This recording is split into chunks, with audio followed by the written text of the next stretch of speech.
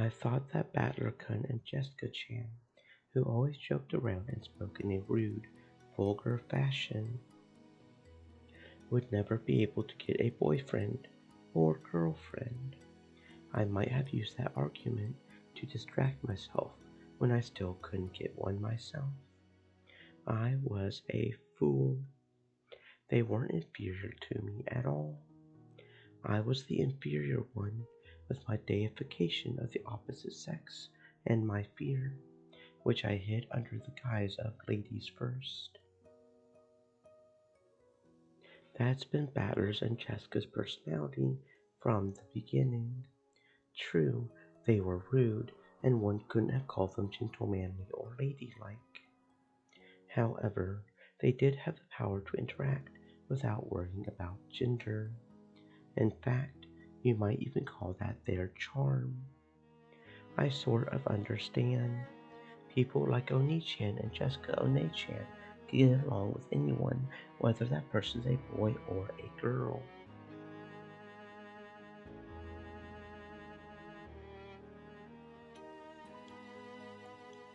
I hate to bring it up because of George Oni-chan, but I find people who act too overtly like a gentleman a bit creepy. It's like they're virgins trying too hard, or whatever.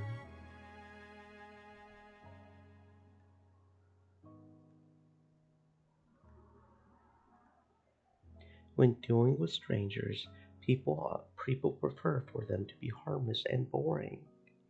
However, they only appreciate these qualities because such a person doesn't get in the way. No human would want to hang around with a boring person all the time. Of course, no idiot would want to be friends with an unmoving, unspeaking telephone pole.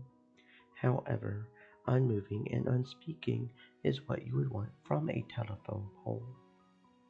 That's it. It seems as though George finally discovered that he wouldn't be viewed as an attractive man no matter how superior he was, and that he had been treated like a telephone pole the whole time. Back then, my conceit was at its peak. So, when everyone gathered at the family conference, I believed that I was the most attractive and that all the servant girls who played with us loved having me there. On that day, I finally realized how pathetic I was. Did I say something inconsiderate then? No, it's the opposite. You didn't say anything at all. My conceited delusion was that I was the only one ever reflected in your eyes, was crushed. Just when did it start? No, it must have started long before then. I only failed to notice because my eyes were clouded with conceit. One day, I suddenly realized it. All of you were getting along with Battlercun and Jessica-chan far better than with me, playing around and having a good time. Yes, those two, whom I had looked down upon so much, were radiating far more charm than I was.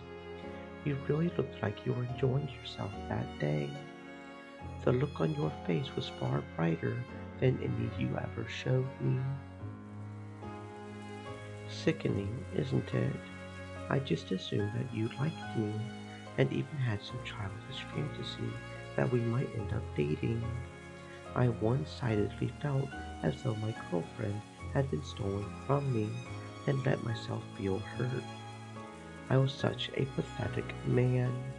That's when I finally realized how foolish I had been. George Sama. After that, stuff happened and Battlercun stopped coming to the family conferences, but I heard about him from time to time from Uncle Rudolph. He's a pretty funny guy. Even though he got in fights with Battlercun all the time, he always paid close attention to what his son was up to. That's true. He spoke to me about it as well. I think even Asunu-sama was exasperated by it. She thought all his popularity with the girls at school and the unceasing trouble this caused must have been because of Rudolph-sama's blood. And Jessica-chan too. I hear she built up a huge number of friends, both boys and girls, and that she was always right in the middle of things. When I talked with her myself, I could see that this was no exaggeration. This proved that the two I had looked down upon were much more attractive human beings than I was. At first, I tried to imitate those two. It was pretty ridiculous. I thought that by joking around and speaking rudely, I could get that same charm they had. You did that? It's a bit hard to picture. It was miserable. I wish I could forget that time for the rest of my life. In any event, I quickly realized that I could never become truly attractive by imitating them like that.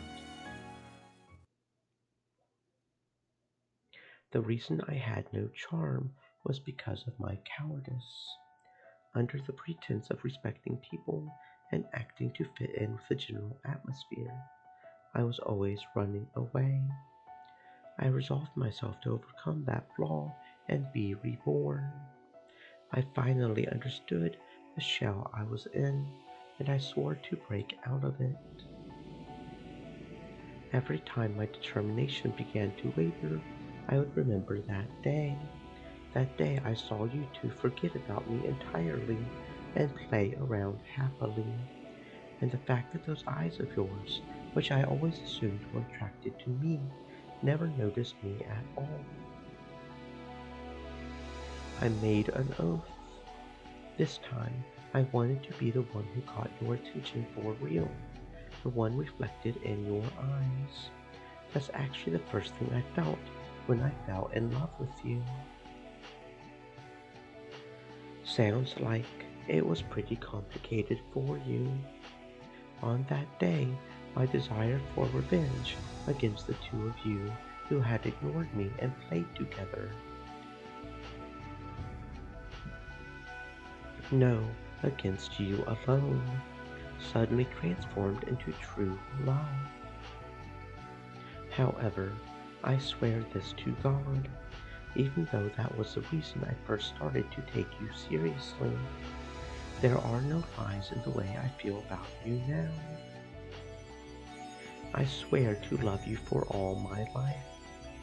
I will not lie about that for anyone or anything, and I am prepared to take you as my wife, even if it means having the entire world as my enemy. George, Sam.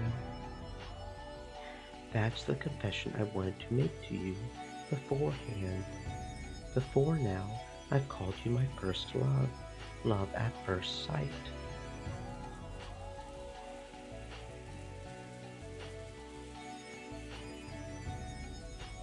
That was a lie.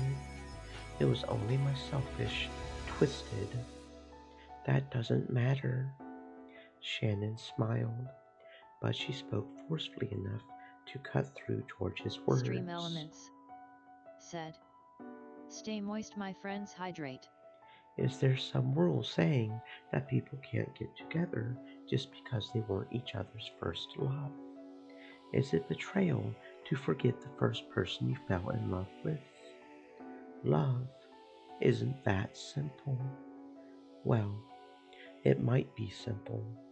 After all, love is easy. At all times, whatever you feel now, only the honest feelings you feel now can tell you the right answer. So, things of the past or how our relationship started aren't important at all. Then, confessing to all that was wrong of me. No, I'm a bit glad to learn that even George Sand, who's always perfect at everything, has a human side to him. And I'm kind of glad that I'm the only person you've ever told this to. Thank you.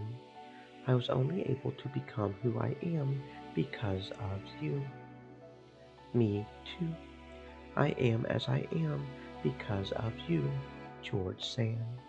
So please, tell me without holding back, what kind of husband and wife will we be? And what kind of future will we build together? When I have you as my wife, I will become an even more accomplished businessman than my father. And after several challenges and adventures, I hope to find the limits of my potential. I want to reach that peak together with you. The view from there will be something no one can show you but me. It sounds fun. I'll be with you wherever you go. Of course, it won't only be an adventure as a businessman. I would like to create many things that only a couple can make. And what could that be? Let's have some kids. Yes, my husband. I would like 3 of them at the least. At least 1 boy and 1 girl. And what if all 3 are boys? Then the next one might be a girl. We can have a 4th one. It doesn't matter how many. Let's enjoy the adventure of bringing them up together. And when those children eventually leave their nest, they'll make us some grandchildren. Before we know it, we'll reach a boisterous old age surrounded by a whole crowd of kids and grandchildren. It sounds like fun. I wonder what kind of a grandpa you'll be. And I wonder what kind of a grandma you'll be. However, I will always keep loving you. And when we eventually pass away, surrounded by our vast family, our lives will stretch behind us, unmatched by anyone else's. George didn't just talk about his love of the present. He swore to love her soul until the final moment when the lid of their coffins would be shut. Then George took a small box out of his pocket. Even without opening it, she knew what was inside. He took it out with a motion that was even more natural than the one he had practiced in the airport bathroom, and it was overflowing with masculine charm. Sayo, yes, let's get married. Yes, please take this ring and put it on your finger. Yes, George Sand. That ring, which glistened divinely even in the dim light of the arbor, passed from George's hand to Shannon's finger. Of course, Shannon had already decided which finger to put it on. I swear to resolutely stand against any fate that may attempt to stand in the way of our future. George proclaimed that he would reveal their engagement to the entire family on the next day. My parents might criticize this marriage. However, I will not let them stop us. I'm going to inform them of our engagement, not ask for their permission. If Mother says that she won't allow our marriage, I plan to have myself disinherited and we will leave this family together. I have been prepared for that since long ago. I swear once again to resolutely stand against all fates that get in the way of our future. George had said it aloud. So, Shannon had said the same thing. Me too. I swear to stand against all fates that get in the way of our future. George Sand.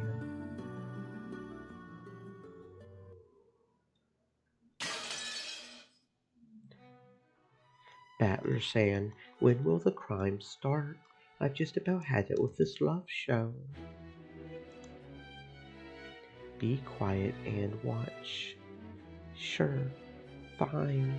I would hate to yawn and let some spectacular bit of foreshadowing slip by? Do you have no love? Are there any mystery novels that accept love as proof?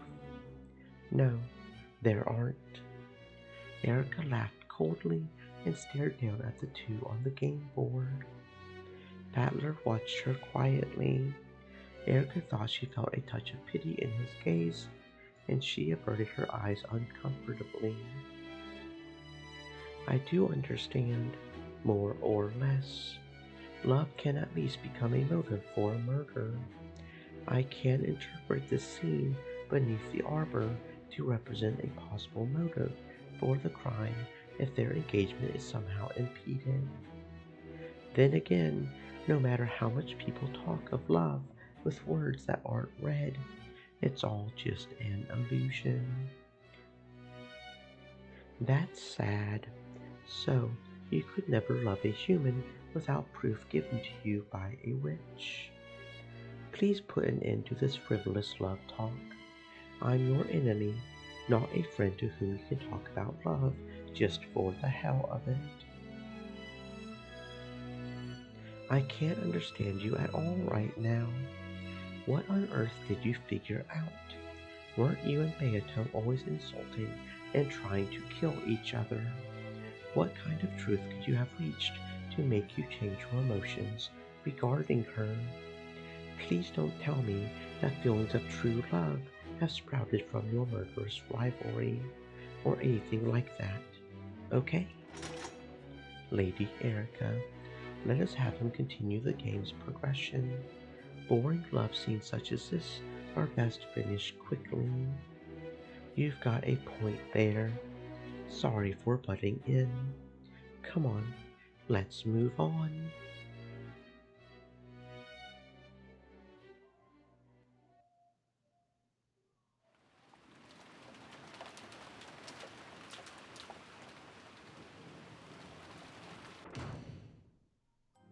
It's Shannon.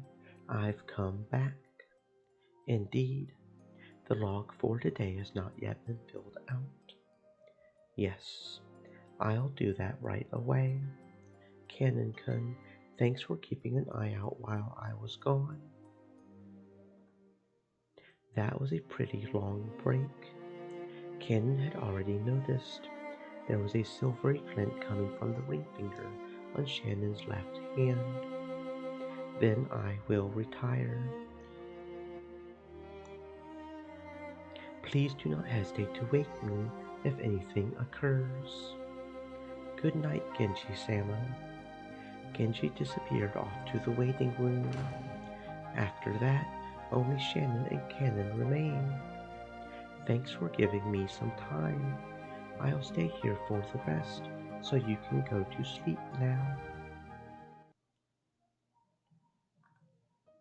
So, it's my turn next. Yes. Sorry, but we aren't going to lose. And I won't lose either. Even though you've always been a coward and let my lady take the lead until now. Wasn't it you who taught me Nay-san? What did I teach you? The past is immaterial when it comes to love. The present is all that matters. If that's true, then I think my present is in no way inferior to yours, Nay-san. Shannon and Cannon glared at each other with serious eyes. That period of tension vanished when Shannon chuckled. Yes, that's good. You and my lady have to give it your all. If you do end up together, make sure you build up a relationship wonderful enough that the rest of us can cheer you on with all our hearts. Well, you do have a huge lead on me. There's no helping that. That's what you get for your cowardice before now. I know. That is my sin. Shannon and Cannon fished around in their pockets and drew out two small things that glittered gold. They looked like the left and right wings of a gold butterfly. We are furniture. In order to become human and receive the miracle that allows us to love, We must rely on a miracle of magic once again. To think that her brooch would actually prove useful. It's the only magic within our reach. It was the golden butterfly brooch, which Beatrice had once given to Shannon in the hopes of creating love between her and George. Shannon then gave it to Cannon, but he let his emotions get a hold of him and crushed it into pieces.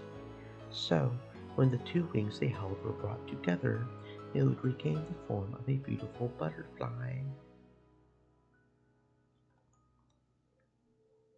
Then I'll be back soon. After all, they have asked me to play cards with them. Yes, good luck. I'm sure my lady will be happy. It's a bit embarrassing. Enjoy that feeling. Cannon left the servant room. He went to go see Jessica and tell her what he had determined to do. Shannon quietly watched him go. A fragment of the brooch that in the engagement ring let off a gold and silver glint.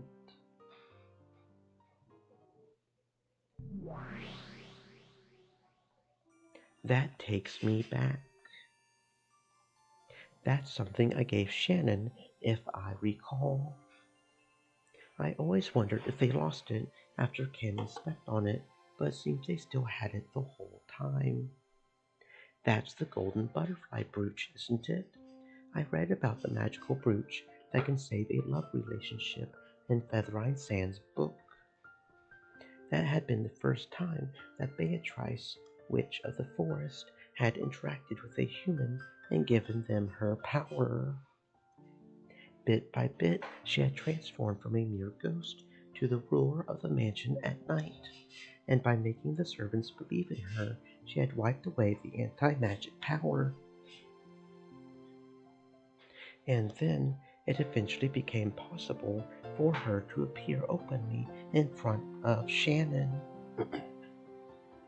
whose magic resistance had grown particularly low, and who had begun to believe in the existence of Beatrice. To Beato, who had been unable to interact with anyone for many years, this conversation with Shannon must have been especially fun.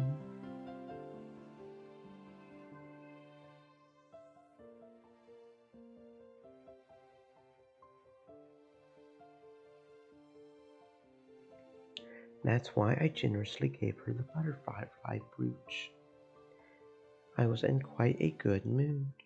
It is no common thing for a heartless witch such as myself to be so gracious.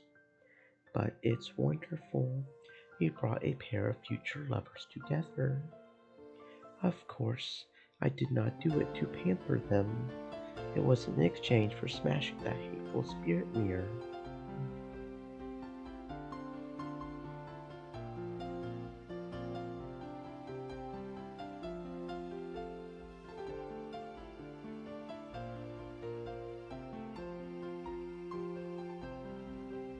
That had repressed my magical powers. Thanks to that, I was able to regain much of my power all in one go.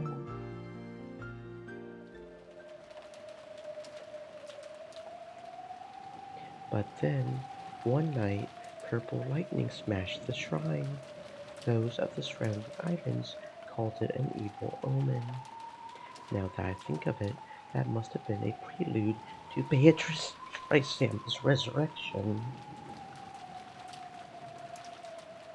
Kumasawa had the rest of the night off, so she had let Erica talk her into thinking a bit, and was chatting about the legend of Akujiki Shima and Beatrice in a happy, tipsy mood. Erica would nod from time to time, but besides this, she listened in complete silence. She wasn't actually taking notes, but she was gathering information on the whiteboard inside her head. Then she frowned as though noticing something out of place and held up her hand. Wait a second. Yes, that shrine was built by a traveling Shugenja monk to seal up the evil spirits of Akuji Kishima. The fuck is going on here? Come on. Mm, makes no sense. Why? It makes no sense. Why would it? I mean, it shouldn't be. Why would it be? Mm, come on now. Come on now.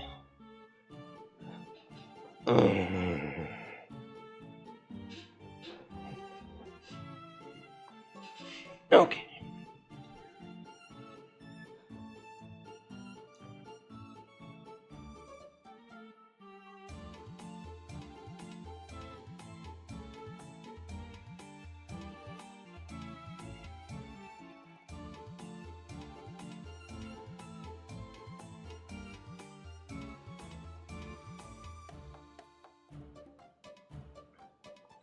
Isn't that right? Yes, that is correct. It was the one who possessed a vast supernatural power and who placed that power within the mirror and placed it within the shrine as a sacred mirror to seal the evil spirits. Something feels off about that. Why would a shrine to seal the evil spirits of Akutiki also seal Beatrice? Well, that's because the sacred mirror's spiritual power. I see. So, it's this really convenient sacred mirror that works on both evil spirits from the east and witches from the west.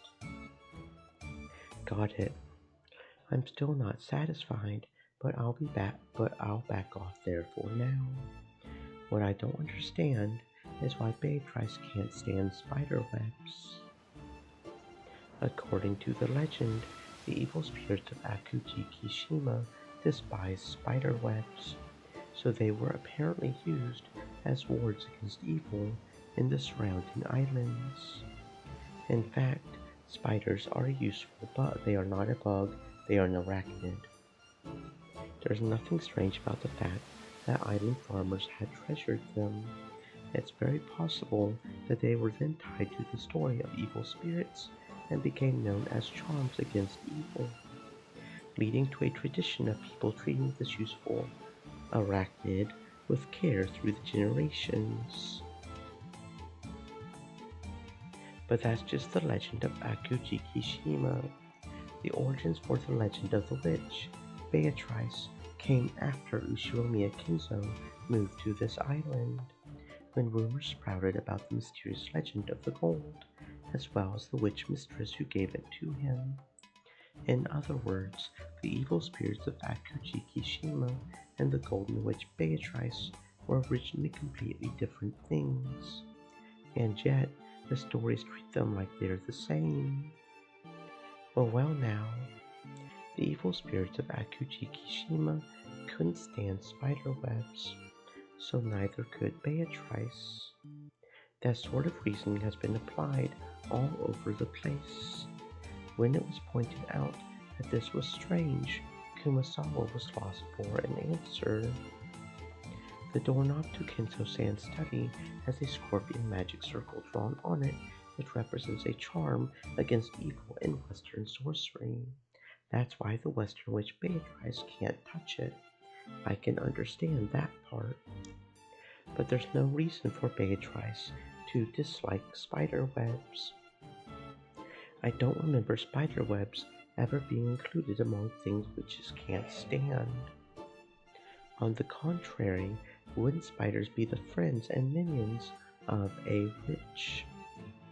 Well, in my opinion, those two legends about the evil spirits of Akujikishima and the witch Beatrice have been mixed together a little. In fact, maybe they've been fully fused together as one. The legend of Akujikishima is a fairy tale created by fishermen fearful of reefs in the Rokkenjima area. However, there was no visual image to go along with those evil spirits.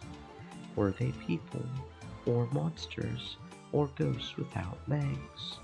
There's no mental picture of them. People are bad at imagining things without visuals. That's when the legends of the witch called Beatrice came in. A witch is a lot easier to picture than evil spirits.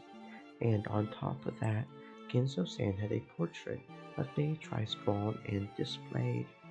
In other words, the lack of a visual image, which was the one weak point in the legend of Akujiki Shima, was finally completed. Since then, perhaps the two legends have been mixed together. Well, I wonder. It is a bit confusing for an old lady such as myself. Kumasawa laughed to smooth it over, wiping away a cold sweat.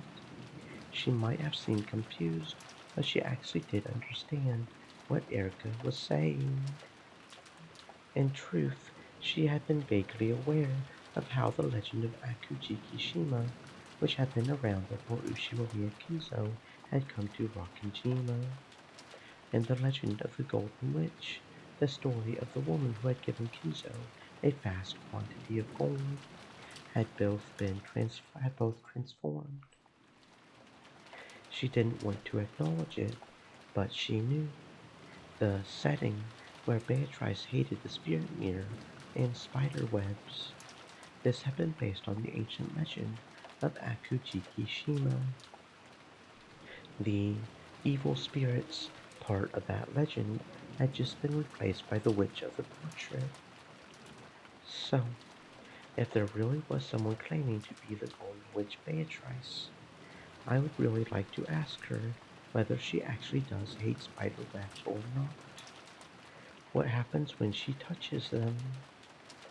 It is said that witches and their minions receive burns when they touch spider webs, so that is probably what would happen, I suppose. That's not bad. A splendid witch trial. If the spider web touches her and she gets burned, then she's an evil spirit, not a witch. And if nothing happens, then it proves she's just a human. In other words, whether she's burned or not, it will prove that the Golden Witch doesn't exist. The legend of the witch is nothing more than the legend of Akujikishima reboiled with a new face on it. Well, simply by the existence of the legend itself, this level of reasoning is possible for Furuto Erika. What do you think, everyone? Though only the two of them were in the lounge, Erica faced in the direction an invisible audience would have been, and shrugged. And just as Erica imagined, the targets of her comments actually were there, listening in. Spider webs. They burn if you touch them. When Beato the Elder snapped her fingers, a graceful silver spider slipped down from the ceiling, hanging by a transparent thread. Afterwards, only a single silver strand remained. Timidly, Beato stretched her finger out towards the spider's string. Then she touched it. I'm fine. You are. Beato the Elder lifted up a white, pale finger, and after showing it to her little sister, she traced the silver string with it. There was a stench like a single hair being burnt. Once again, she held her finger up in front of Beato, who was stunned. There was a thin burned line as though someone had traced across it with a razor. What's going on? That's what I would like to know.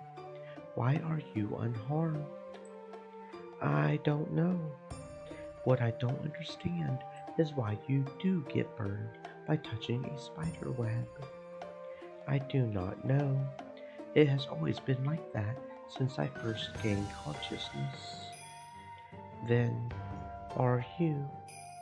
Beato hesitated. However, Her question was clear. No, I am not one of the evil spirits of Akujiki Shima. I am Beatrice, ruler of Rockinjima's night. Even I do not know why I have the same weakness as this island's evil spirits of old. Are spiderwebs the only things you can't handle? As this Erica person said, I cannot touch the doorknob to Kinzo's study.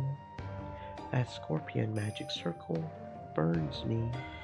For me, trying to open the door to that study is like trying to pick a red-hot horseshoe out of a fire. What about you?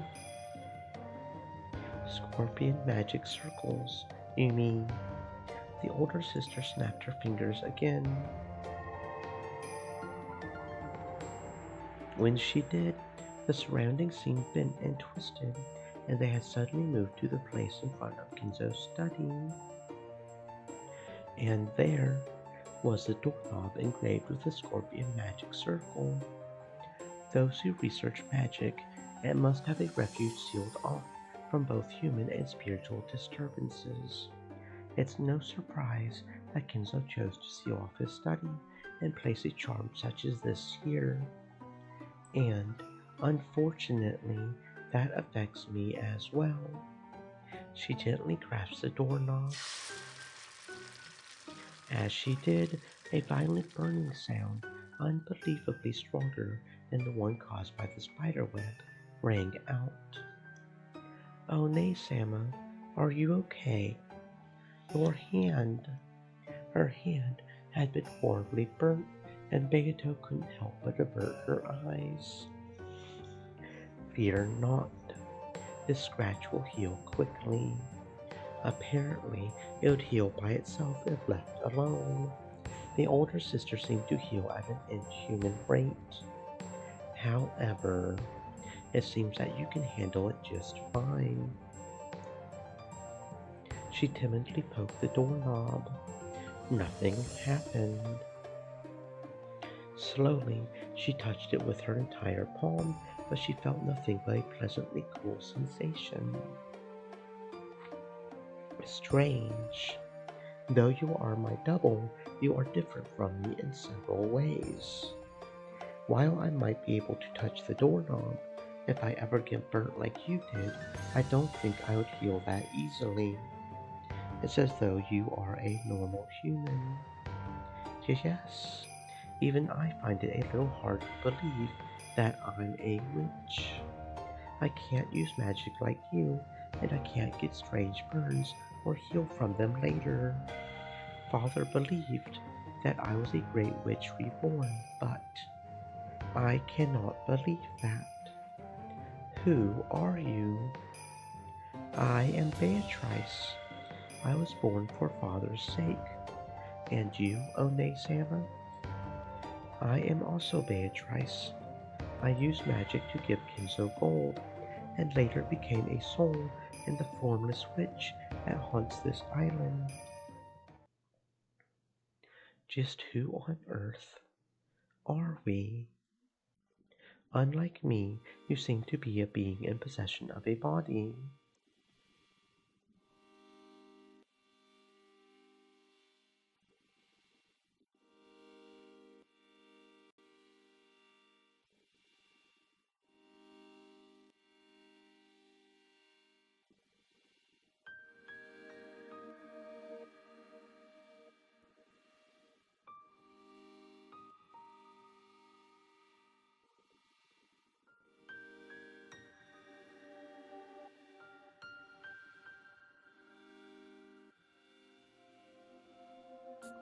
Really? Yes, I thought of it while listening to that Erica person. I am a witch who can use magic, but has no body. And you are a witch who has a body, but can use no magic. Eventually, perhaps we will become one, each filling in what the other lacks, to reform the true, complete Beatrice. It seemed to make sense. Both of the Beatrices were missing something. If they became one, then they would surely be very close to the Beatrice that Battler desired. Do you want to try? Hold out your hand. The older sister raised her palm and held it out before Beato. The large burn from a second ago really had started to heal already. It may be possible for us to become one. I want to know as well. By becoming one with you, I want to learn about my future self. Beato also raised her hands slowly, and the two hands touched. But nothing had happened. Perhaps this meant that, while they were fated to become one eventually, that time had not yet come. For me, being burned by spiderwebs is perfectly normal. However, you didn't even know about it. In the same way, you say that the reason you were born was for your father's sake. Apparently, that father is Ushiromiya Battler. I know him as a rare guest who only comes a few times a year, but I cannot understand what connection you and I have with such an infrequent visitor. Surely we must learn more about each other. Yes, you're right. I get the feeling that learning about each other will lead us to something very important. On the other side lies the single future Beatrice. No, it may be more correct to call her the true form we are meant to possess.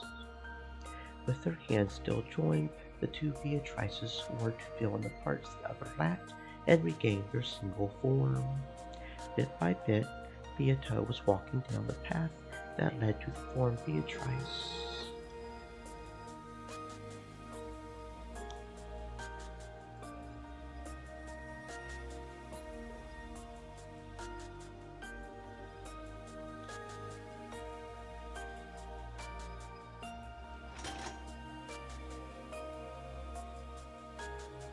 Hmm.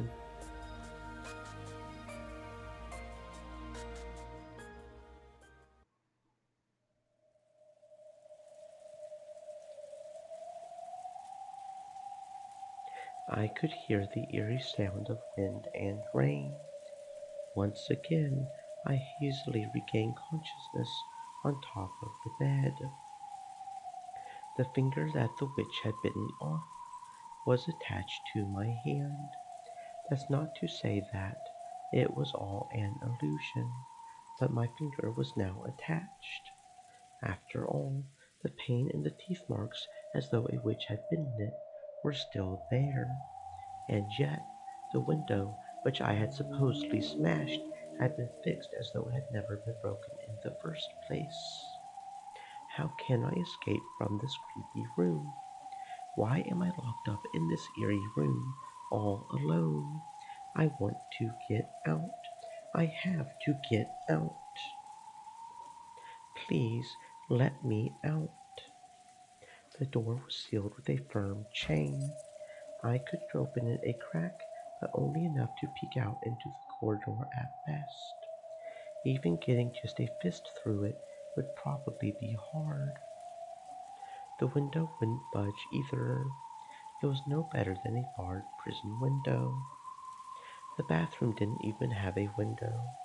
The only thing that could get out of there was the water that flowed out if you turned on the tap. No matter what I do, I can't think of a way out of here. While shut up in a place like this, I truly am a prisoner. Unless someone comes from outside to save me, I won't be able to get out for all eternity. In that case, can't I just call for help? Yes, the tiny gap I can make in that door must exist so that I can call for help. But can I make the words come out?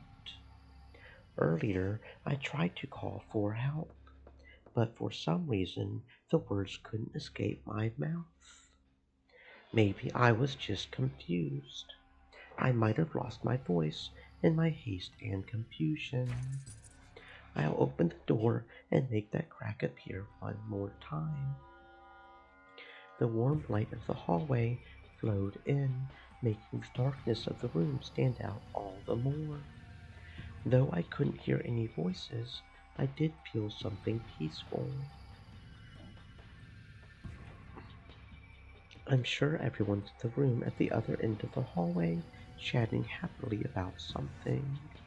If I can just call out, surely someone will come to save me. Holding back some indescribable fear, I tried yelling once more, but the result was the same. It was like trying to yell underwater. All I did was get out of breath, unable to call out in the slightest.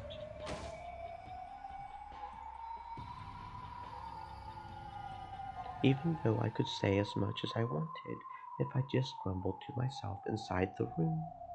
Whenever I tried to make my voice reach outside, I choked and was unable to say anything. I understand. My body isn't the only thing locked up in this eerie closed room. My voice is too. Thinking that I could use some other kind of sound to call for help, I tried opening and closing the door violently, making the chain rattle. It does sound as though it's clinking noisily, but it's surely no good. Even this sound is being locked inside this closed room. No matter how harsh a sound I make, I'm sure it'll be quieter than a leaf falling by the time it reaches the other end of the corridor. I tried using the hateful chain that sealed the door to make a sound to call for someone, but that only deepened my despair. This chain, that's insane. Just a second ago, it was a stiff chain that looked like it might be used to seal a monster away, but at some point it had transformed into a normal chain lock. This changes everything. Now I can just undo it from the inside. I tried to undo it, but the chain wasn't long enough for that while the door was still open a crack and I couldn't get it off. Obviously.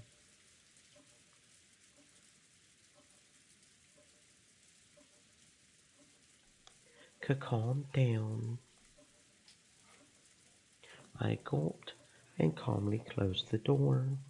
Then, when I saw that the chain had slackened enough, I touched it with my finger to make sure. When I was little, I hated chains because I could never get them undone right. However, that was a long time ago. Now I can undo something like this. Anyone could. It's easy. I imagined the demon who had locked me in this room using this as a trap to give me hope, just to make me despair even more. But I pushed those thoughts aside for the time being.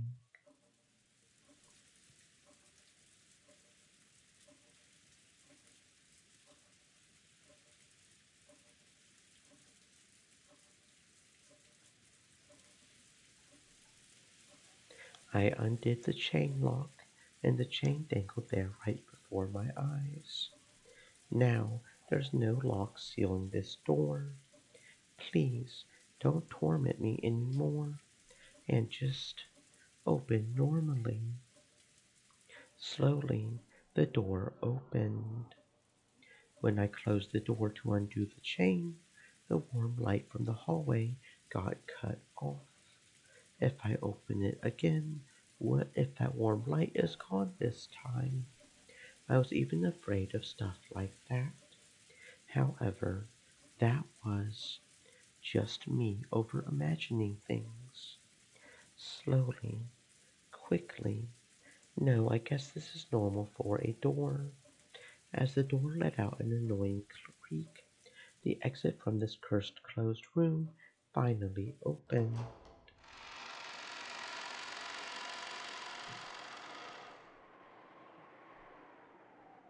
I did it. I did it.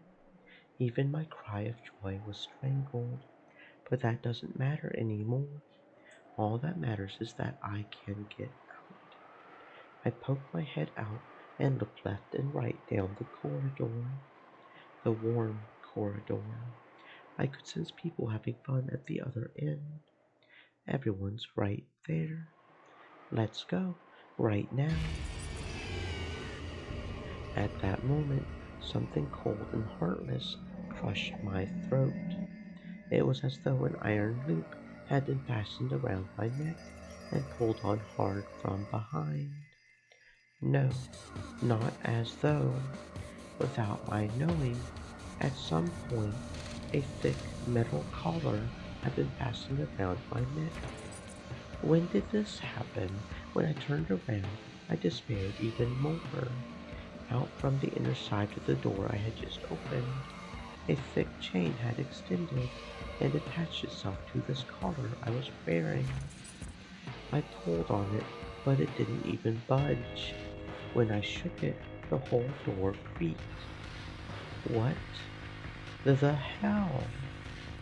The chain that connected to my collar was attached to the inner side of the door.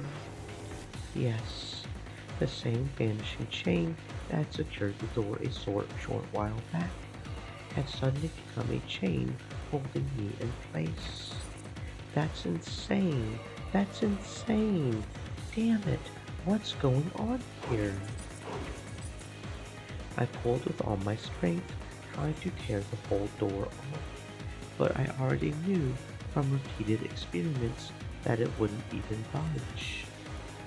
I'm sure this chain will disappear once I go back inside the room, but it'll never let me leave that room. Though it had apparently turned back into a normal chain lock, nothing had actually changed. The chain lock still bound me to that room.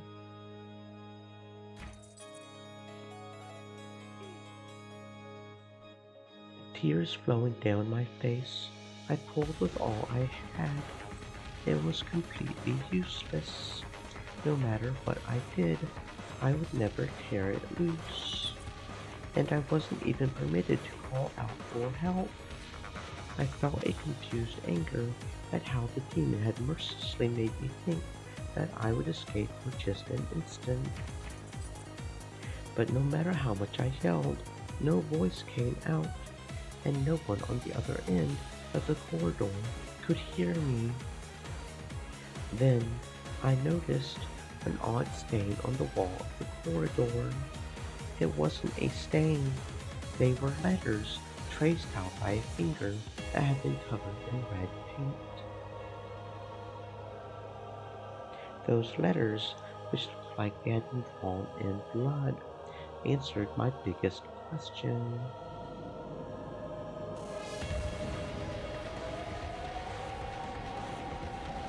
The chain lock must be set.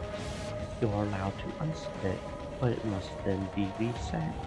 Unless it is set, this exit of yours will be unusable. I instantly understood the meaning of that ominous message. Then I tried out and understood completely. When I returned to the room and reset the chain lock, the collar around my neck disappeared. When I undid the chain lock again, that heavy cord around my neck returned.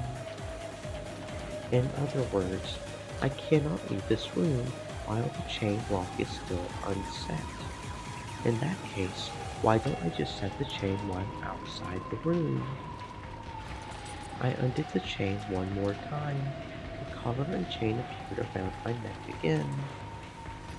I stepped out into the corridor and closed the room door behind me, leaving only the slightest of cracks. I stuck my hand through that crack, grabbed the dangling chain, and tried to reset it somehow. Damn it! Even though it was so easy to do from the inside, why is it so hard to do from the outside? The gap needed to be wide. I wanted to manipulate the chain well. However, that made the chain too short to reach. To make the chain reach just a bit further, I would have to close the door a little bit more. But if I do that, There won't even be enough of a gap to fit my feet in. Of course, that was perfectly natural. Chain locks are made to be used from the inside. They would be completely pointless if you could set and unset them from the outside. That's why the length of the chain is specially chosen to prevent anyone from setting or unsetting it from the outside.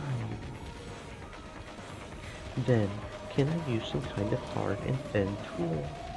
If the gap of the door is just a finger's width across, that's more than enough for the chain to reach. If I could just bend a wire hanger so that it fits through the crack and work the chain with that. That's right, there's a closet just to the side of the door. Could there be some hangers in there?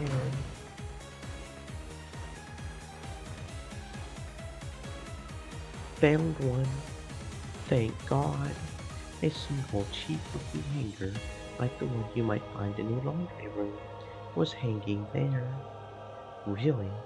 I'm pretty sure that when I last looked, a short while ago, nothing like this was in the closet. Who cares? Quickly, quickly! I twisted the wire hanger, bending the end of the tip around. I formed a loop at the end to grab at things with.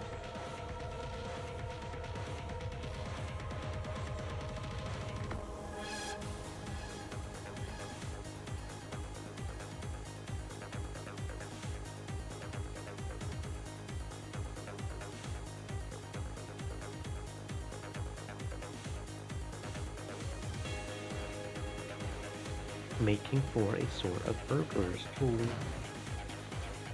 I then dashed out into the corridor again and closed the door almost as far as it would go. My wrist could never pass through this. However, if I close it this much, the chain should have extra length to spare.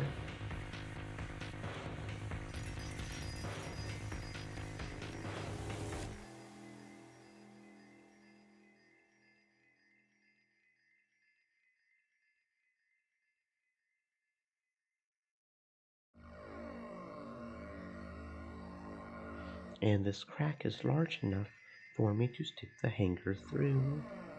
Now it's just a matter of technique. If I keep trying, I'll definitely be able to do it eventually. I'm certain of it. It's harder than it looks, but the chain is long enough. It isn't impossible. I had finally gotten my hands on the one way to escape. It was hard, yes, but it was theoretically possible. If it's possible, I'll be able to get out. I'll be able to escape from here. At that moment, I felt a heavy weight on the far side of the door. It felt as though someone inside the room had pressed their forehead against the door and was drawing closer. And she, the witch, had laughed. Then I felt a powerful and strange force on the wire hanger as she tried to grab it away from me. Yeah, right, like hell I'll let it go. Like hell I'll let my one key out of here get stolen while my guard's down. Fortunately, I had stuck my wrist through it so that I wouldn't drop it if my hand got tired. You won't be able to snatch this out of my hands. The witch on the other side of the door laughed at me. Then I noticed something weird. I looked at my left hand, which I had pressed against the door to hold it in place. And between the fingers of that hand, I could see something red. They were red letters.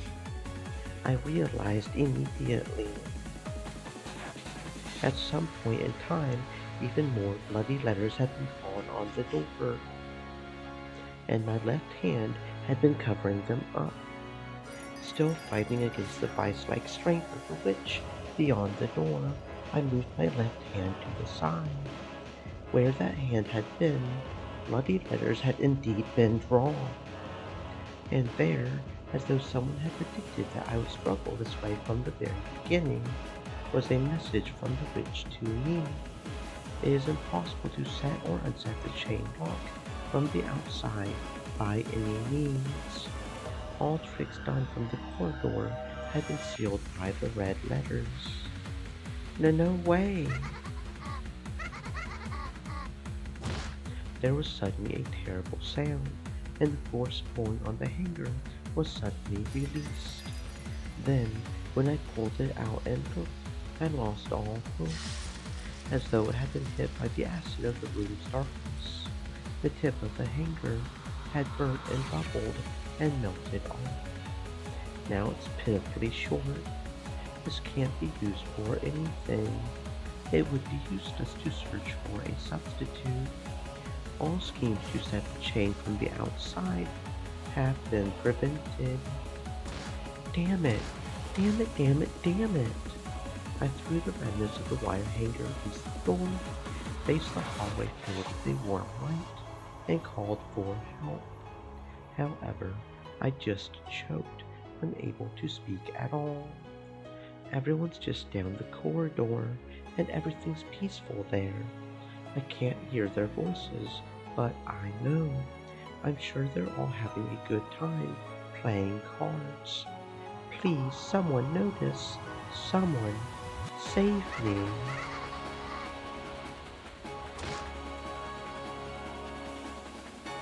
This time, it wasn't the witch's voice. It was the happy voices of everyone else, which I could hear coming from the other end of the hallway. Someone come over here and save me.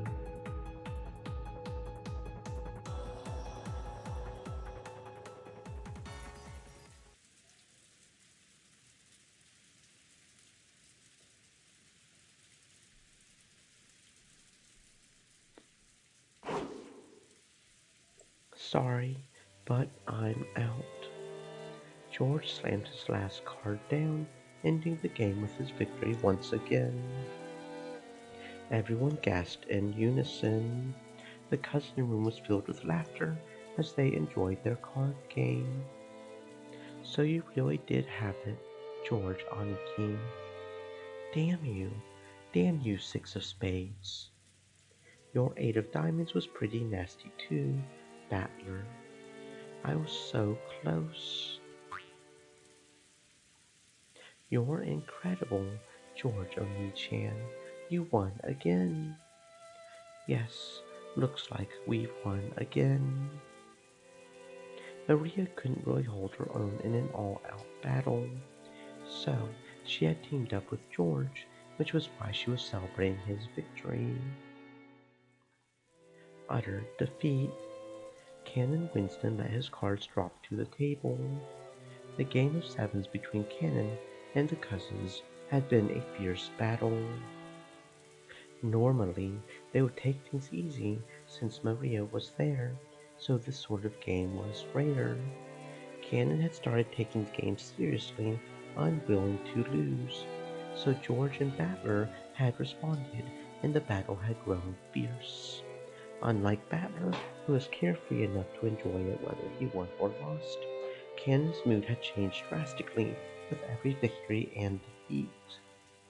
It was less of a dislike for losing and more that he just wasn't used to playing. He wasn't used to trading a few wins and losses with his opponents, so he took even losses within a game seriously.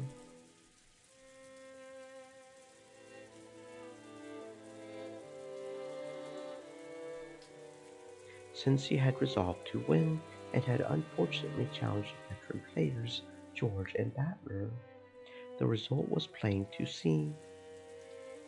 As Cannon slumped his shoulders, Jessica slapped him on the back.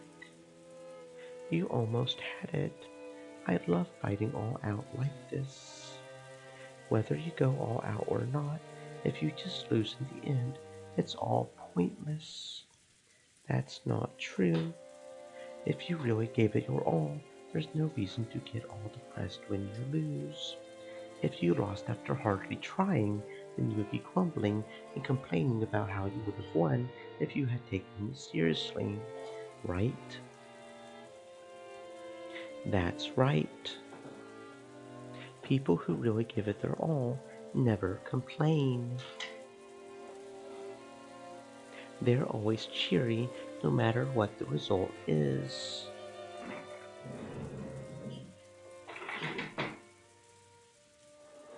You're right, and they can be scarier than anyone else.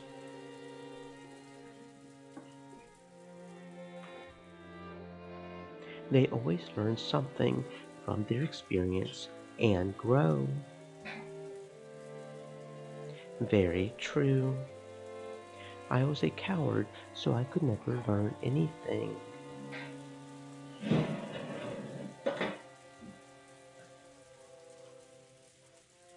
I see that I am still immature.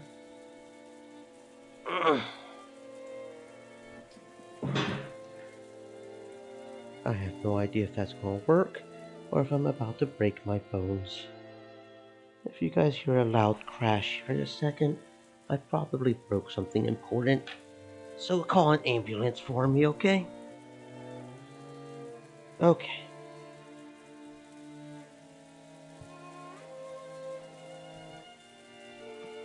Mhm. That feels unstable. Mentally, that feels unstable. It actually feels kind of more stable than before. Huh, why didn't I do that before? I don't know why I didn't do that before. Oh yeah, because it didn't mentally click that would work. That does not mentally feel right. That feels like it'll fall any second now. But I guess it won't. I guess it's fine. It's probably fine, right? I really am trying to kill myself over here. I really am.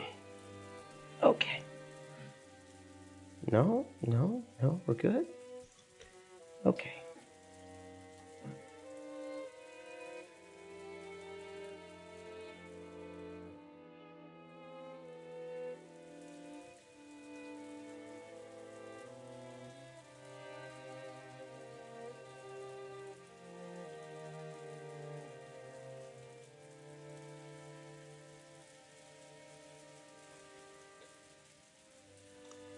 I am furniture, so any dreams I might have are pointless.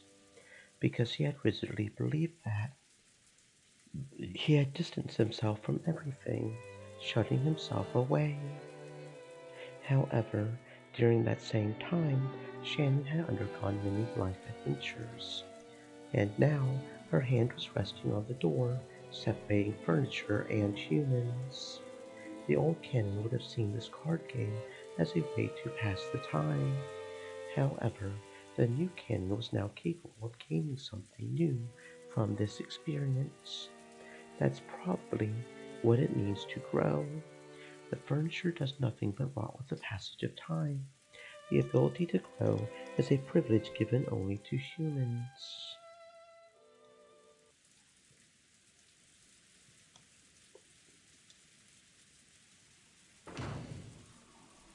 Thanks for playing with us.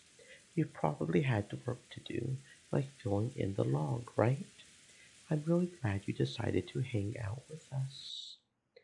Don't worry about it. I had a lot of fun too. Or should I say that I've realized that this sort of thing is fun. Thanks for pushing so hard for me to come. Stream Elements said. Stay moist, my friends, hydrate.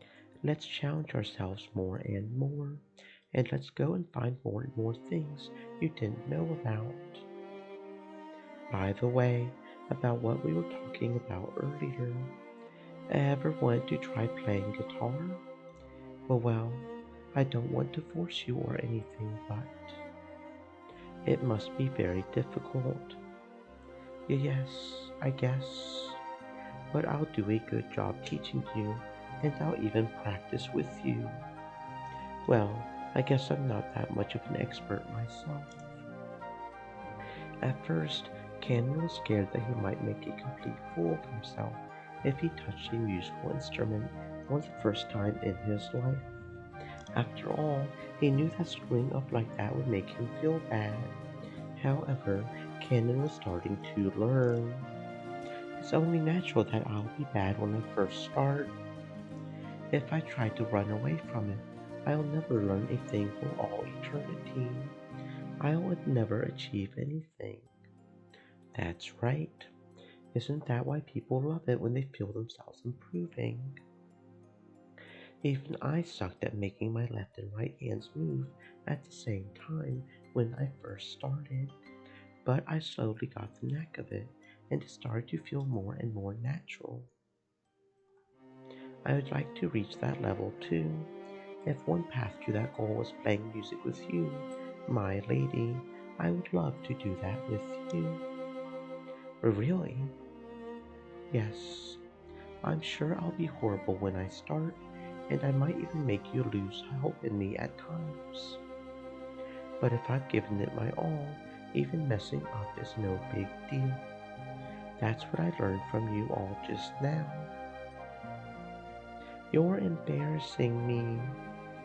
I love you more than ever, my lady, because I averted my eyes for so long, even though you shone like the sun.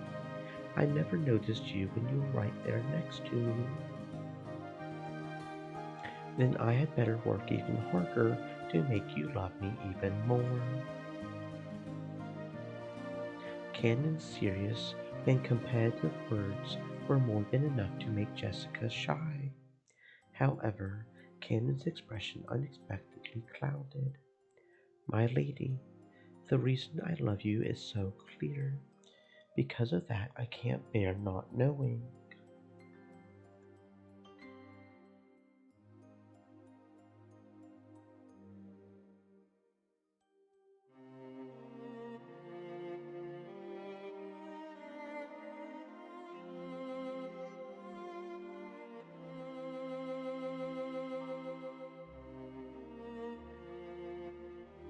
And not knowing what?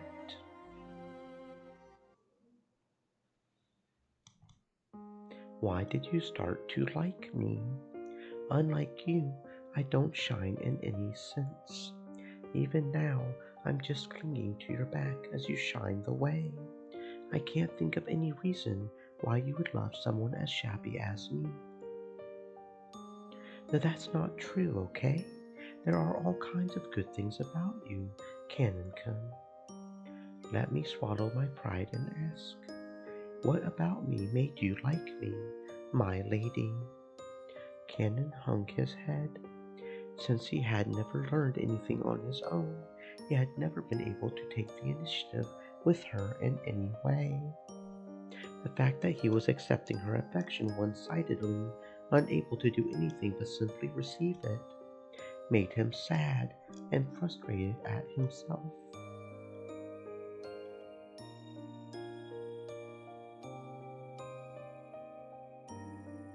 Jessica was lost for words. After all, compared to the reason that Cannon had started to love Jessica, Jessica's reason was a lot more vague. She had heard Shannon talking about her love with George, and at school, she and her friends had always talked about relationships with boys. There would have been nothing strange about a girl, fascinated by the idea of romance, developing an interest in a nearby member of the opposite sex. However, if you put that into words, it might be misinterpreted to mean that any nearby boy would have done just as well. However, she could still be proud of the feelings she felt at this very instant. She really did love Cannon, and she truly wanted to experience romance. As a result, they might end up together, or they might not. However, if she reached that result without holding back, she could accept it no matter which it was. That's why she was able to become serious and honest about how she felt. However, she couldn't find the right words to tell Cannon this. When Cannon saw Jessica bite her lower lip in frustration, he finally realized, I'm such a fool. What about me do you like? That very question is foolish. It's proof that I'm not serious about myself, and that I haven't been able to understand even myself. It's horrible of me to try and make you say it for me. But that's not true. After all, it's the first question any girl would like to ask after being given a love confession. What part of me do you like? It was immature of me to ask you that. How could anyone love someone so immature? But wait, that's not.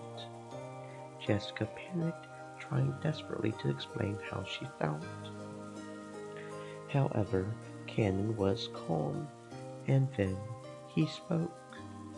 In that case, I want you to love me the way I already love you.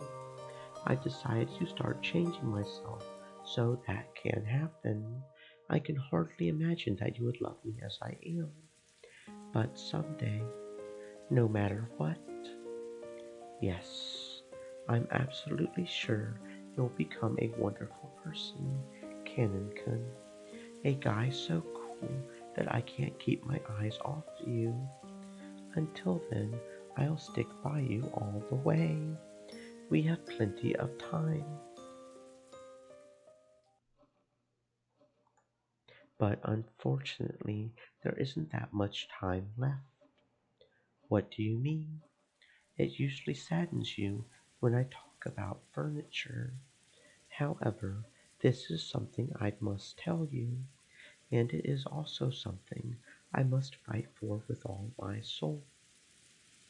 What are you talking about? I don't want to hear any more of that. I'm furniture, so I can't fall in love. Talk. You're a human, not furniture. Yes, I would like to become human. However, I am still furniture. In that case, just do it. Become human. The witch taught me once. You can sit on me because I am furniture. About the single element of this world, according to her, it's love. It's something that humans born into this world can take for granted. However, it is not something that those not from this world, who are born as furniture, can take for granted. In order to gain it for themselves, they must have magic or a miracle. In just the same way that Naysan and George Sala would never have ended up as they have without borrowing the power of that golden butterfly brooch. I don't really get that last part. What don't you understand? Let me hear it. Since this game began, a large portion of the time has been spent on Shannon and Ken's determination to fall in love. I've got no problem interpreting that as a story of growth and teenage determination for a girl and boy who call themselves furniture. But one of the assumptions they make feels really out of place to me. Why is magic necessary? Is that it? Both Shannon and Cannon call themselves furniture. They've always claimed that there can't be love between furniture and humans. At that point, the magic of the golden butterfly brooch comes into play, and as the miraculous result of its magic, love is established between Shannon and George Oni-chan. That's what they claim. Might it mean merely that forbidden love between people of different classes would be unmanageable without a miracle of magic? True, I can accept that Shannon and Cannon, who are servants in forbidden love with members of the family and suffering for it, might debase themselves by calling themselves furniture. Then what is it that you cannot accept? Without borrowing the power of magic once more, marriage will be impossible. That seems to be a common misunderstanding between Shannon and Cannon. I just can't understand that part.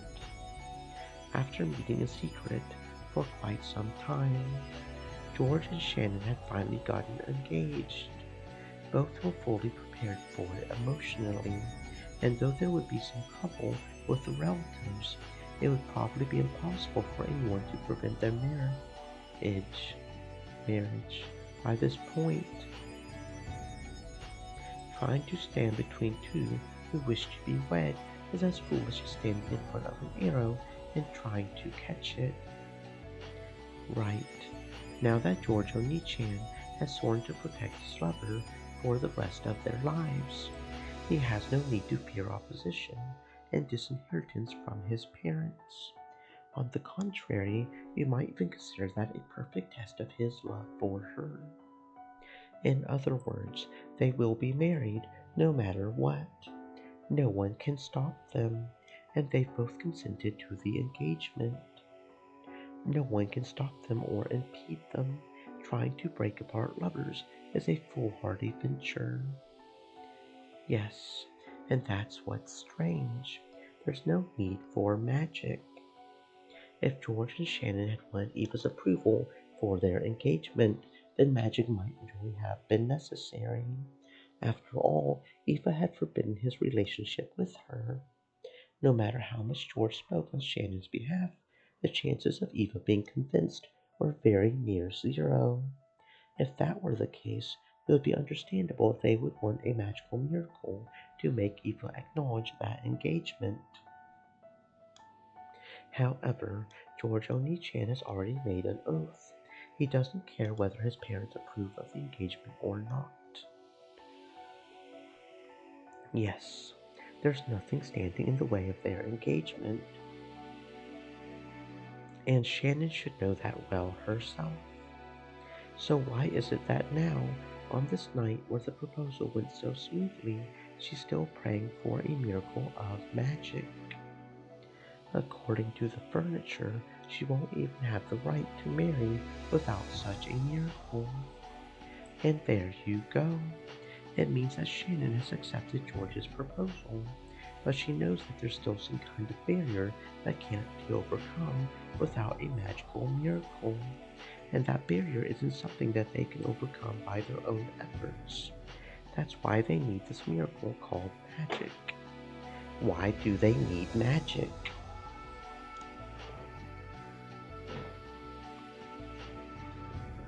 If two people love each other, what other miracle could they possibly need to be together? I see. Feathereye listened to Angie's interpretation, smiling in a satisfied way. Apparently, she had already reached that conclusion and enjoyed watching Angie finally manage to do the same. And that same question applies to Canon as well. The love between him and Jessica Onye-chan has just begun, but their emotions are pure. There's nothing standing in their way. They're already in a loving relationship, even without the golden butterfly brooch. The relationship they've started might easily last for years, eventually resulting in marriage. There's nothing standing in their way either. As long as they don't seek approval from Krause and Natsuki, it seems that they will not need a magical miracle either. Cannon watched how Shannon lived and changed his own way of life. Then he let his true feelings be known and started a relationship with Jessica One-chan. There's no need for magic anymore. If it were a one-sided love, then he might need a love charm or something. But their feelings are already mutual. They've already communicated their intentions to one another. So why do they still need a magical miracle? Both furniture were in relationships of mutual love. There shouldn't have been any need for a miracle any longer. So why do they still desire some miracle? And on top of that, the single brooch was portrayed as bestowing only a single miracle. It felt almost as though Shannon was hesitating because if she used up that miracle for herself, Canon's chances at love would be automatically sealed away for eternity. So this is the question. Why is furniture not allowed to love? So, you ask why love will not be permitted without the miracle known as magic. And also, though the furniture laments with such certainty that they're unable to love, this golden butterfly brooch is supposed to give them permission to do it. Just what on earth is it?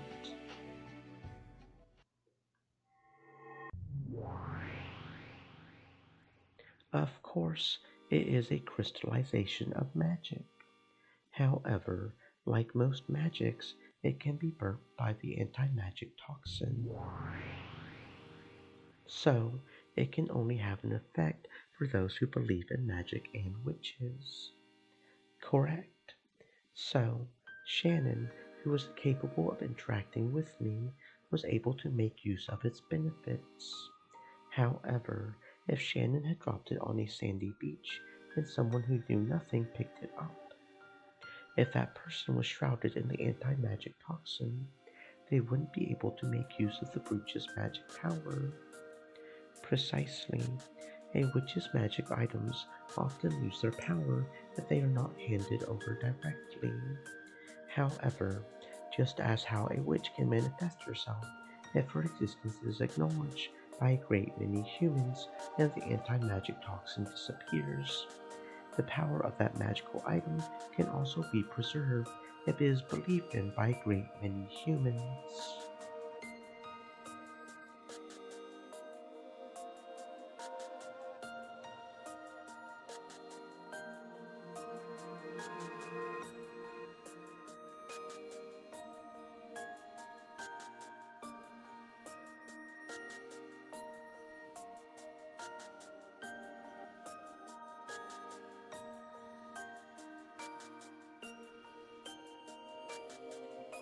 That's ironic.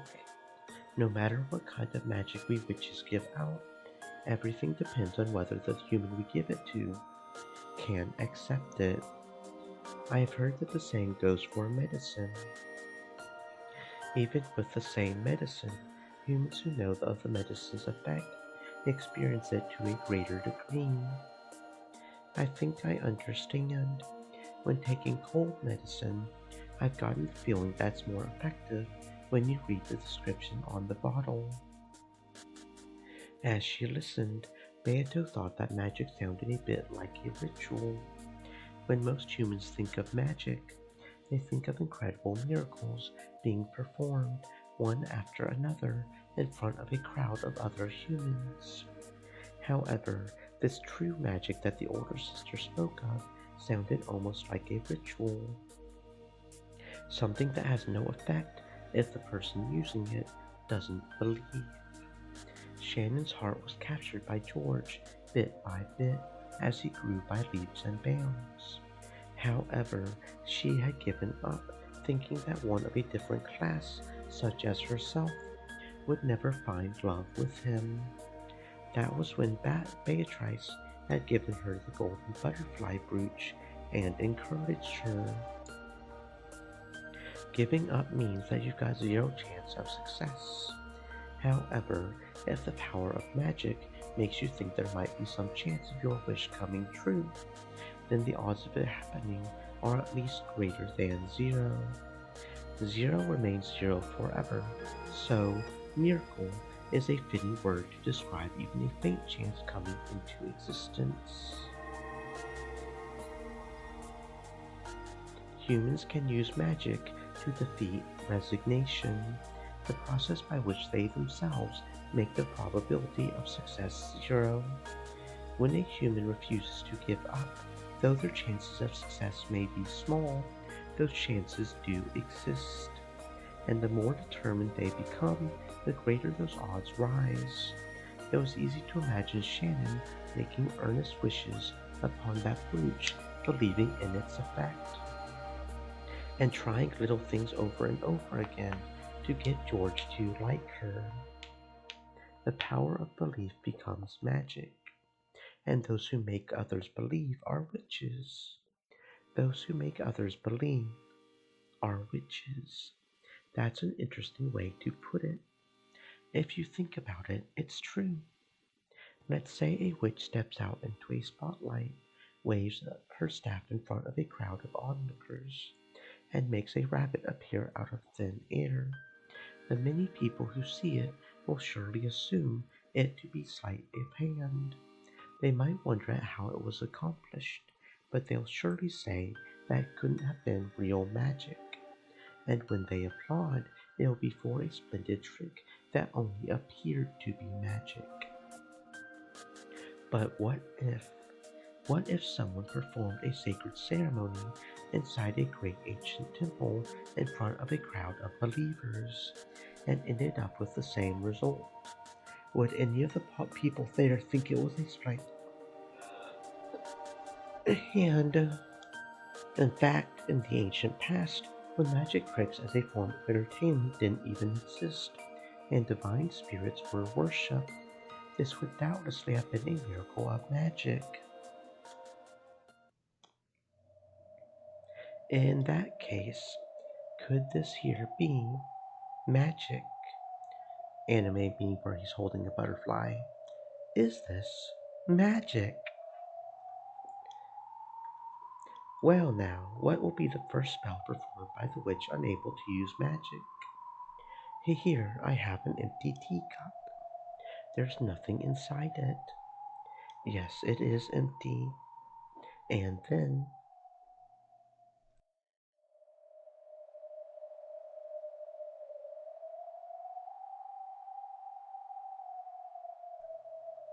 you take it, turn it like this, and place it upside down on the table. And then, what next? Now let's both close our eyes and chant the incantation. It was the same magic that had been used to give Maria Chan candies. Beato the elder grinned and closed her eyes. When she saw this, Beato slowly chanted the incantation. Kakam tried to remember. What was inside the cup? Indeed, come, try to remember. What was inside the cup? As she chanted, Beato slowly opened her eyes and made sure that the older sister was repeating her with her eyes closed. Then a single gold butterfly appeared out of nowhere, fluttered down onto the overturned cup, and scattered away in a golden splash. May I open my eyes now? Yes, please open your eyes and inspect the contents of the cup. Well now, let us see how well your first bit of magic has performed. Taking her time and dragging out the suspense a little, the older sister lifted up the cup. How is it? When the cup was lifted up, there lay a single golden rose petal. Does this count as magic? Yes, it does. You used magic to create a golden flower petal inside an overturned cup. It was a splendid bit of magic.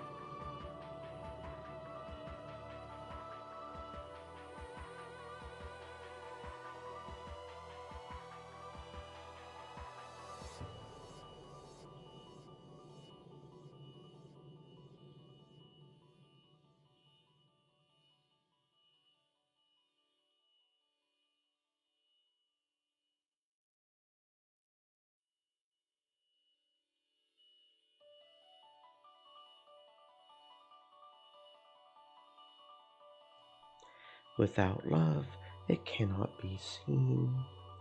That much I understand. It may be viewed as a trick. It may also be believed to be magic. It all depends upon the toxin of the individual.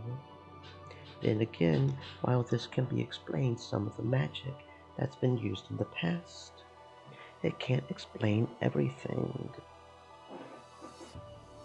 To get back to the point, all this stuff about believing in magic and rituals, it doesn't answer the question, what was this golden butterfly brooch which allowed the furniture, who strongly believed that they could not love, to finally find love?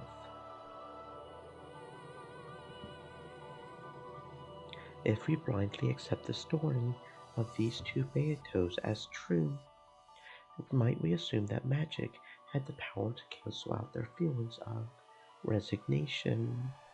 Why mustn't furniture fall in love? Why is the power of the magic brooch necessary? Yes, it does seem at a glance as though what you and the Beatos are saying provides an answer, though a vague one.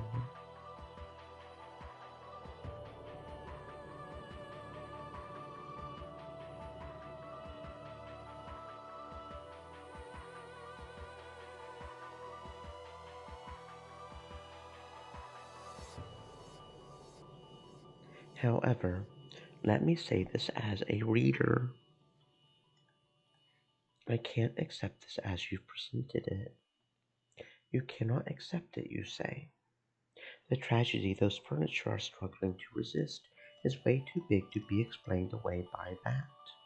I doubt they could reform their way of thinking just because they were given some charm for making relationships. It's true that the brooch gave Shannon the chance she needed to get together with George Onichan, but after some time after that, she said she wanted to deepen their relationship without borrowing the power of magic, and she even tried to give the brooch back to Beato. At that point, she supposedly rejected the miracle of magic for a time. So, why would that power be necessary again? Well, now, perhaps there is no way to say it except that love and marriage are very different things. Featherine laughed quite lightly. She had probably formed a theory of her own and was laughing at Angie, who hadn't reached it yet. Let me hear it. What's your view? I would like to keep that to myself for just a while longer. And of course, watching you form doubts and let your mind race is one of the joys of being read aloud too. If I gave you my views, you would accept them and stop thinking. Then, having you read aloud would be no fun. So, you're having me read a mystery novel you already know the answer to, just so you can enjoy watching me blunder about. Well, I am the Witch of Theater going. If you wish to laugh at my bad taste, please do not hold back, my Miko.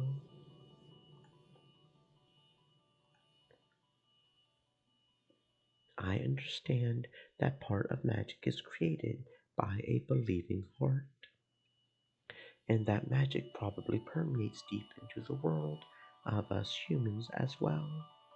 However, though it permeates so far, the power that dwells within magic is small. Lots of people visit shrines to pray for success on tests. However, people rarely credit such a visit as the reason for their success. By itself, praying does little more than give one peace of mind. In love, where even a small chance and a little bit of courage can result in major changes, this power can sometimes bring about incredible transformations. However, would something like that really be enough to change the insurmountable fate of furniture?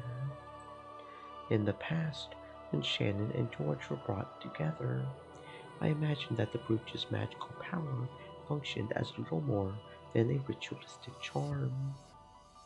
However, by now, the magical power that the furniture seek from that brooch is not something as vague as a ritual. It feels much stronger, like a whole different interpretation of magic. If you believe in sleight of hand, it becomes magic.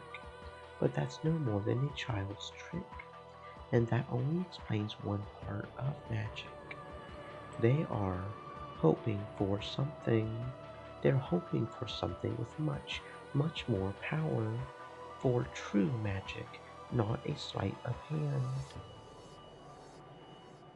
So then, just what kind of magic is the furniture expecting from that brooch?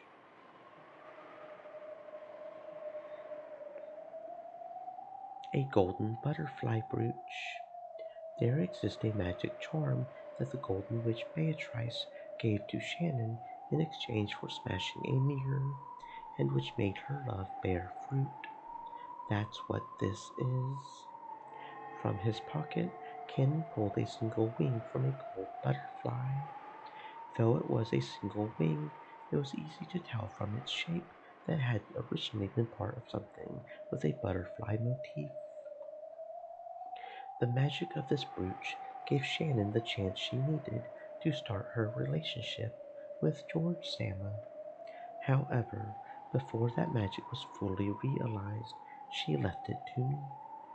So, thanks to the power of this brooch, I gained your affection, my lady. That's not true. I started liking you because of my own honest feelings. Thank you very much. You are human, so you do not believe in witches or magic. It's only natural. However, as furniture created by magic, my very existence here is proof that the miracle of magic exists. Cesare, what are you talking about? Jessica tried to make sense of Cannon's words. However, she couldn't understand and had to ask him to repeat it, wearing a stiff smile. Both Shannon and I need magic to succeed in love. The key for that is this brooch. I stepped on it and crushed it, so we each have one part now. The brooch has lost its power when it was split in half. However, if it was ever joined together again, its magic would be revived. It would revive the miraculous power that could join furniture and a human together. However, a single brooch can only grant one person's wish. Only one of us furniture can be joined by this single brooch. That was the final seed of love, a spark of love, which the old, shrilly laughing Beatrice had sown. The old Beatrice had said that humans tormented by this spark were like ripe fruit, which she crudely used for her own enjoyment. However, the magic infused within the seed was real. It was the only crystallization of magic that the Golden Witch Beatrice ever left in this world. Its glint increased. Well, what the? It's okay, but please don't look right at it. It'll blind you. The glint grew even stronger, shining like the sun. Even without Cannon's warning, Jessica wouldn't have been able to stop herself from covering her eyes with her hands. As the light grew stronger, a sound like the roar of the wind or the tide also grew in intensity. The sound of the wind and rain outside had already been overwhelmed. Jessica could no longer even stand, and she crouched on the floor. A flood of sound and light. Until it withdrew, Jessica could do nothing but moan.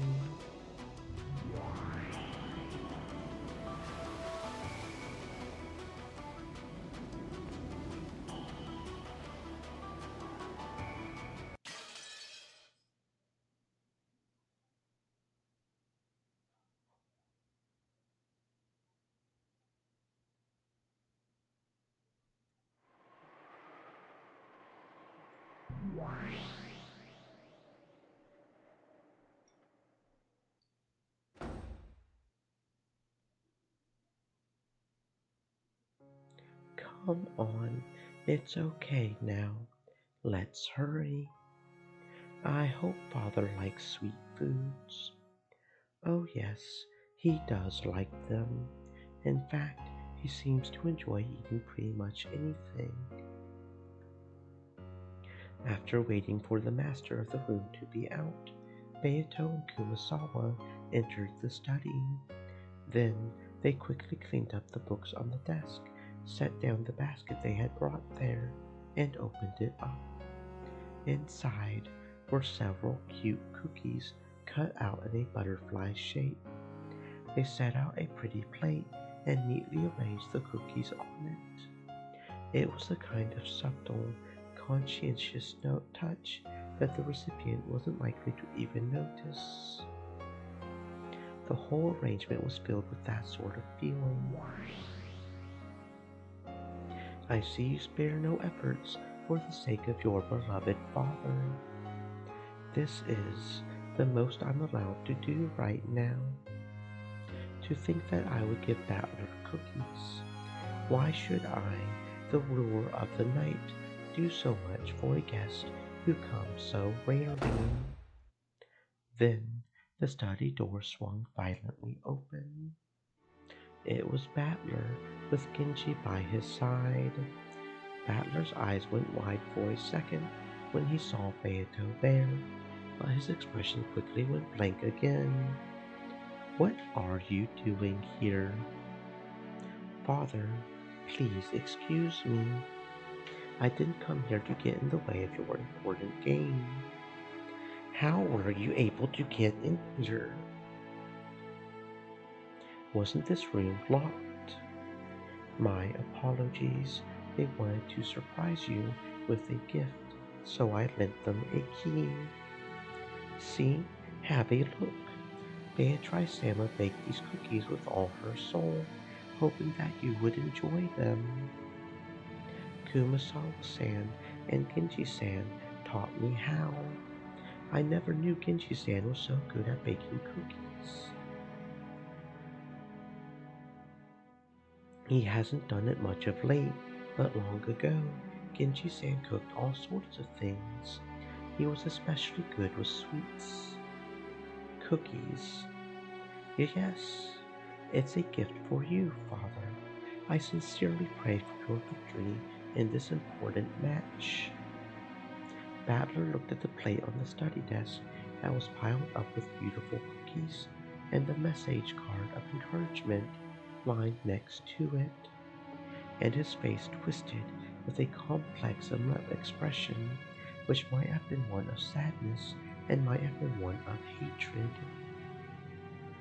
Master, Genji urged him to consider saying some words of gratitude to Beato.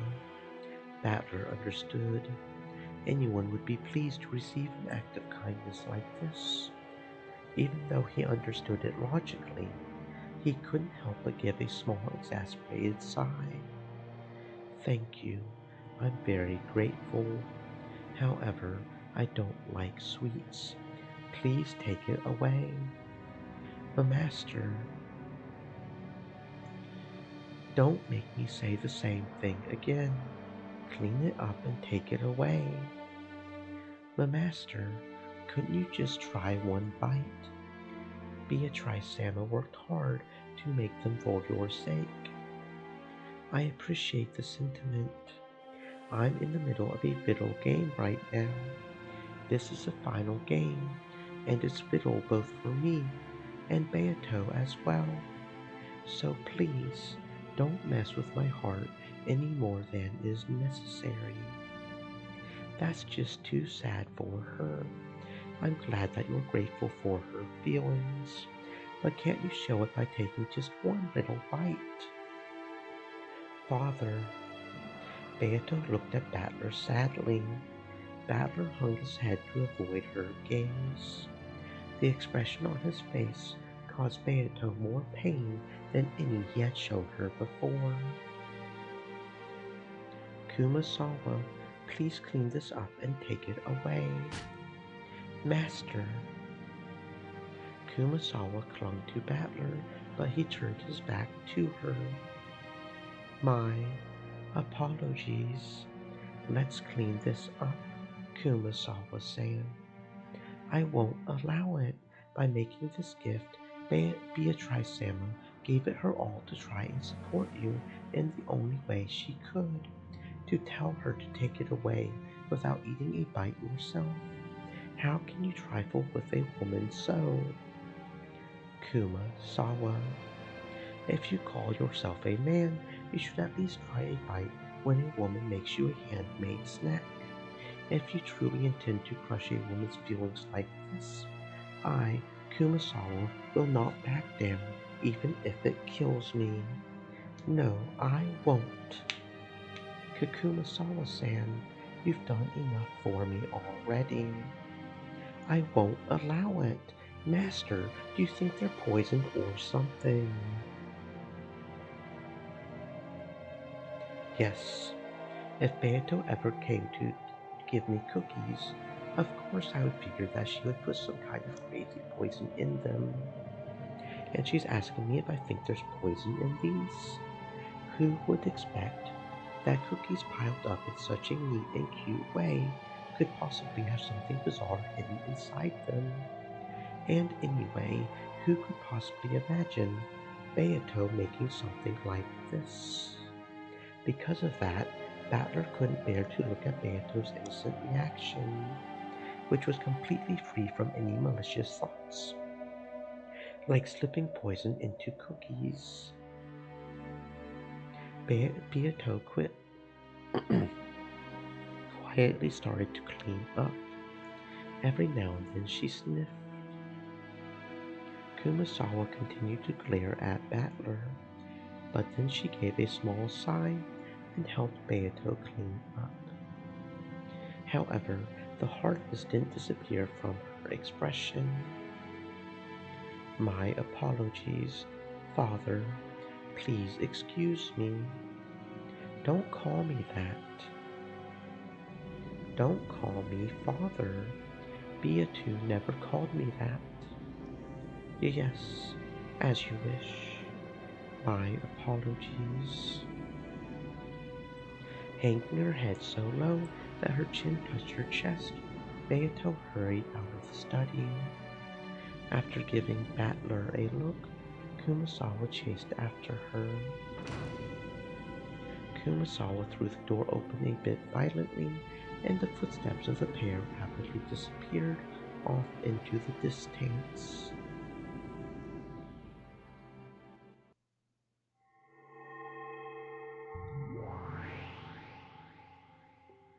I may be his little sister, but I'm not sure how I feel about that. If she were anyone other than Beatu, you would think of him as a true enemy of women. Is that it?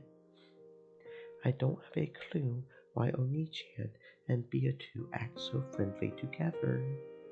Right now, I think of Beatu as our greatest enemy, the one we must defeat. Still, even so, as a woman, I can't say I like how Oni-chan's treating her. And yet, I can understand Battler's feelings a little too. What a sad state of affairs. I still don't understand what kind of antagonism or connection there was between them. However, Oni-chan probably viewed Beatu as a friendly rival, if not something more. Oni-chan's reason for defeating Beatu isn't to destroy an enemy out of hatred. It feels like he wants to give a sincere answer to her questions. Yes, I can't deny the fact that their fight isn't based on hatred, but on a stronger emotion. And on top of that, Beatu really is something. To remain dedicated to Oni-chan all the more even after being treated so coldly. I agree with the other, older sister Beatrice. I can't understand why she's so dedicated to Oni-chan. And though it will only happen after changing over 1,000 years, that single factor that you don't understand will certainly be inherited by the Golden Witch Beatrice we all know so well. Yes, I understand that. Learning about this Beatu will eventually teach us something about that Beatu, and that may be able to explain the greatest piece in this crazy game, if not the game board itself. Such a mysterious witch. Though she said those words, Feather Eye wore a confident smile on her face, her sarcastic confidence, as though she already knew the answer, was unchanged. Beatrice, I want to ask you something. Yes, what would you like to know? Angie san. When Angie asked her question, Beatu, who had been reading a fragment book in the shadows of the library, jumped. Why do you call Ushiromiya Battler father? But because he created the peace that I am.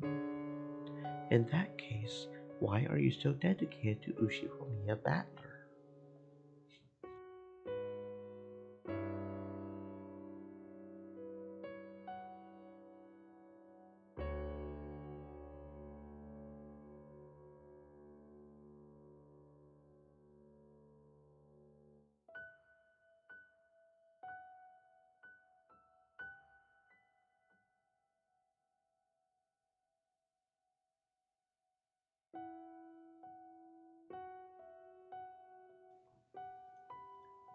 Is there some rule that pieces must obey the creator that makes them?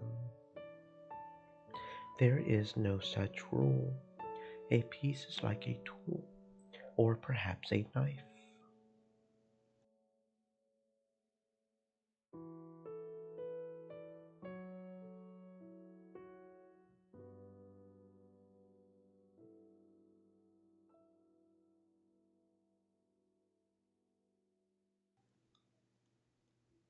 When used skillfully by the game master, they can be quite useful. However, if you use them incorrectly, they can hurt you as well. Whether a tool is used as a tool or a weapon, that has nothing to do with the tool's own will. It is merely the result. In that case, why are you so dedicated to Oni-chan? It's almost as though that's your goal as a piece. Yes, that is the goal that gave birth to me. Did Oni-chan, the one who gave birth to you, give you that goal? That's not it. As the game master, Battler merely set a piece with that role on the board. Also, the one who gave birth to this piece was the first game master and the one who created this game, Beatrice herself. This is getting confusing. In other words, you keep calling Oni-chan father, but he's not actually your father. You're just calling him that affectionately because you feel obligated to devote yourself to him. Yes, I think that's true. Father was the one who placed me on the game board. If he hadn't, my piece would never have had a turn. So, the fact I exist here right now and am able to devote myself to my goal is all thanks to Father. I see. So that's why it makes sense for you to call him Father. In that case, who told you to devote yourself to Oni-chan? That must have been the first game master, Beatu herself. This is so confusing. You wish to ask her why she must devote herself to Ushiromiya Battler, correct? However, she cannot give you that answer. She was given nothing but the goal itself. Only the person who gave her that goal knows the reasons for which they did so. I see. Consider that as well, child of man, right? So, that means you already have an idea and you're laughing at my confusion. You really are just perfect for my Miko. I will do anything for Father. My existence will bring Father happiness. That is my greatest pleasure. And at that point, Beato hesitated. And, and what? Yes, and if I could one day have Father acknowledge my efforts, it would be my greatest joy. What the hell? If you only wanted to devote yourself to him, I would say you're just another furniture of the witch. But you want him to acknowledge your efforts. That's less like furniture and more like. Angie stopped mid sentence. That's less like furniture and more like. You're just a girl who loves Oni-chan. I don't get it. The driving force behind the Spiatu is that of a girl who adores Oni-chan. But then, what does that make her? If the first Spiatu liked Oni-chan, then she should have adored him and devoted herself to him directly. Why would she create a piece of herself, a separate entity, to do it? As it stands, even if she does attract Oni-chan's attention, it will be towards the piece version of herself, not the creator who made that piece. If I ever like someone, I'll probably want to do things for them. But of course, I would want to do those things myself. After all, I would want him to notice me. It's a love that will always go unrewarded, no matter how devoted she is. And she's doing this out of her own free will. Beatu's actions look no different from those of an average girl in love. She's devotedly doing all she can for him, dreaming that her kindness will eventually be acknowledged. Why would Beatu create a piece like this? Maybe putting it in a romantic terms is a bit too confusing. Let's try using food as an example.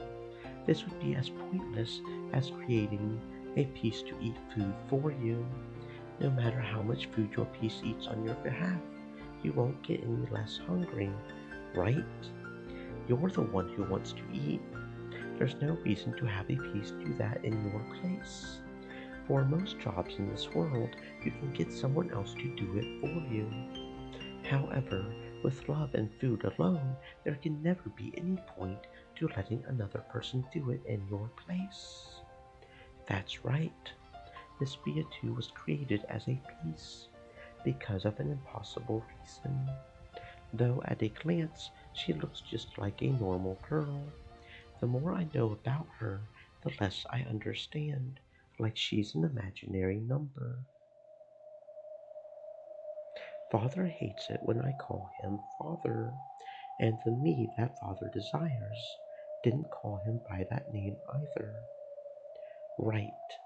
The former you spoke to everyone without even using honorifics.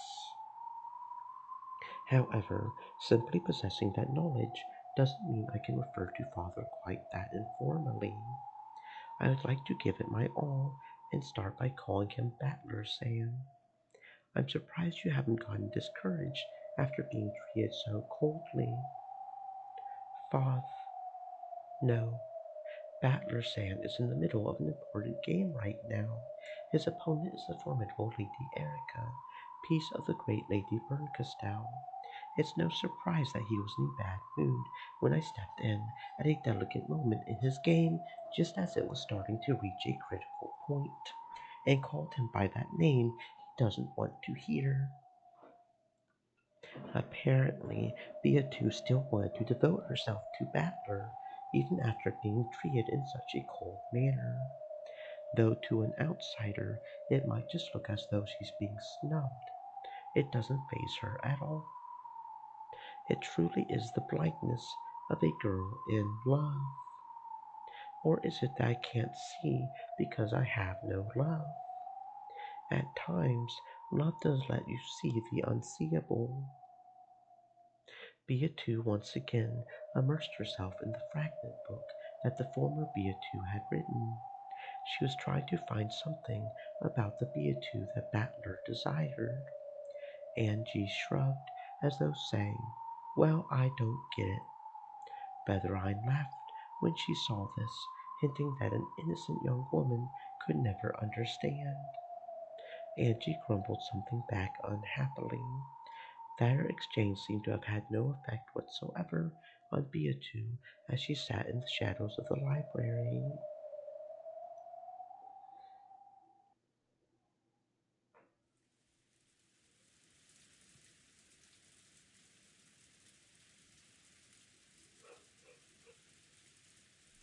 After chasing all the others out, only Battler remained in the study. There was no color in this dimly lit room. However, for just the short time that the plate of cookies had been placed there, the room had seemed at least a little cheery. Battler's gaze drifted over the table, which no longer had anything on it. When he did, the cookie plate that had been there until a second ago was revived. However, it was an illusion. Though the cookies could be looked at, they could not be touched, much less eaten. If Battler wished, he could make it possible to touch them or eat them, but it would be an empty sensation. It would only give the touch and taste that Battler desired. He no longer had any way of knowing what kind of cookies they had been. On the reception sofa across from Battler, a cloud of gold butterflies slowly gathered and took the form of the old Beatou. "Come on, have a bite. It's not every day that I make these by hand. Have no fear, I'm confident in how well they've turned out." Hearing that from my lady makes them all the more dubious. Seriously, any cookies you made would obviously have some kind of strange poison in them. How shocking that you should think so. Even if I did put something in, it would be no worse than the kind that does this and that to your other thing. If you do that sort of thing all the time, Battler Gun will never agree to eat them. Putting things in someone's food is pretty basic, isn't it? Fingernails, bits of hair, magic charms, fragments of love. What would you people put in? Yes, ma'am. I wouldn't put Stream anything in elements, them. said. Stay moist, my friends, hydrate. I would just eat them all myself. Obviously. Do you have to be so predictable? Well, they say a girl's gotta grab by all three sacks. The first one's a tummy, right? Next comes a wallet. And what was the third one again? If I could catch a guy's attention, I'd want to make him sacrifice his body, heart, and soul to me. That's why I pour all my power and affection into my cooking. In any event, making someone eat your food is probably a frontal attack that's gone unchanged throughout the ages. Ridiculous. How pathetic to think that you couldn't grasp a single man's heart without relying on such simple tricks. Are you saying you've succeeded in grasping a man's heart, One Sama? Battler, there's nothing weird in it, so have a bite. Don't think you'll ever get a chance to eat my handmade cookies again. There probably won't be another chance. I slowly stretched my hand out to the illusion of the cookie plate and touched it.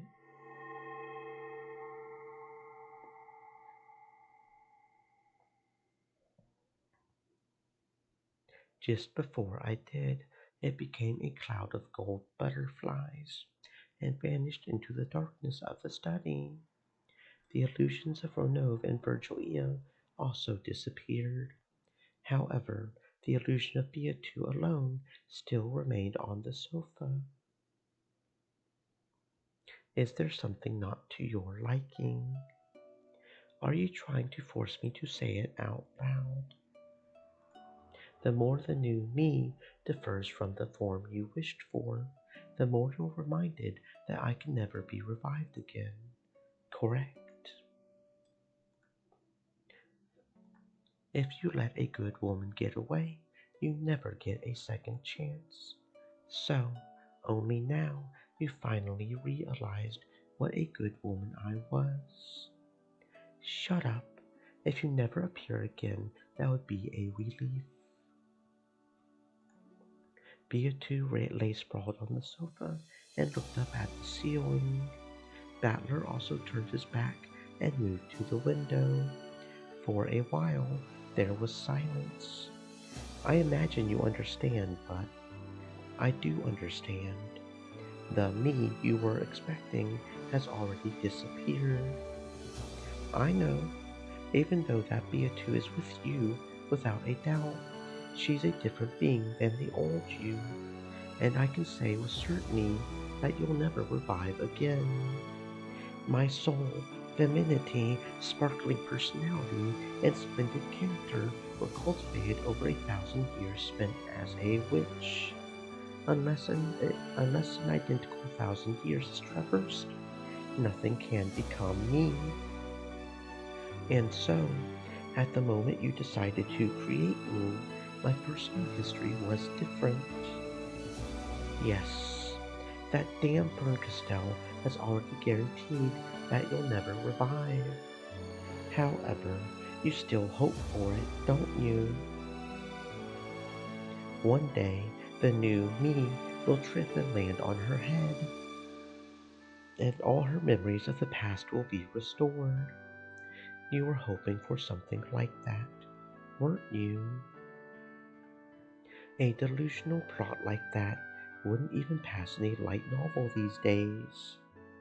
Shut up. In the past, you also. You waited and waited for me to remember and take notice. Then, what is it? Does this mean that our relationship is the opposite of how it once was? Well, at times I did continue the game believing that you would eventually notice and remember that a miracle would occur. How did it feel? How did it feel when you were playing with me? As they say, look inside your own heart. It hurts. If only she didn't look so much like you, I would have kept my cool a little better. Well, do as you wish. In the past, I toyed with you and tormented you. Now's your chance for revenge against me. The new me will just wander about nervously, ignorant of everything. You may boil or burn her as you see fit. Perhaps doing so will ease your old hatred. I would if it was you. It would probably make me feel a lot better. But that Beatrice isn't you. If it isn't me, who is it? It's someone very much like you, but not you. But even so, she most certainly is me. True, she is you, and at the same time, she's a different person. In that case, the new me really has it rough. She's being treated like a plaything in my place. How truly pitiable. That might be, that might be the contradiction inside me. The new Beatrice seems like a different person, so I can't accept her.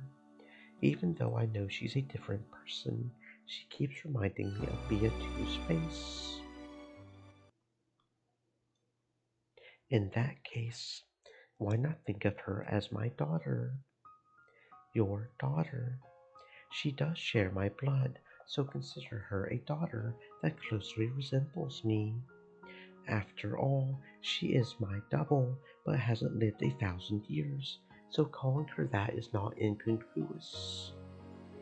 True. Imagine that I have died, left behind a daughter, and entrusted her to you. Won't it become a little easier to deal with her that way? That's actually a good analogy. It's unlike you. Do not jest. That is my daughter. She is the child I left behind after my death. You are free to press my likeness upon her. You may also let loose your pent up resentment on her in my place. Making her bear my sins and torturing her as you please may calm your grudge. If that doesn't match your tastes, you can also guide her down the right path so that she does not end up on the inhumane road that I have tread. She was made to devote herself to you since the moment of her birth. If you wish, you can mold her into any shape you desire. After 1,000 years of miracles, she might even become me. So, I could even strip her naked and drag her around with a chain, like you did to me once. Yes, at this point, even greater humiliation would be possible.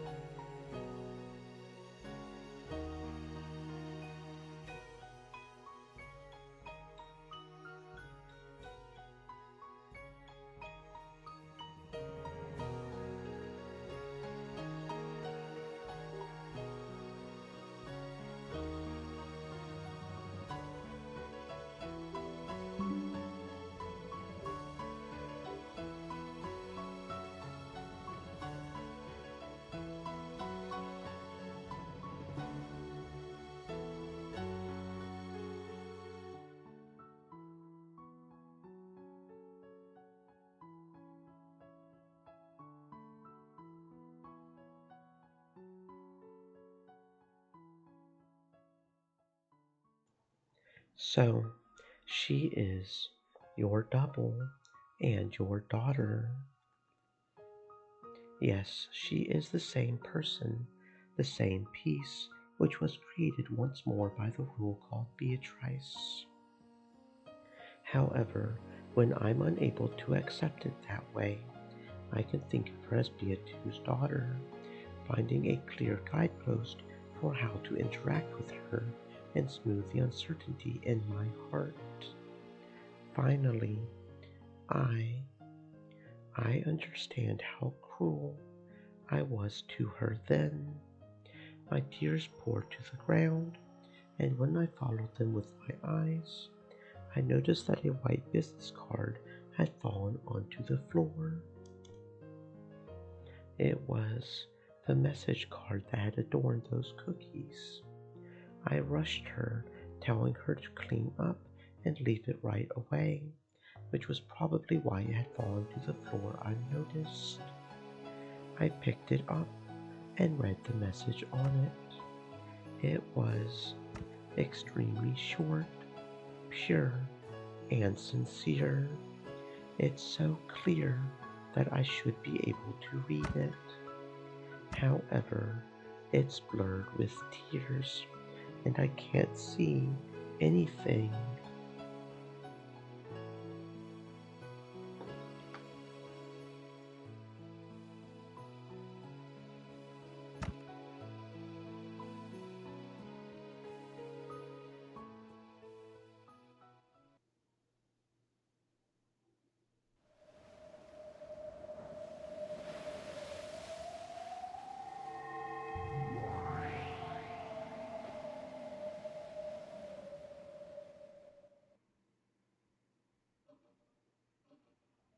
The flood of light and sound slowly dissipated.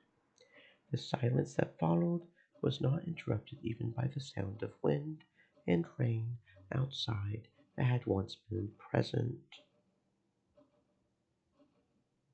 Both Jessica and George timidly opened their eyes. Where in the world is this? It was a strange room they had never seen before. It looked like a Western style smoking room. Its furnishings were stylish and expensive. It felt like the room of some dignified person.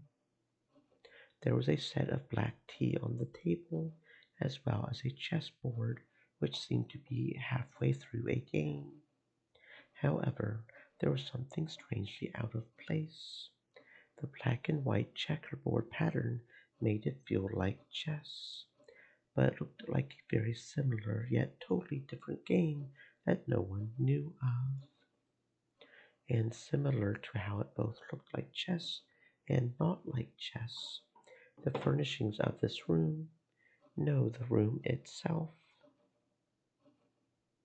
though it seemed like a Western smoking room, it also felt like something completely different. To just where is this place? Jessica and Kennencon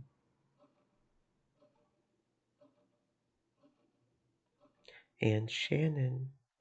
Where's Shannon?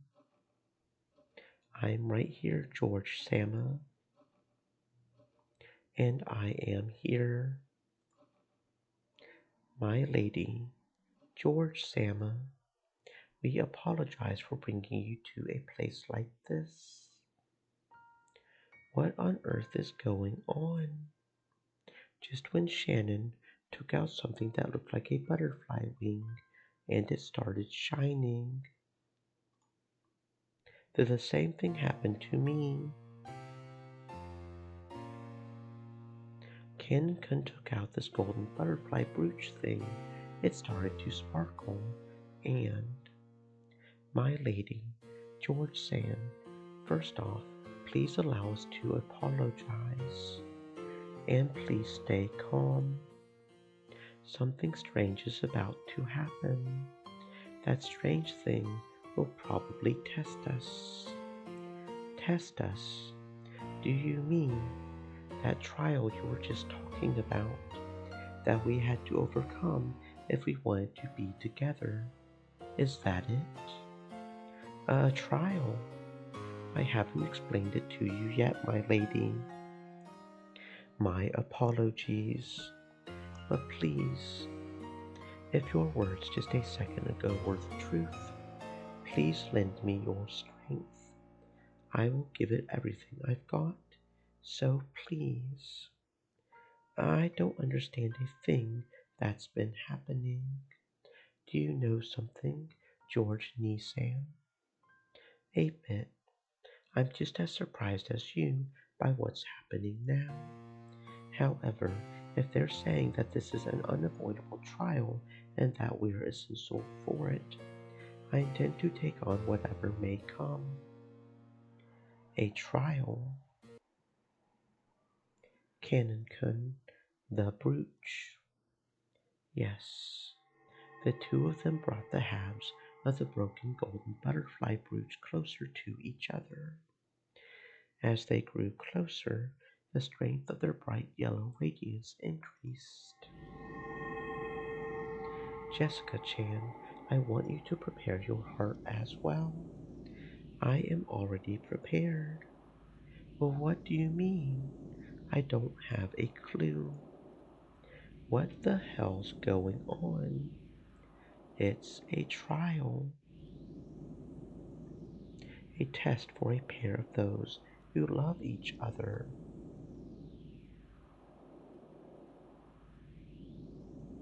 George spoke these awkward seeming words quickly and easily. It was such an embarrassing line that Jessica couldn't help turning red. But the expression on George's face, which was so serious that it was almost grim, forced her to tense up as well. Shannon and Cannon were just as serious, with a glow in their eyes, as though they were taking part in a sacred duel. The pair of them brought the two gold butterfly wings together. Then the wings they held became a single brooch and regained their magical power.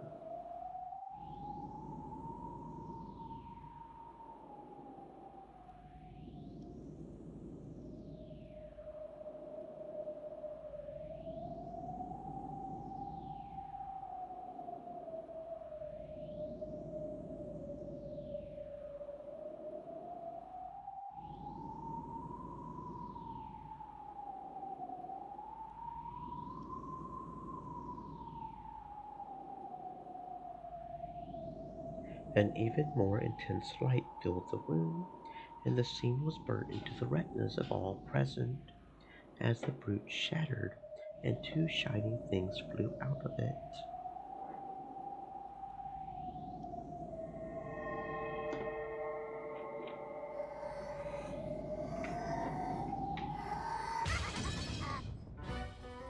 People live for the sake of love.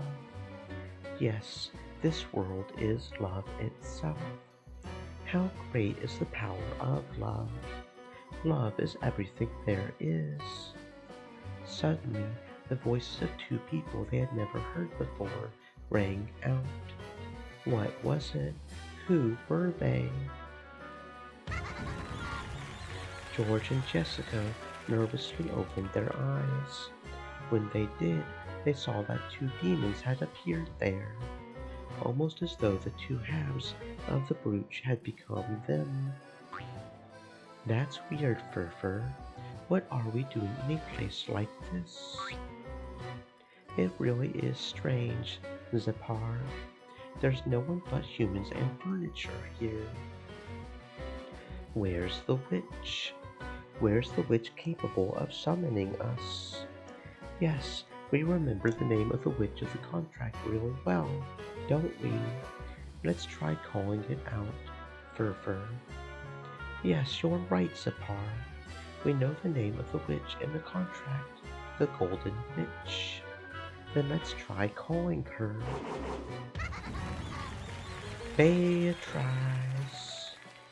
Considering their exaggerated, theatrical manner and their slightly comical style of talking, it would probably be hard to comprehend their great power at this point.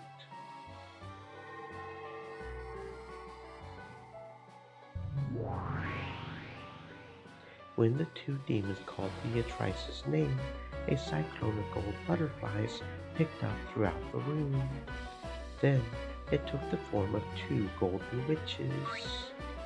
There are two Beatrices. Well, there are two of us as well.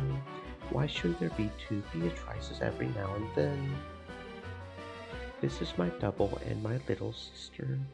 We two are the same and as a single person. Pleased to meet you.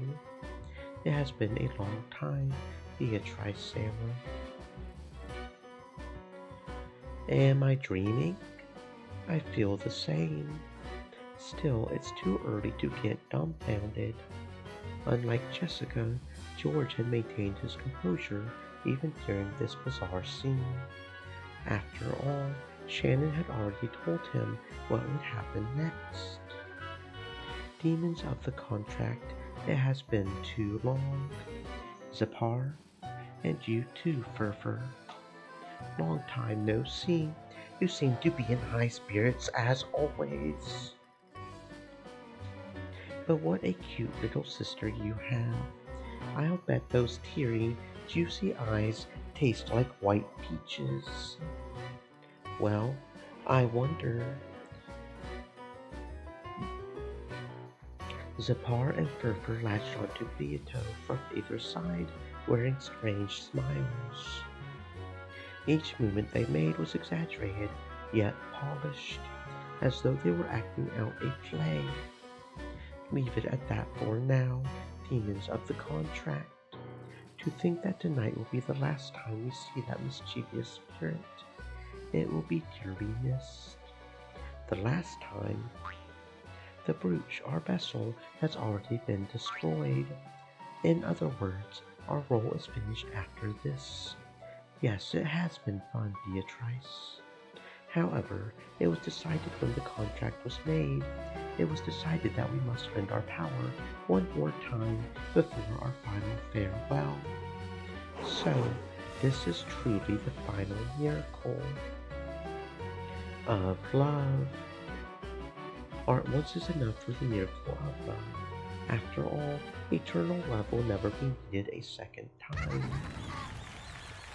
There you have it, lovers. Those gathered here have been cursed to have unfulfilled love unless a miracle occurs.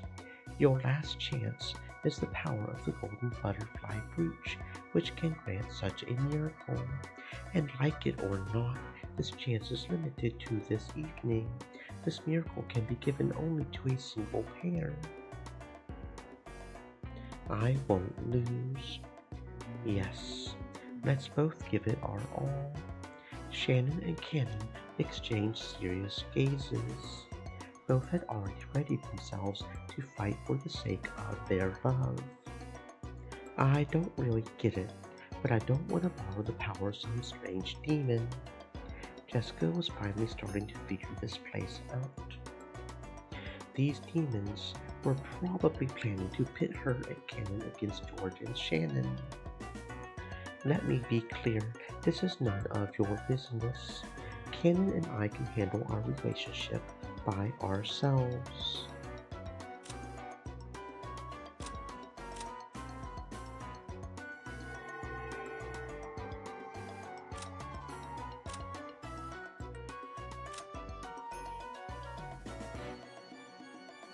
The aged head of the Ushiromiya family is already dead, but thanks to Kraus and Nasuhi's claims for an illusion, is being made to look as though he is alive. Therefore, there is no longer any need to include him in the number of people on the island. Without him, the number of people goes from 18 to 17. However, after welcoming in the guest known as Erica, the number returns to 18.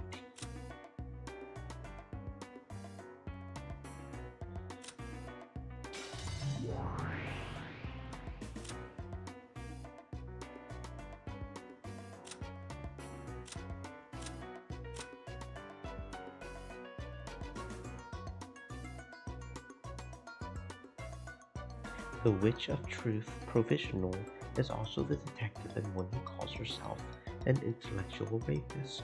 She participates in Battler's game as a player for the human side. She possesses several skills that qualify her to call herself a detective. These can be acknowledged by Castell and elevated to the level of Red Truth.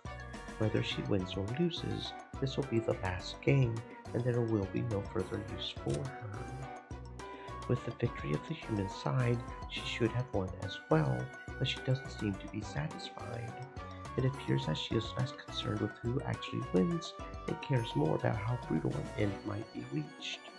That is why she's hostile towards Battler as he tries to end this peacefully, and why she's trying to use Erica to win this final game. Because the end of the game has now been ensured by the victory of the human side, she no longer stands in opposition to anyone. As a previous game master, she also knows the truth and has taken a position of non-interference. Now she is simply acting as an observer and enjoying the way her beloved Burn's face contorts itself.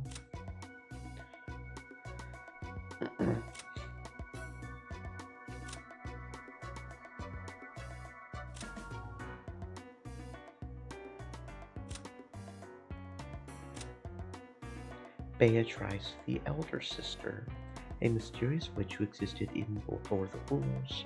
She has the same name as Beatu, but she wasn't given the goal of devoting herself to Battler. In the final version of the witch sealed away by Kinzo, she spends her days pulling small pranks and clearing away the magic-resistant toxin, all for the sake of her resurrection. She is similar to the evil spirits of Akujiki Shima in many ways, such as her fear of spider webs. She is the one who gave Shannon the golden butterfly brooch. Beatrice, the new witch who was revived from the rules. She has not lived 1,000 years, and her behavior is vastly different from how it once was. She's a witch who doesn't even know how to use magic. However, she has no fear of magic, circles, or spider webs. It's almost as though she's just a human. She's attached to Battler and makes it her goal to do whatever she can for him. Oh, these are all together now, huh?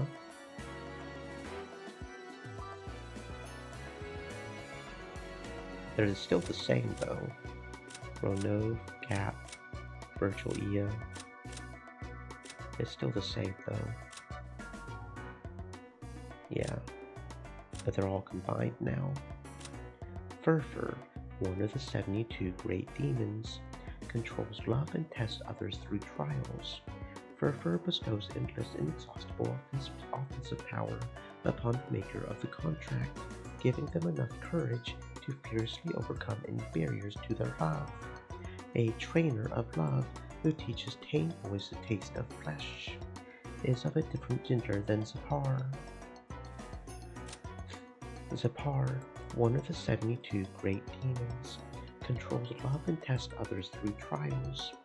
Zapar bestows an ultimate defense barrier of immortality upon the maker of the contract, giving them enough courage to unflinchingly face any wounds love might cause. A hunter of love who likes and preys upon tame boys, is of a different gender than Furfur. Battler, the endless sorcerer and the final game master. He is the ruler of the game board and the territory lord. To prove that he has won Beato's game, he must act the part of the game master. By succeeding in this, his victory will be acknowledged, and Beato's game will reach its end.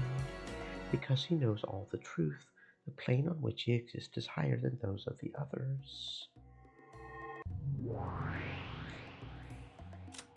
Featherine Augustus Aurora, the majestic witch of theater-going, drama, and spectating. She is tired of life after 1,000 years and constantly repeats a cycle of life and death. In the past, she served as the master for several games as a legendary witch, but her legend, glory, and memory have already disappeared into the past and have been forgotten.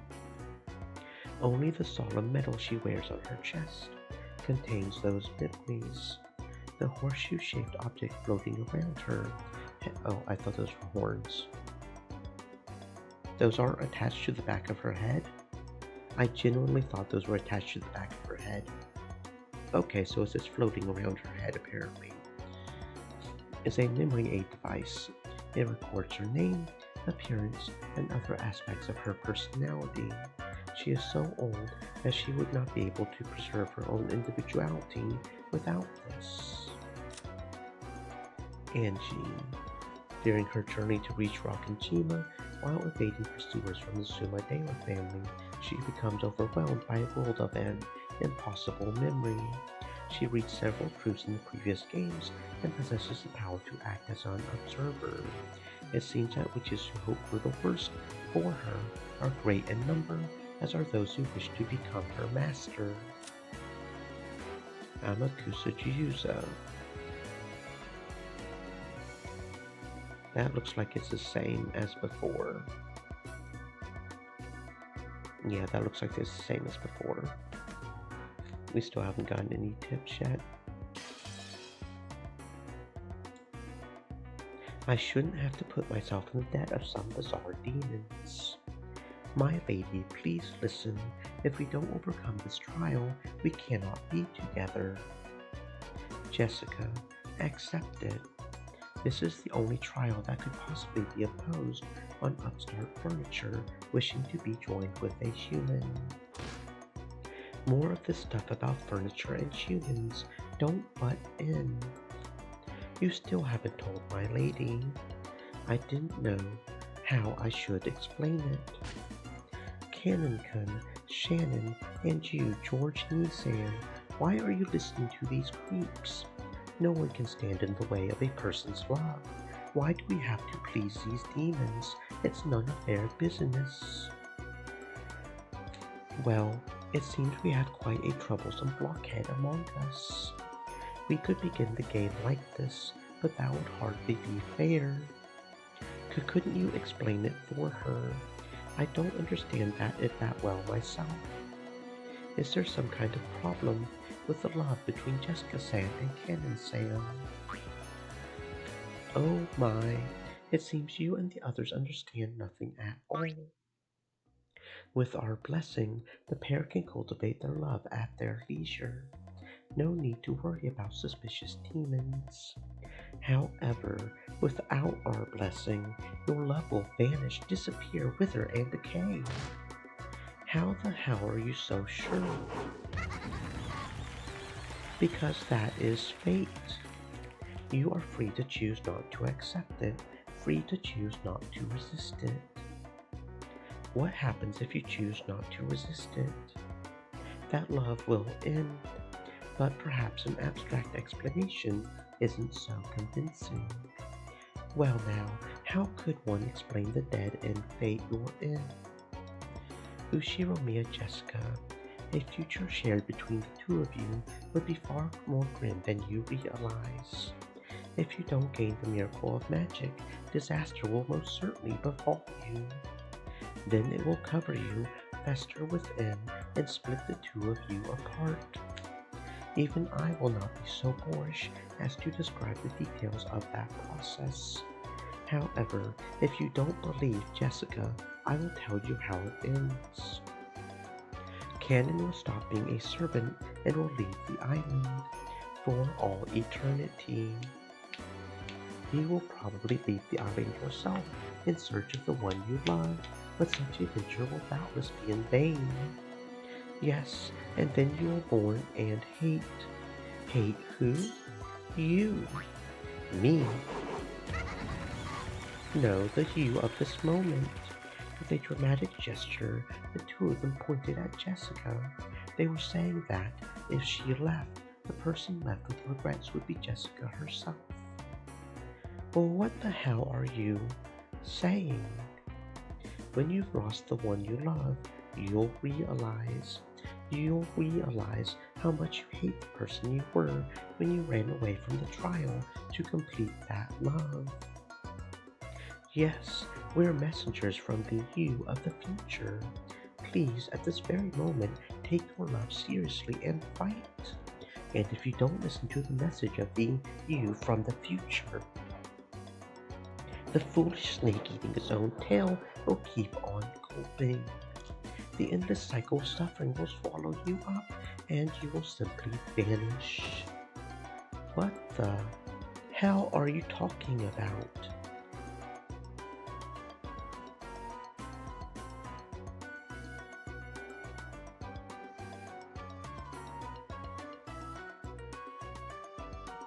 Jessica's confusion showed on her face as anger. However, a memory of something she had heard a long time ago welled up in the back of her mind.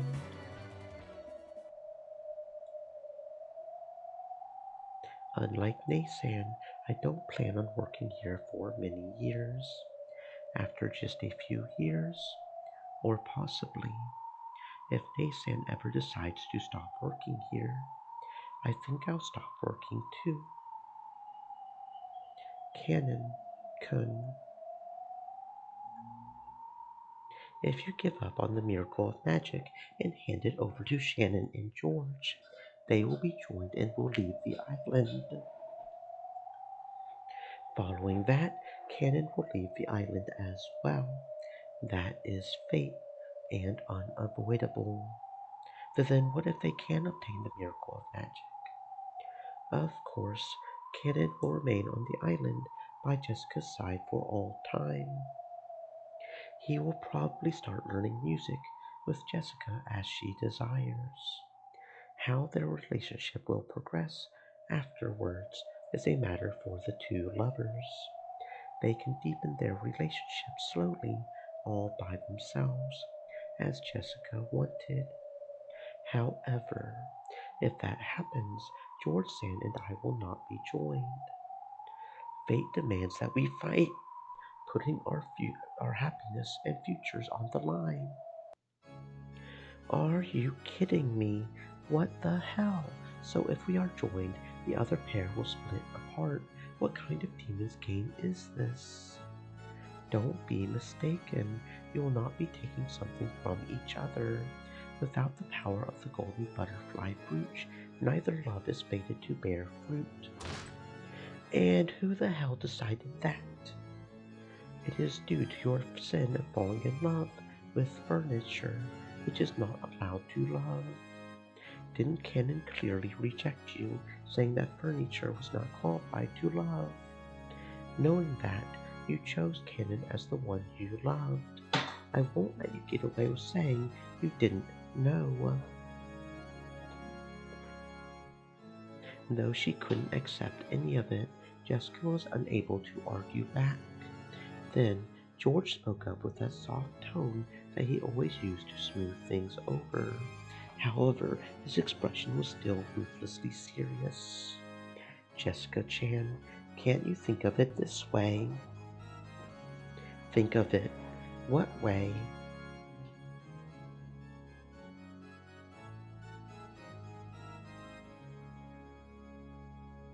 I love Shannon.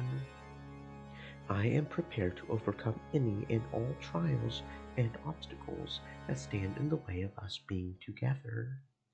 What about you?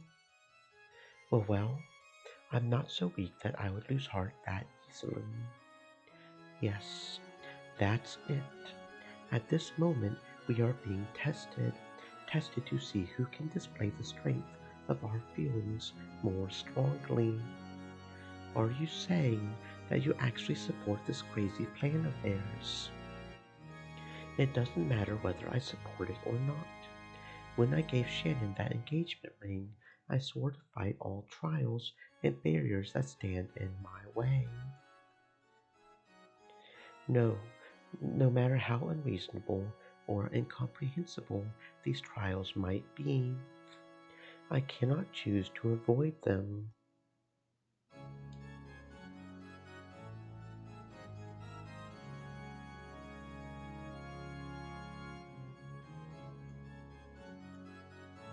George spoke clearly, then looked at Jessica with a cold gaze. By now, Jessica almost understood.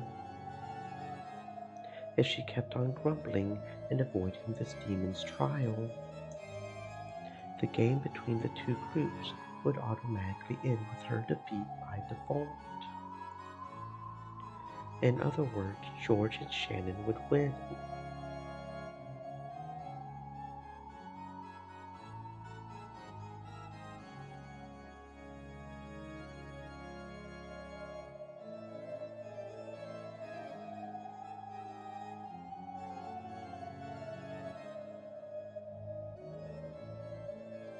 Then they would gain the miracle of magic. Their love would be completed, and Jessica and Cannon would split apart, with Cannon eventually leaving the island and never seeing her again. Nothing would make me happier than to see you step out of this trial. That way, I wouldn't have to fight you, and that would show the limits of your feelings for Canon Kun. It seemed as though George spoke ruthlessly, but he was actually being exceptionally fair. If Jessica lost by default, she would never be able to clear away her lingering regrets. That would leave a bad aftertaste for George as well.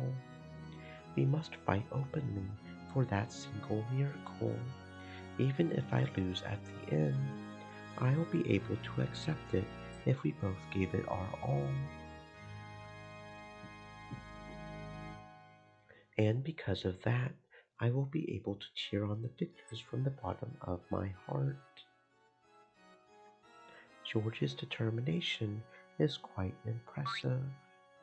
After hearing that, are you still going to run away? The two demons giggled and challenged her. Of course, George didn't laugh, but he still challenged her with cold eyes. And Shannon, please forgive me, my lady. I'm determined not to flinch in my resolve, even if I know that sticking to my feelings means ending your loving relationship, my lady. Shannon had never spoken to Jessica with such serious and solemn words. Jessica realized what a strong will had dwelt within her usually weak and clumsy friend, and was surprised. Canon-kun, I want to start a new life with you, my lady, even if that life means crushing Naysan's happiness. I will not falter. Canon was also doing all he could to restrain himself. Yes, all of them were being serious and frank, and abandoning any naivety they might have possessed. All this about a golden butterfly brooches and miracles of magic, and the trial that the demons were giving them. None of it mattered. Only one thing was being tested, whether or not they possessed the strong will to make their love come true. Jessica clenched her fist and hung her head, shaking while biting her lower lip. She was silent, but she would probably gain an unswerving will of steel before too long. She just needed a little time first. The two demons who taunted people with dramatic gestures did not violate the silence that Jessica needed to resolve herself. Love brings about conflict, and this conflict gives rise to determination. As the demons of love, they could understand more fully than others how noble that determination was. Jessica-san. Furthermore, this magical miracle is something that can be received by you as well. By me too. What do you mean?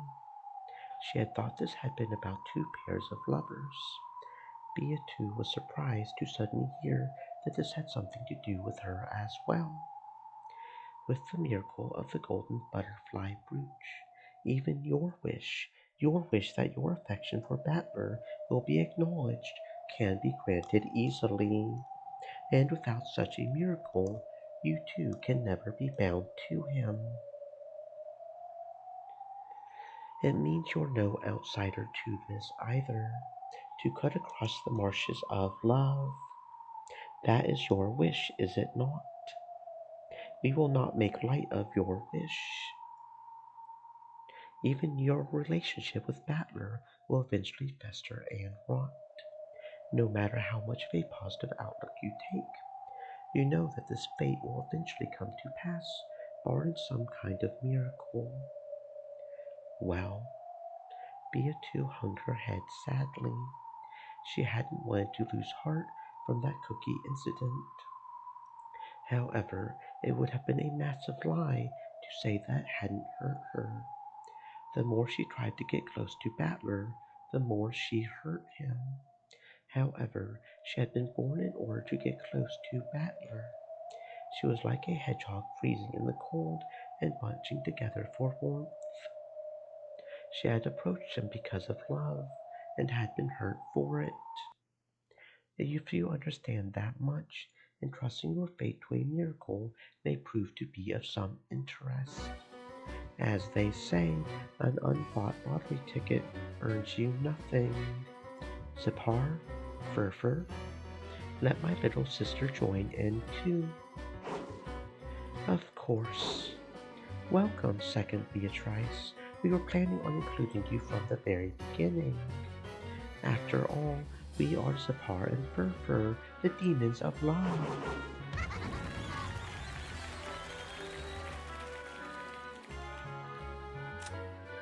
It said they were what the... No, it just said they were one of the 72. We didn't say which one. Okay.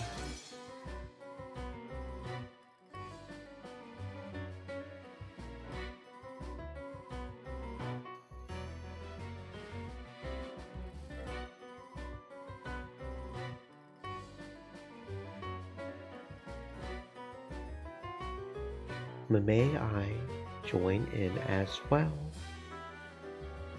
If you want to, I don't see a problem.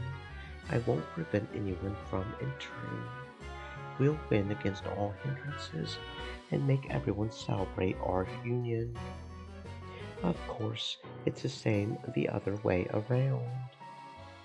If you succeed in love by defeating us at our best, then both Shannon and I promise to sincerely support the pair that wins.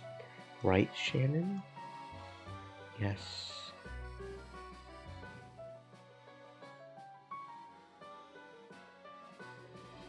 We will not lose. And even if we did, we would cheer you on from the bottom of our hearts. I feel the same. I will not lose.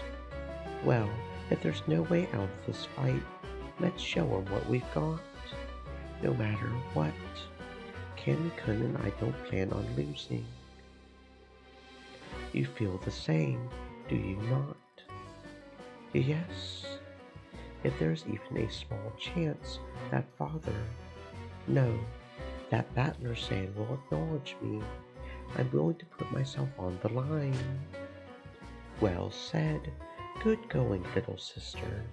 Zipar, Furfur, the actors have gathered. Then let's begin, Furfur. Yes, let us begin, Zipar. Let us begin this trial of lovers, the fight over a single miracle of magic.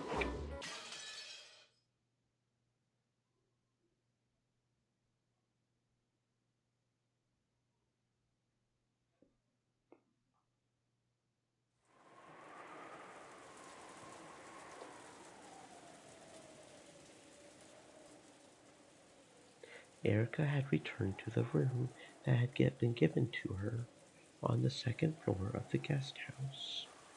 The next room over was empty. It was very quiet there. Even pressing her ear against the wall wouldn't help her listen in on the voices in the cousin room. Even with hearing power boosted by the detective's authority, it would probably be impossible to make out anything. This room was the furthest down the hallway, a long way away from the cousin room. And last time, my room was right next to theirs. I see. So he's placed my room further away this time. Such a modification to the initial arrangement is well covered by the authority given to the game master. It would seem to be quite a reasonable first move. Well, it's just better for me to move that way too. Like I would want to hear those brats' squeaky voices as they play cards. This whole time, Erica had been facing the desk and working on something. She was preparing some of those packing tape seals from before. She had asked Kumasawa for the stickiest tape in the place. She drew a complicated signature that could not be counterfeited across it with a permanent marker, then began making notches across it. This way, if she ever wanted to prove that some opening had remained closed, she could stick this tape over it, creating a powerful seal equal in strength to the red truth. These menacing seals had cornered Nasuhi so thoroughly in the previous game. Great. Is something wrong? He got me. That battler doesn't let anything get by him, does he? Erica grimaced and showed the piece of packing tape she had torn off to Delanor. At a glance, Delanor couldn't tell what had annoyed Erica. However, as soon as she held it, she realized the difference right away. This won't be any good. Yes, it's barely sticky at all. This won't even reach this won't reach even close to the red truth. Even packing tape can be of low quality, and it sometimes gets weaker with age. The tape Kumasawa had found was a bit too weak even for normal use. It wasn't nearly sticky enough to be used as a detective seal. It is possible to tear it off cleanly. This cannot count as proof of a seal. I guess Battler isn't as totally incompetent as I thought. He probably tampered with all the packing tape on the island using the authority of the game master. Letting Erica get her hands on packing tape gave her a fatal weapon to use against witches. The previous game had proven this fact, and so Battler had removed that weapon from the entire mansion. Most likely, all possible substances for packing tape have also been tampered with. Probably. Well, it isn't really so bad. At least this way, I won't have to look like a fool crawling all over the outer wall in the cold rain. Erica tossed the packing tape aside carelessly and flopped spread eagled onto the bed. Anyway, waiting calmly for the crime and smoking a pipe is also part of a detective's role. I doubt you'll have any role until the first twilight begins, so why not vanish off somewhere and take a break? I imagine that just the sight of my face is tiresome to you. I do not smoke. I am just a kid. Really? I wish I could. Hey, there are bubble pipes. You can smoke a bubble pipe is okay. Well, only if it really is as refreshing as smokers claim. It seems that you're not in high spirits. Does it look that way? Erica answered lazily, still looking up at the ceiling. That in itself was half an answer. The silence between the two was filled by the sound of the wind and rain. It was so quiet that the sound of the ticking clock rang out clearly. Lady Erica, may I ask a question? Depends on what it is. Answer's probably no, though. Well, we are just killing time anyway. What is it? Maybe Erica was bored too. Or perhaps the sound of the rain was making her sentimental. She agreed to listen to Delanor, which was very unlike her. Why? Why do you hate magic? You mean that thing downstairs with Maria? It was merely a foolish trick to deceive children. Everyone knew that. Was it really necessary to go so far to destroy that illusion? I cannot understand. Erica didn't need Delanor to tell her that it had been a childish fight. Well, I am a self-proclaimed intellectual rapist. I can't stand having magic confuse the truth. So, you feel pleasure from exposing that. I sense a different emotion. A different emotion. What's that? To me, it feels less like pleasure and more like a different, negative emotion. You really are a murder dog, aren't you? Even your eyes are like knotholes. My apologies. Please forgive me. Erica rolled over grumpily, turning her back to Delanor. So, Delanor couldn't see her expression. Even so, for some reason, she could guess that this completely unobserved expression was one of pain, interpreting this to mean that Erica wanted her to go away. Delanor gave a bow and made to leave. Then Erica suddenly spoke. The words seemed so utterly out of place that Delanor doubted her ears, and she had to ask Erica to say it again. What did you say? I love you. It really did seem utterly out of place. Delanor wanted to see what Erica really meant, but the latter still had her back turned, and her face was out of sight. Thank you very much. I was going out with someone else a while back, but we've completely broken up.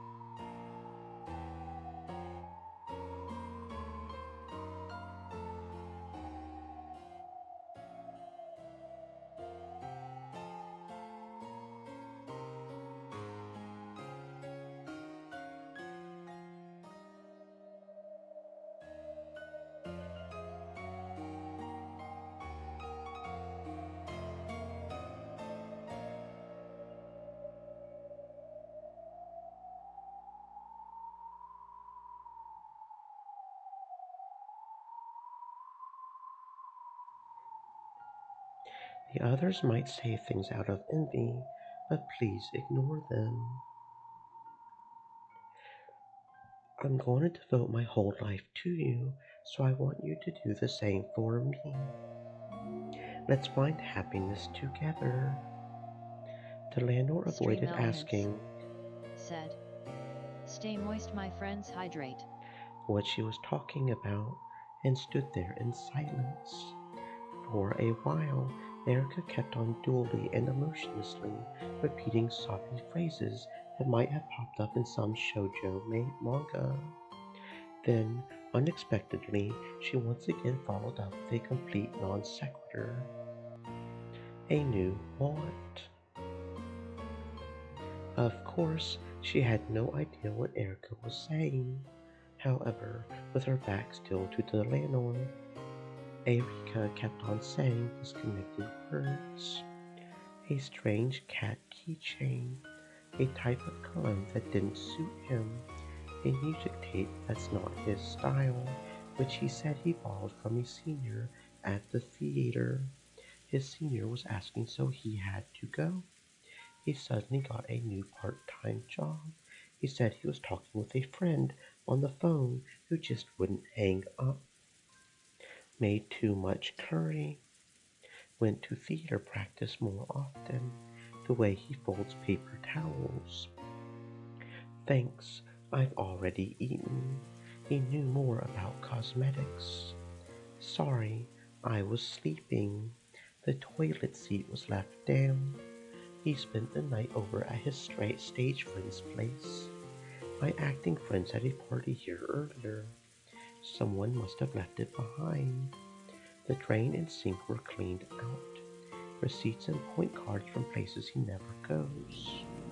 The muddy soles are evidence that you went out on Sunday when it was raining. That matches the strange symbol on the calendar. None of your theater friends have hair this long. That's a leading question. How do you know the plot of a movie you haven't seen yet? Evidence, evidence, circumstantial evidence, observations, surveillance, tracking, tailing, information gathering, wiretapping, asking around, questioning. I found tons of evidence that I loved you. I found tons of evidence that you loved me. But I can't find any evidence that you haven't been cheating on me.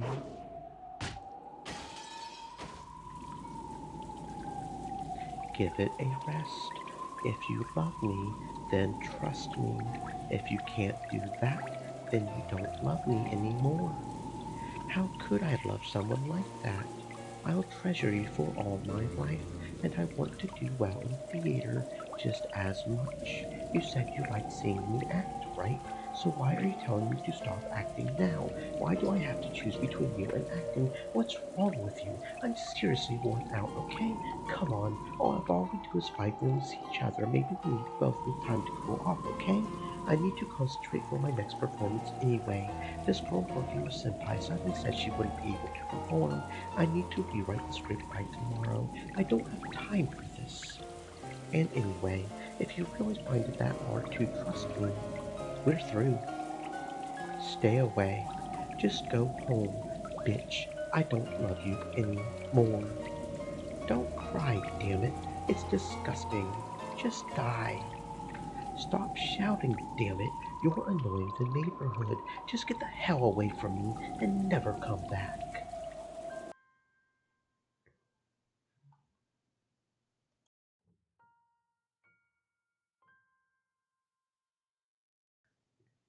Without love, it cannot be seen. That's backwards.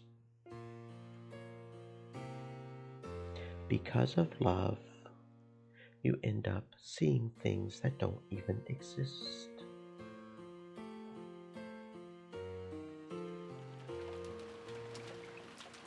It's nothing more than an illusion, one that no one but you can see, and one that even you can never touch. Without love, humans would never need to sift through truth and lies. Because we can see things like that, we doubt, we suffer, we cry out loud.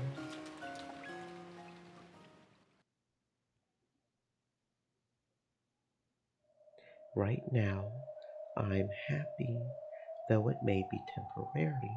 I've become the witch of truth. As I am now, I no longer need to worry about being tormented by non read words. What about you? How would you have countered my endgame? How would I? That useless man couldn't have played the part of my opponent in that game. I was wondering how you would have countered it. The landlord was suddenly thrust into the position of Erika's opponent. In the witch's game, she had once challenged that man too. The landlord shared in the fragments of Erika's past and was made to grasp the full situation. The board was reproduced in full inside their heads. The situation was one-sided. Erika's side had constructed a blue truth based on countless bits of circumstantial evidence, had turned all those into pieces, and was already cornering the opponent. For some time, the landlord thought in silence, and announced her by the book response. First move, I demand that you provide evidence that I have been cheating. Counter with the blue truth. I present 84 points of circumstantial and physical evidence.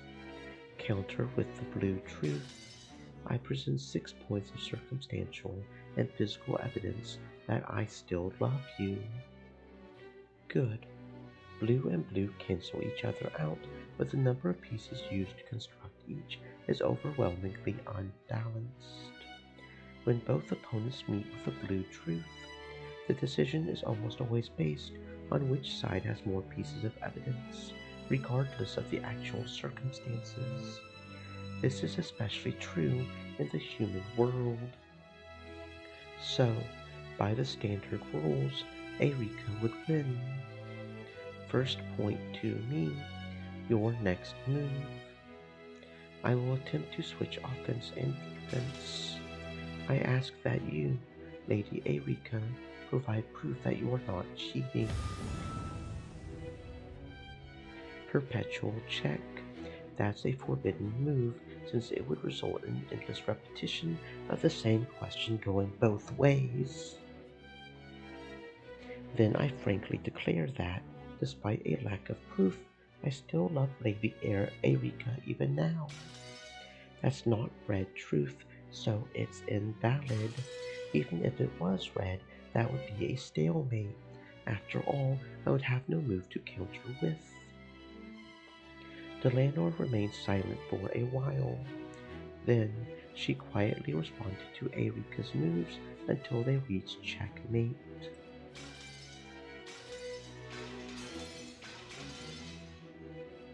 A stalemate is a forbidden move in the game of witches, since it means the ruin of the game. However, in chess, it also represents a draw. Because of this, it's a splendid final move that a weaker player can pull off if they're unable to win outright.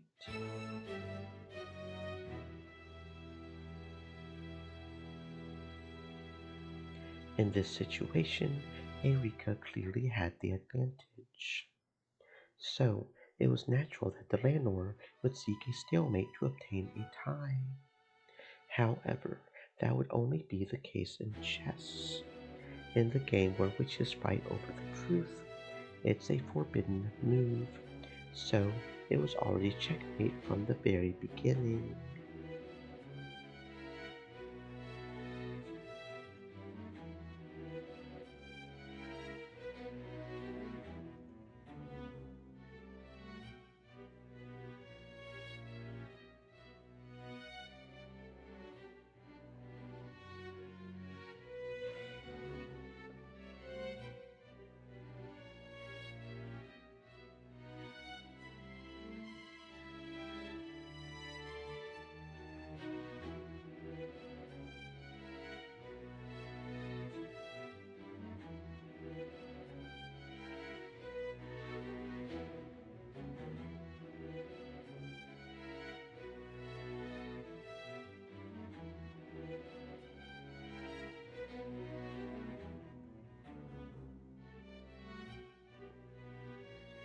The landlord had no way to turn the game around.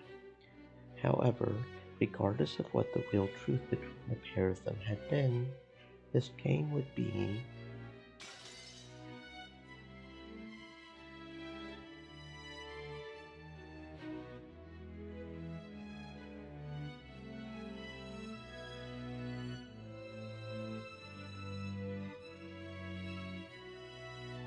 any other moves. O witch hunting archbishop, protector of the truth. No, I resign.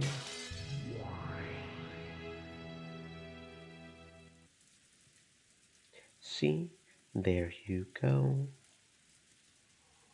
Erika had succeeded in crushing her opponent with the truth she espoused, that her former boyfriend no longer loved her and was cheating on her. Her opponent had no way to argue back. After all, humans are not allowed to.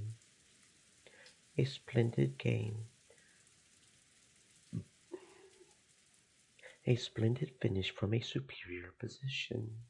Regardless of the truth of her opponent, Erika could win. A splendid victory. The landlord could only respond with silence, and with that, Erika spoke no more. She was probably done talking and wanted the landlord to leave.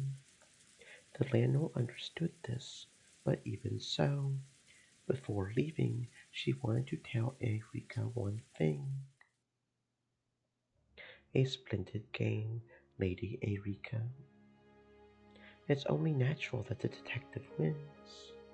Even before you became Lady Berncastell's piece, you truly were a splendid wielder of the blue truth. However, Lady Erika, humans are only allowed to use the blue truth, and the only thing that can counter blue truth is red truth, and humans are not allowed to use the red truth. In that case, how should your opponent have shown his truth? Who knows? Maybe he should have used that gold truth or whatever, which is supposed to be stronger than the red truth at times. You certainly were the victor in that game. However, allow me to say that this as a protector of the truth. What? I imagine it's something unpleasant, so say it and go away. Yes, this game is your victory. However, you still have not denied the 6 points of blue truth evidence I used to claim that I still love you. Even you are human. You cannot use red truth to deny those points. Later on, I used the detective's authority to have all 84 points transformed into red truth by the power of my master. I am human, yet superior to humans, a detective and a witch. I am the Witch of Truth, Furudo Erika. Any other questions? Parting remarks? I have none. In that case, please excuse me. The landlord bowed and disappeared. After that, all that remained was a single Witch of Truth laughing off a bitter past with an equally bitter smile.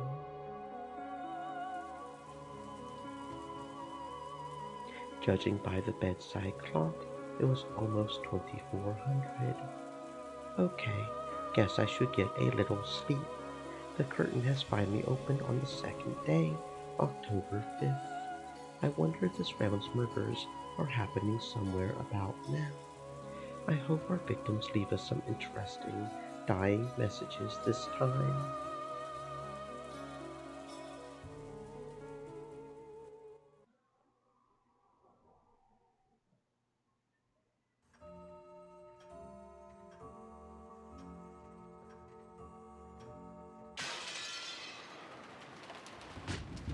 Why didn't you discuss this with your mother? This is about the partner who's supposed to support you throughout the rest of your life.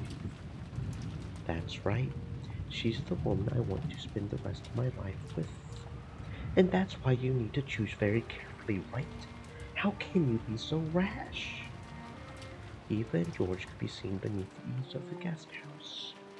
George had revealed his engagement with Shannon. Eva's anger had exploded almost instantly. This had been no more than George had expected, so he had responded with an ice-cold calm. Did you sleep with her? She told you she was pregnant to force you into a marriage, didn't she? How rude. I'm a strong believer in preserving chastity before marriage. Then why an engagement? I asked her. She accepted. What more could be needed? No, it's all wrong. Marriage isn't as easy as it seems in manga or whatever you're thinking of. What about her parents? Relationships between the two families? Are you some stray alley cat or are you Ushiromiya George? How could you be so rash now when you might even be selected as grandfather's successor? Why didn't you consult me? I'm consulting you right now. No, not consulting. I'm just reporting. I've never counted on being selected as grandfather's successor. In fact, I would rather refuse if it did come to that. I want to build up my own country and castle from the empty wilds, just like father did. And now listen here. Do you realize how hard your father has worked to get here? That's not something you could duplicate just by imitating him. Do you understand how often he was saved by luck and coincidence before now? And he got through it because he had a wonderful life partner by his side. You.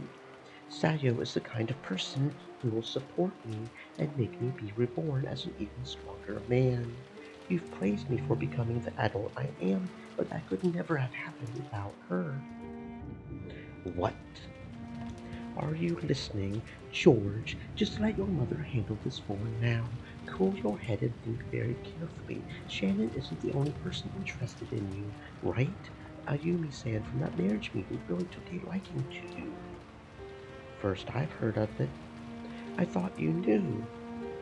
Her parents were also very impressed by you. If you really dream to build your own castle like your father, Ayumi is the one who would really be able to help you, right? Do you intend to betray her feelings? There's nothing to betray.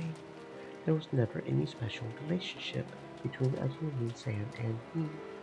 We just had a marriage meeting and our parents got all fired up afterwards.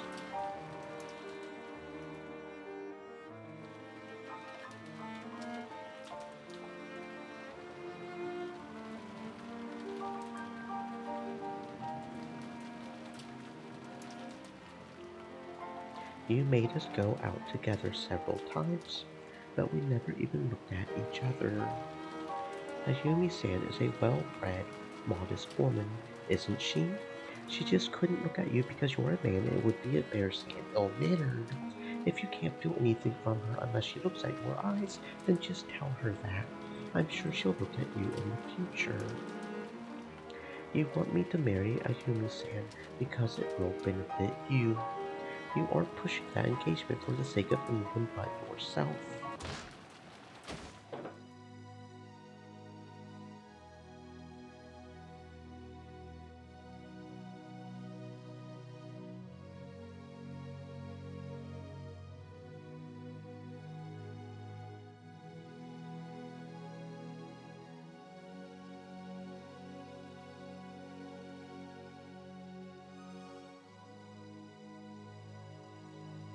George, how can you say that? Have I ever failed to think about what's best for you? I haven't, have I? What is a parent's job is to look after the long-term welfare of their children, right? We've been looking down upon your entire future from a great height. And from our vantage point, we can see that you're letting your momentary youthful emotions lead you down the wrong path. That's why I'm saying this, even though I know you'll hate me for it. If I didn't care for you, we wouldn't be having this fight. I would just tell you to marry whatever strange girl you like and leave you be. You hear me, George? Leave this to your mother. There's no need for you to meet with Shannon Chan anymore. We'll take care of everything for you. Don't worry, we won't do anything bad to Shannon Chan. After all, it's thanks to her that you've grown so much. We won't forget that. So leave the rest to us. George. Sometime during Eva's rage, tears had started to drip from her eyes, as though those tears had caused him to hesitate. George turned his back and sagged his shoulders. Even George is a child of man, after all, though he understands that marriage requires nothing more than the love of two people. He can't get over his desire for his parents' acceptance.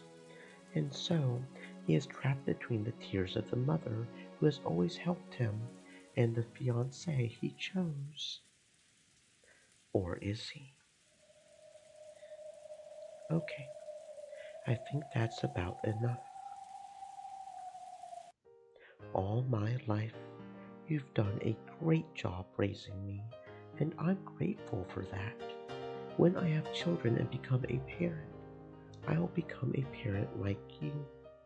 I'll be the kind of parent most worthy of respect in the entire world, one who can truly fight for his children's sake. George.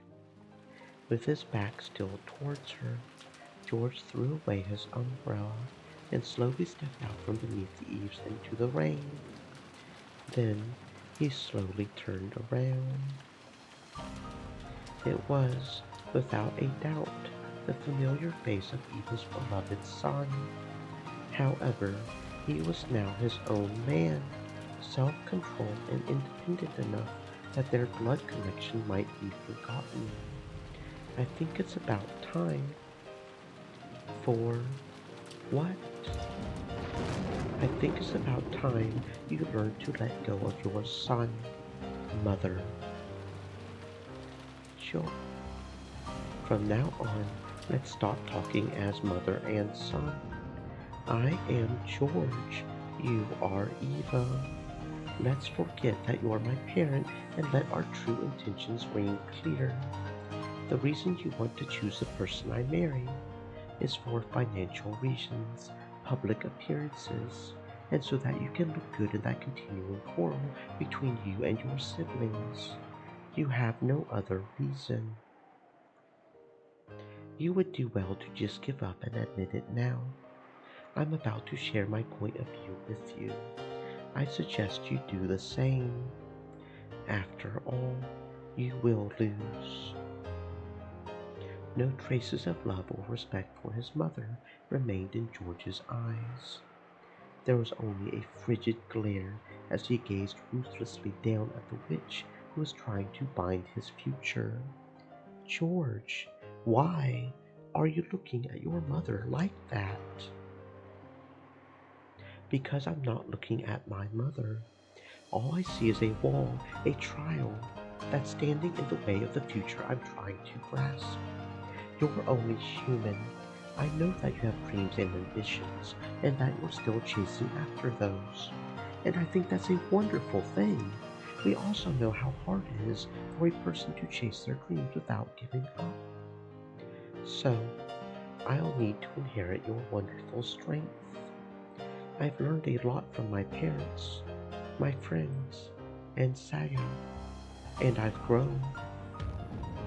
And the last thing I've learned, acquired, and perfected is the real Ushiromiya George. Now I'll overcome the final barrier. You.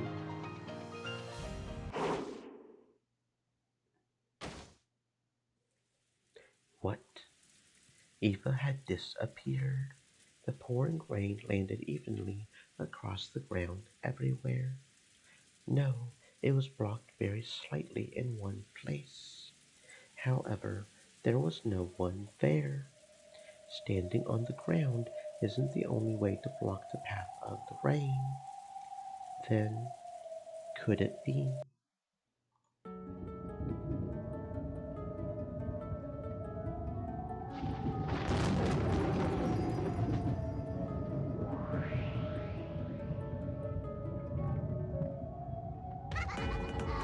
Sure, it's good for people to let their true feelings show every once in a while.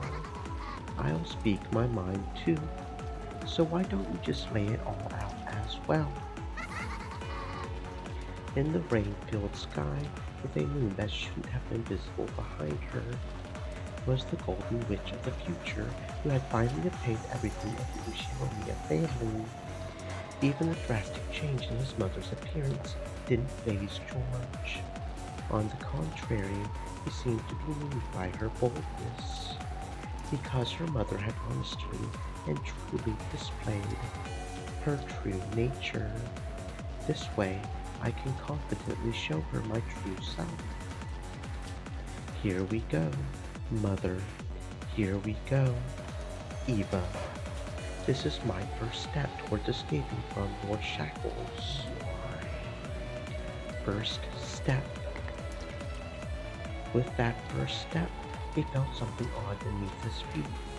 He knew that the sticky sensation, different from that of mud, represented his mother's arrogance, trying to prevent him from making that first step.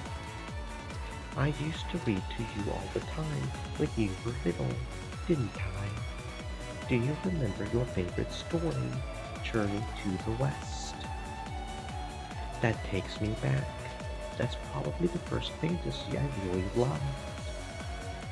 Sun Wukong, the Monkey King, wanted to become a god and was tested by Buddha. If you can jump free from the palm of my hand, I will acknowledge your wish.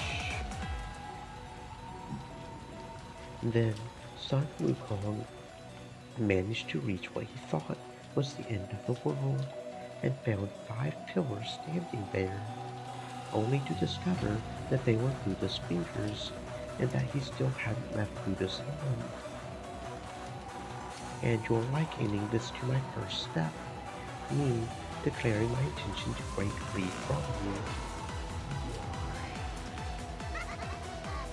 you. Your resistance, your conflict, your anguish and self-restraint and everything else, all of it is a road I've once traveled down. This first step of yours is so trivial that, when compared to my life, it'll just get gobbled up. How long are you going to look away if only you would just look at your feet? At George's feet, on the pitch-black earth soaked by the pounding rain, was what appeared to be a slightly red sash that glowed ominously and blocked George's first step. It was deep, viscous, and it held George's foot in place. From Eva's perspective, as she gazed down from the sky, it looked like a vast red spiderweb that radiated out with George at the center.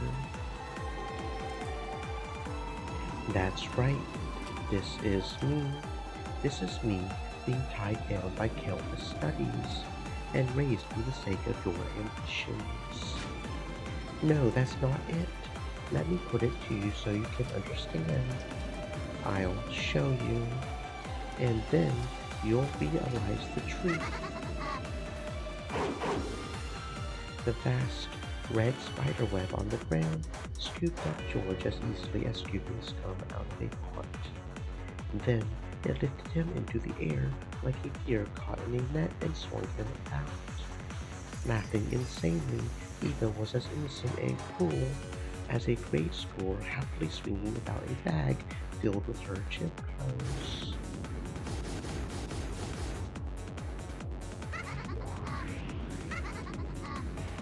Come on, try to remember, okay? What happened on Tuesdays?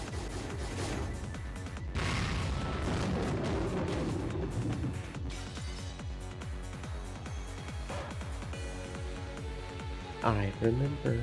That was piano lessons. I still cringe whenever I hear I stepped on the cat.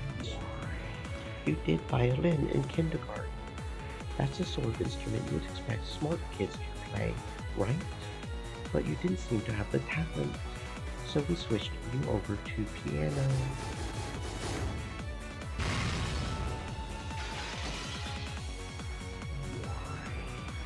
Then, do you remember what you did on Wednesdays? I remember. That was the day I had cram school. It was so far away and a real pain to have to travel to. And Thursdays?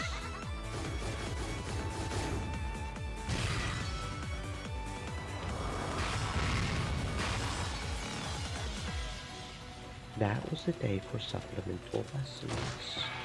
You were just terrible at subjects with memorization, weren't you? You could apply your knowledge, but were horrible at learning by rote, a classic, he can do it if he tries, kid. That one stung. Those are the most annoying words a kid can hear at a parent-teacher conference. You can lead a horse to water, but you can't make it drink. That's a British aphorism, isn't it? Making you get and stay motivated was the hardest thing to do.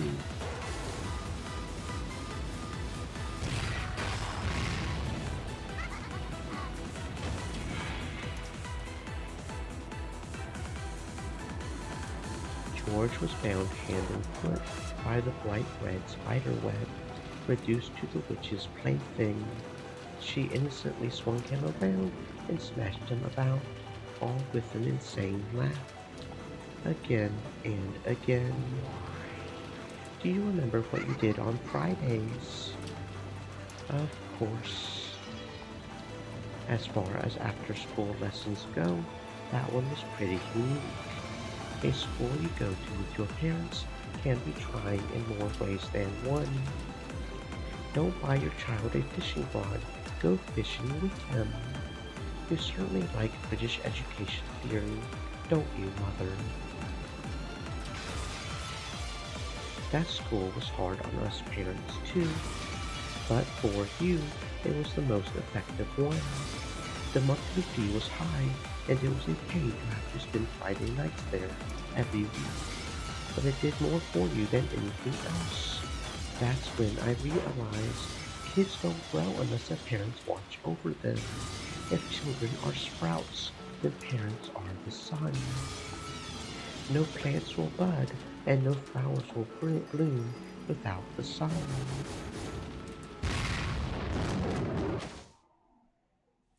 Still bound hand and foot, George was thrown, slammed, and smashed. He could do nothing. He was still like Sun Wukong, unable to leave the palm of his mother's hand. However, since he wouldn't surrender, he could still show resistance at any time. And what about Saturdays? That's when the tutor came. He came to our house, which made it much easier, right? It was a pain having to invite some other person into my own private room every week. I hated the smell of sweat left behind when he left, so much that I can still remember it. He was a wonderful teacher who drilled a scholarly attitude into you. His monthly fees were on par with a lawyer's consultation fee, and it was well worth it. Then, on the Sundays and Mondays that followed, I didn't have any extra school and could finally rest. How ironic. Half those extra classes from Tuesday until Saturday held me down all this time. I really am just like Sun Wukong. Yes, if you're arrogant enough to think that you can escape from the palm of my hand, you'll be crushed by Buddha's 5 mountains. Sun Wukong, who wanted to become a god, was crushed by the 5 mountains of fire, water, wood, metal, and earth, and sealed away. These are the 5 elements that the days of the week, Tuesday through Saturday, are named after in Japanese. Only now did George, who had always admired Sun Wukong, recognize this greatest of ironies. Just like Sun Wukong, you need to reflect upon and be punished for your arrogance. If you can show that you're willing to reform yourself, I'll release you. That's not being released, it's brainwashing. There's no need to think about anything. Why not just leave everything to my mom? I'll decide everything for you. That's the best kind of life for you. I found the most intellectual woman in the world, willing to devote herself to you entirely. I'll arrange for all of your successes and even prepare the roads leading to them. And eventually, you'll be chosen for the highest honor in the Ushiromiya family, the position as successor to the headship. Only then will you begin your true life.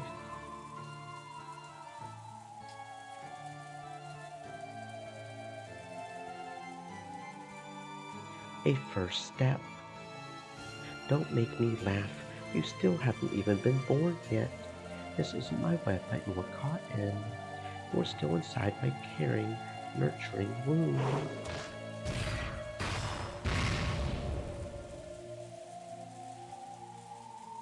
George was slammed against the ground over and over. It was a heartless atrocity, unlike anything one would expect a blood-related son to receive. However, in Eva's eyes, perhaps even this was a sign of love for her precious son. The human-shaped lump of flesh wrapped in the red bag was slammed over and over, then thrown high into the air, where it was caught in a massive spider web in the sky, still covered with fresh blood. While he hung there as though crucified, George didn't even twitch, even if he had had some power to resist remaining to him. The red web pinning him there would have held even that in check. The rain, which had been falling non-stop since the beginning, quietly tormented and pitied George. Be sealed by the 5 melt hands and cool your head. I'm not telling you to stop because I think Shannon Chan's a bad kid, okay? She's a great girl, the one who gave you the chance you needed to grow up. However, an ill-considered engagement is a different matter entirely. The issue has nothing to do with some failing on her part.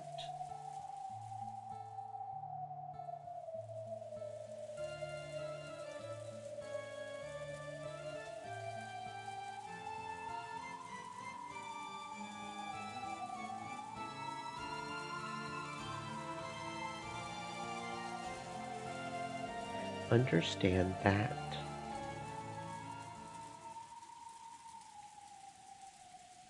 Blame the problem, not the peer. Right? That's another British saying. I really did raise you to be a smart kid. No, I am raising you. You're still inside me, right? You need to be nurtured a little longer. Okay, that's enough punishment, so apologize to your mother. The spiderweb released George reluctantly. Then it threw him to the ground beneath the cloudy sky. Thank you, Mother. It was all George could do to get up on his hands and knees. Though he wiped the mud away and stood his ground, he still couldn't raise his head. Everything you've done so far, you've done for me, haven't you? Thank you. Thanks for everything. That's right. You must hate me now, but one day you'll thank me. I'm sure you'll understand how much I loved you. Being bound by all those extra classes from Tuesday until Saturday, that's a sign of how hard you worked to raise me to be an excellent man. That's another British phrase. To cover a child in blessings is the greatest education of all. Thank you. In return, I'll give you a British saying. What's that? Even if you strike all the trees in the forest once with an axe, you will not fell a single tree. And what does that mean? Maybe this one is clearer. To spend too much time in studies is sloth. Francis Bacon. The man drenched in mud and blood straightened his crooked glasses and slowly stood up. Though he was covered in filth, his appearance had a divine quality to it, something that could only appear on a self-controlled man, not one who had merely been dozing in his mother's amniotic fluid. I cannot count the number of things I've learned from Sayo. She taught me courage and chivalry, how to be ambitious and witty and humorous, and just a little stylish. It's ironic. Almost all of the things you say are so wonderful about me didn't come from you at all. To George, are you? Are you still? Time to get back in mother's womb. I'll nurture you in a sea of warmth once more.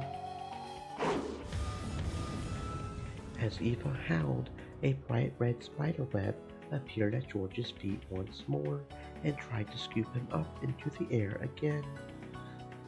However, at that instant, a powerful magic circle could be seen in the area surrounding George for just a moment. Faster than he could be scooped up by the spiderweb, George jumped, and with a sharp kick of the heel and a magnificent forward flip, he cut the shackles of that spiderweb apart.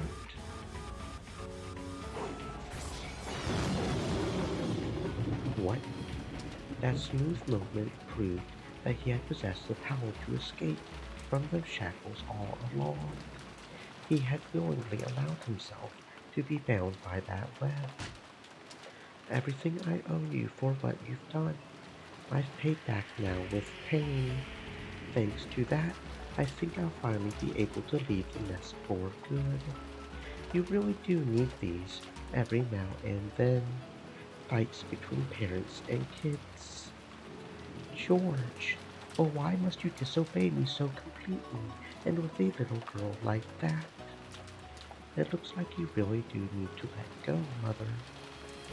Maybe it's about time. To time for what? It's about time. Time to start fighting back. The curtain of spider webs that Eva shot out in defense were all too slow. George weaved through them in one instant, and the next he was right before her eyes.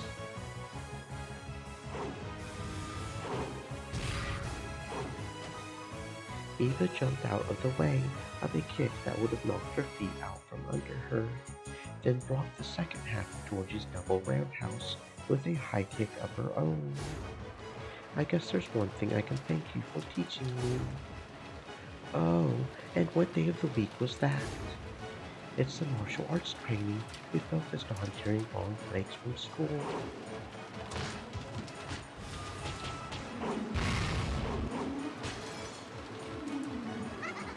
I'm glad, George, to hear you're grateful for at least one thing. Your mother is happy. Eva's swift feet flashed like lightning. Low, low, low, mid-level attack. As George's head fell forward, she caught it in both hands as though she was about to smash it against the ground. It was then met with Eva's knee as it rose like a bolt of lightning from the earth.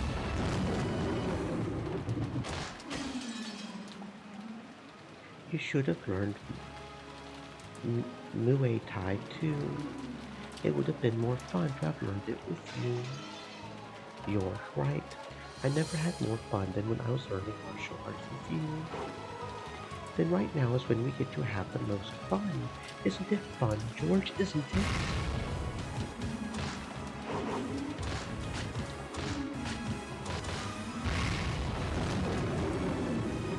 Is it fun to play with your son like this, Mother? Yes, it is. You're my precious son, and I'll love you lots and lots inside my womb. I even love it when you kick in there. Understood, but this kick's coming from the outside of your belly. George's knee buried itself into Eva's abdomen. An instant before she felt the pain of that fierce attack, Eva watched her son's kick with a proud smile, and then vomited.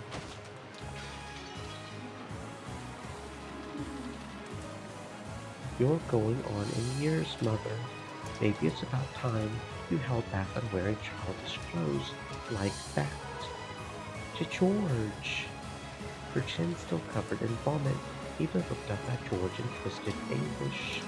She could see how pathetic her face was by her reflection in his glasses. Both you and I need to leave our childhood days behind. So long, Mother.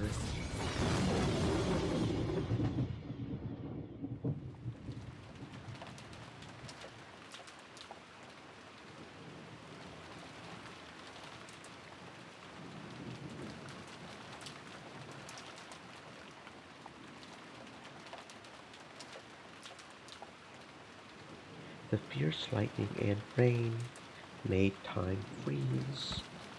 George's beautiful kick had stopped an inch from Eva's chest. However, the power of the red magic circle surrounding George had already pierced Eva's body. Though he had stopped without hitting her, blood poured out of Eva's back. No wound had been left on her chest, but her heart had been punched through. Eva slumped backwards and landed in a puddle with a splash. There were no convulsions. Her life had been ended without leaving her even an instant to writhe about in pain. I know you're somewhere over there, Gap. As he straightened his glasses, George spoke to the rose thicket behind him. Then a pitch-black hole opened in the air there, and Gap jumped out. Impressive, even considering that it was before her ascension. I can't believe you managed to defeat Eva Beatrice. I thought you would be there. Thanks for not interfering. I'm glad we were able to keep it between mother and son.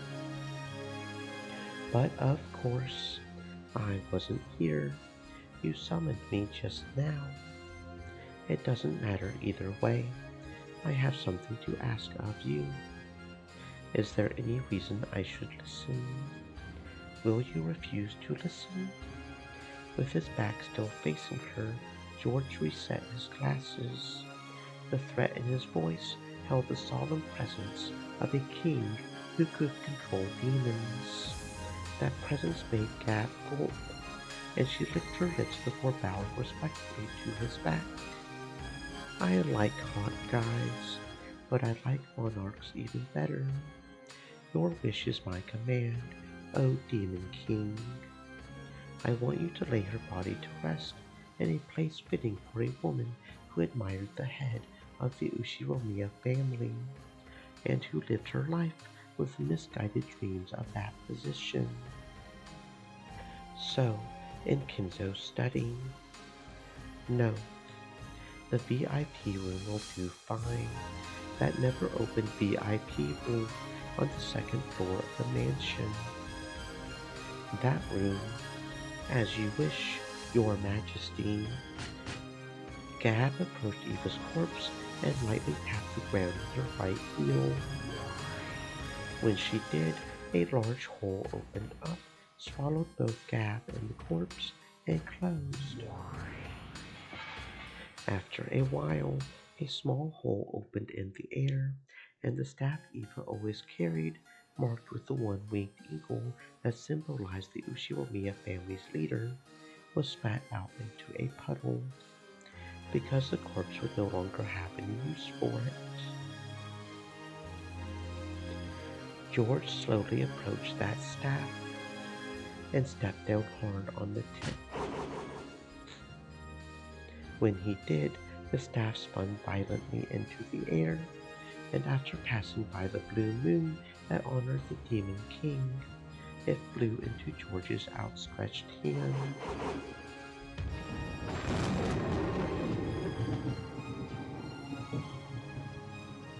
The instant he passed it, another fierce lightning bolt landed nearby, and by the time the flash disappeared, the staff he had held had become a spray of gold butterflies and vanished. It was as though George had crushed the staff out of existence.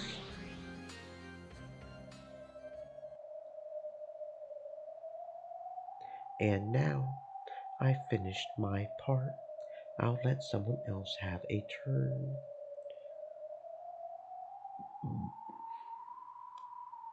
I can't believe you attacked your own mother. It's the person who loves you first in this world, and the last one you have to separate yourself from. That's what it means to leave your home. This is the courage I need to show to take Sayo as my wife. George Sama. Bravo, Ushiromiya George. An excellent start. Even though it was just within the game, even though it was just a piece, I didn't like having to kill my mother. However, that was the trial you set me, so I saw it through. He stared at the two demons. The demons looked at each other and showed their surprise with their now familiar exaggerated gestures. Wonderful! Wasn't that splendid, Zepar? Indeed it was, Fur. George Kun's determination is the real deal. It seems I've misjudged you. Please accept my apologies. George chose not to go along with this theatrical conversation. He just quietly looked down upon the game board. found the piece representing his mother, which was right next to his, and tipped it over. This was the trials as the par and Furfur had set for him, so that the love of the pair will stand true. Offer up the life of one person by your own hands. It was similar to that trial during Beato's games, where they were given three options as part of a test to select the next family head. However, a pair of lovers will never abandon each other's lives, so they were automatically left with the option of sacrificing the life of another instead. In fact, it was merciful that they only had to choose the life of one person other than themselves instead of all. And besides, it only meant taking these lives as pieces on the board. For the versions of themselves to whom the game board was the only world, this was a tragic parricide. But to those who stood around the game board in the witch's smoking room, it was nothing more than a movement of the pieces representing George's will to overcome his parents. However, the fact remained that the demons had ordered them to take these lives, even if it was just one from one of the endless fragment worlds. George appeared to have distanced himself from the events on the demon's game board, but Jessica still seemed to resist the idea of stealing another person's life, even if it was only their life as a piece on the game board. Have you been scared stiff? No, the Beatrice that batters and desires would not be shaken by the likes of this. Well then, who will undergo the next trial? Please choose the next victim. It doesn't matter who. Please name the next challenger. Any one of you may go. If no one speaks up, that means I win, doesn't it? Yes, that's right. If so, congratulations, Ushiromiya George. The key that leads to successful love between you and the one you cherish. We will now proudly hold it right there.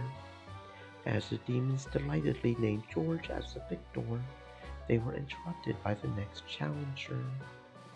Jessica, Sam, I'm up next. Okay, I'll do it. I'll show you that I'm serious about Umineko.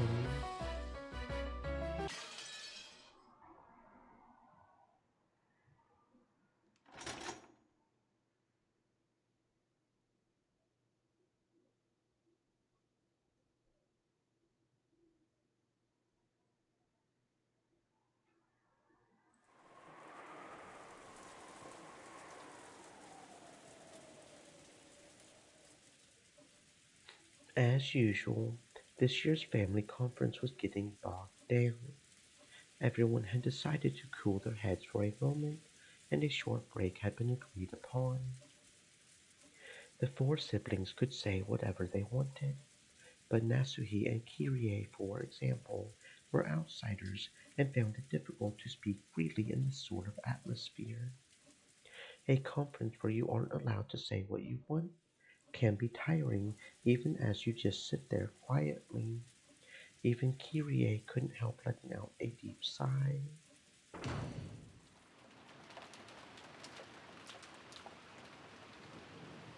This was the second floor hallway of the main scion.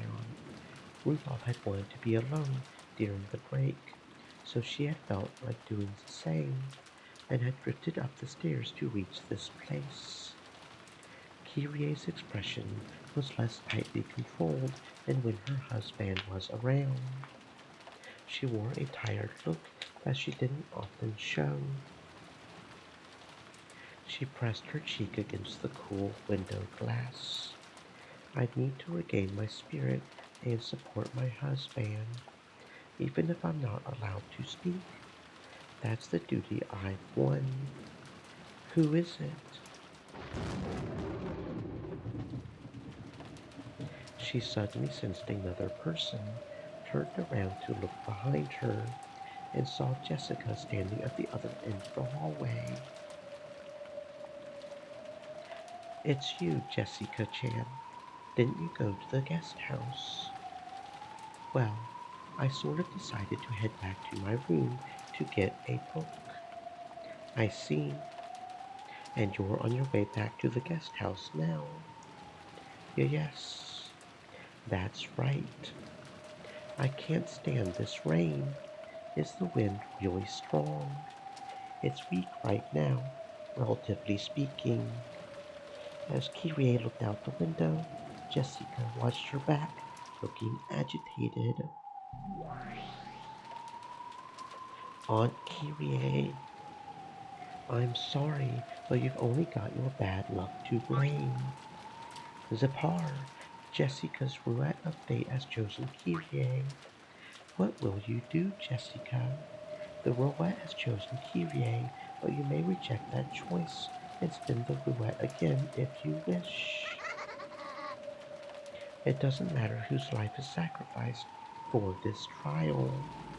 Jessica wasn't like George. George had willingly chosen Eva to be his sacrifice, to signify his separation from his old life so that he could step into a new life married to Shannon. However, Jessica hadn't thought of any particular target, so she had left it up to the roulette of fate. There was no exaggeration. She had walked around at random, imposing a rule on herself that the first person she met would be chosen as her sacrifice. So, the roulette of fate had brought her to Kyrie. Of course, there was nothing forcing her to keep to that rule. However, Jessica didn't want to break a rule she had once made. Even though she was participating in the demon's game, she still wanted to cling to this one last virtue.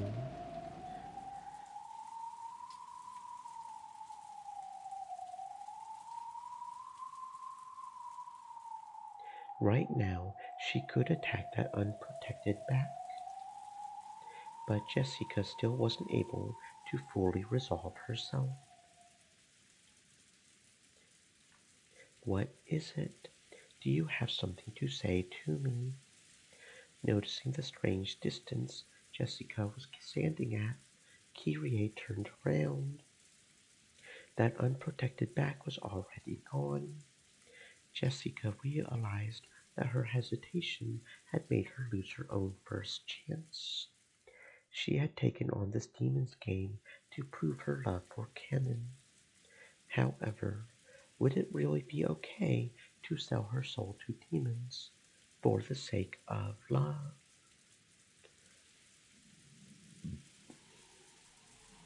She had energetically consented to Stream this demon's elements. game, Said.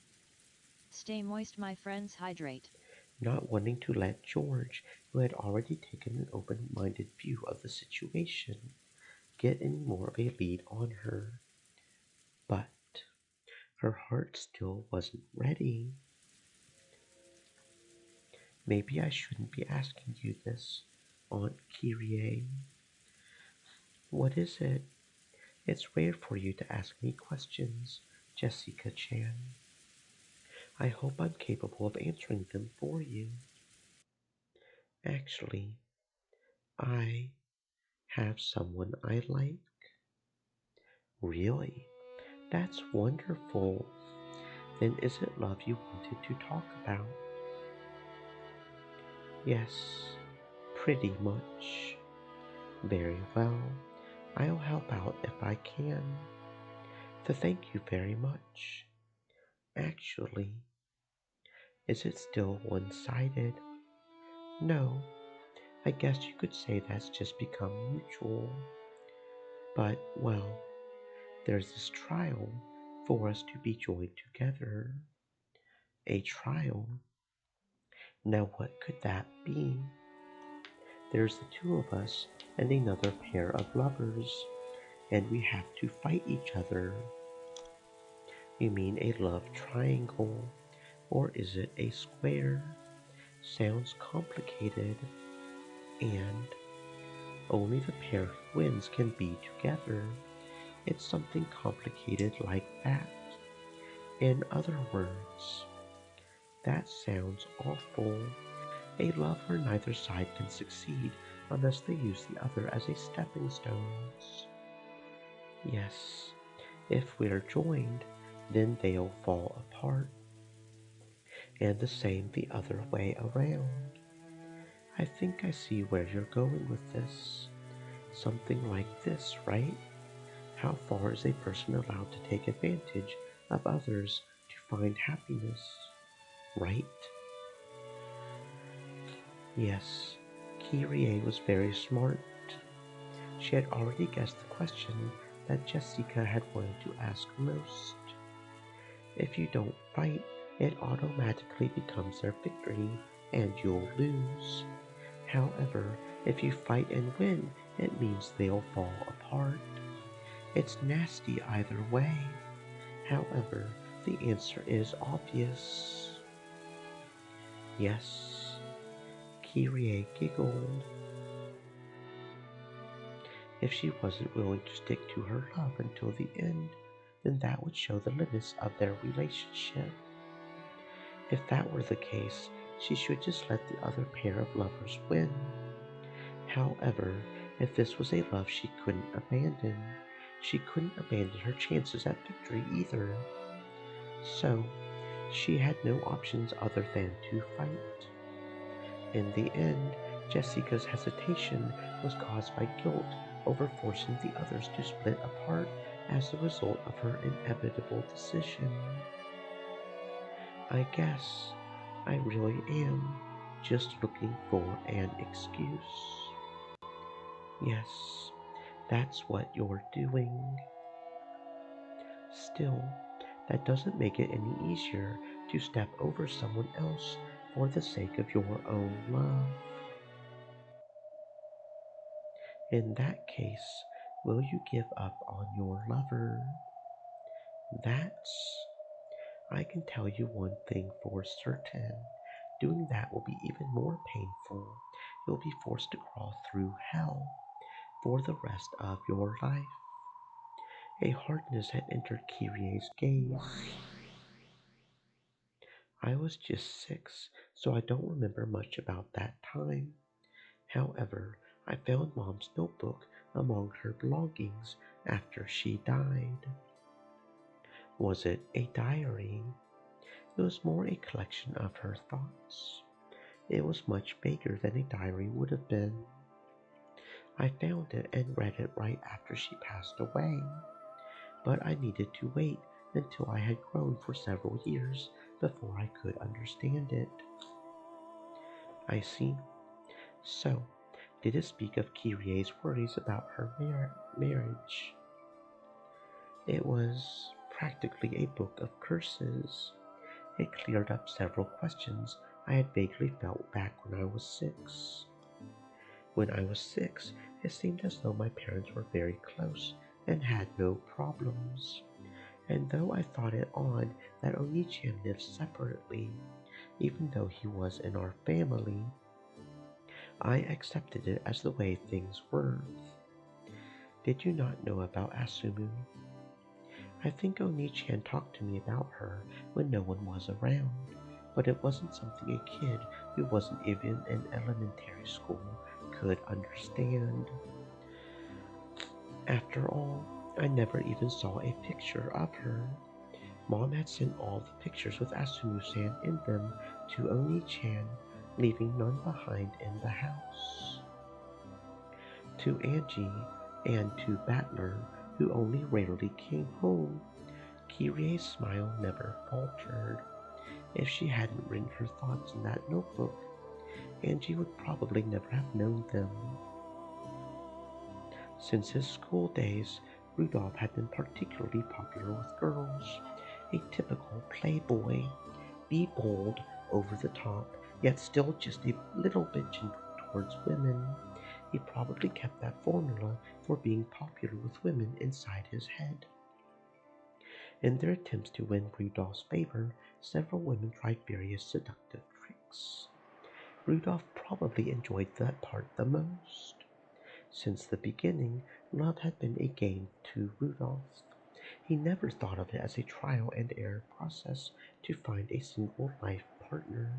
He would intentionally spark jealousy between women, lap up their compliments, and revel in the harem. He may be my father, but he was an awful man. But at the same time, Dad must have looked down on those toadying girls. Mom, who was very aware of her self-worth and extremely intelligent, must have stood out. Even though that might have been due to Kyrie's more skillful methods of catching Rudolph's gaze. Yes, maybe. Mom was smart in a lot of ways. Like the other Ushiromiya siblings, Rudolph had strong ambitions and lofty goals. Under the mottos of, if you can pull it off, you're golden, and as long as no one finds out, he would alternate between setting up businesses that were borderline swindles or illegal, then running away. I've heard that in his college years he was already making use of that talent, thinking up shameless projects and cleverly making money through the panic of selling a party tickets. So much so that he could brag about carrying a wallet full of 110,000 yen notes all the time.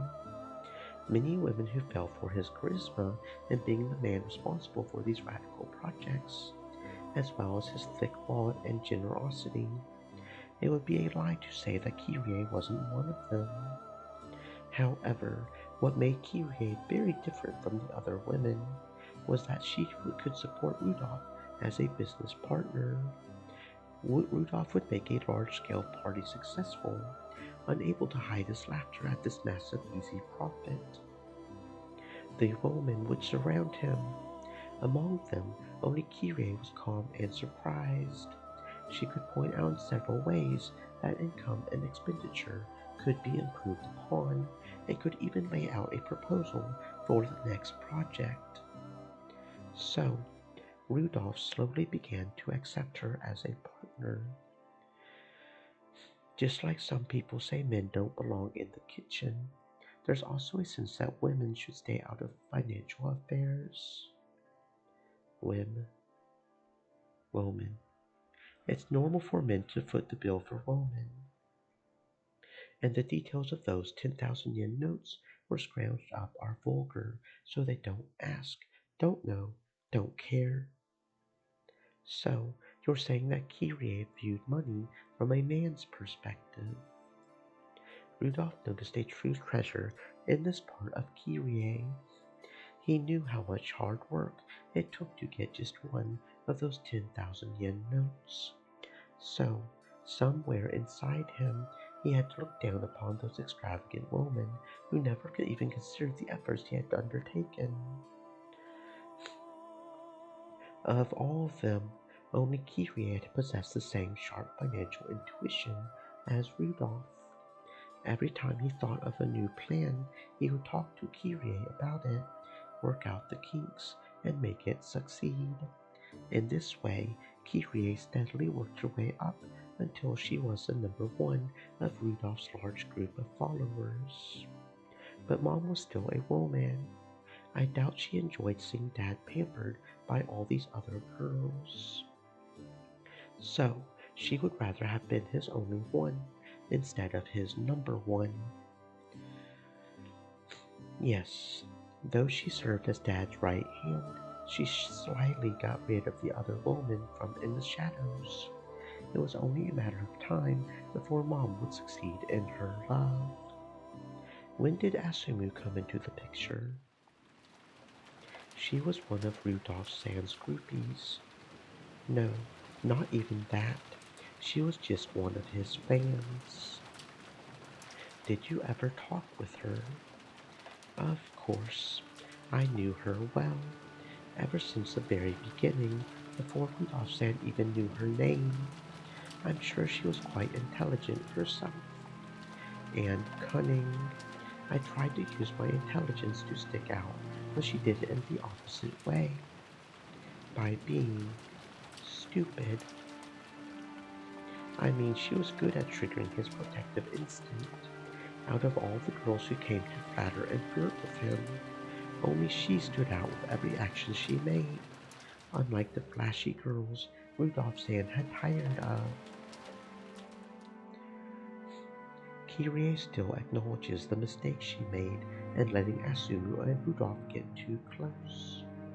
Kyrie had thought that taking the role of Rudolph's business partner meant she would have him all to herself. That might have been due to her pride, and it might have been her arrogance as she tried to eliminate the relationships between all the other girls and Rudolph. Perhaps she sometimes tried too hard as a business partner, putting too much pressure on him, regardless of the fact that it was justified. Bit by bit, Rudolph had started to need a woman who could stay quiet and soothe him, without making him think about anything complicated. That woman was Asumu. I am ruthless and intellectual, rational and economical. In a plank of Carneades situation, I would push the other person off without hesitation. Carneades. Carneades. I thought that was the kind of partner suitable for him. However, though that ruthlessness had made her reliable on the business side of things, it might have disturbed Rudolph deeply outside of business. At some point, though Rudolph still acknowledged Kyrie's skill, he began to yearn for a quiet, warm acceptance.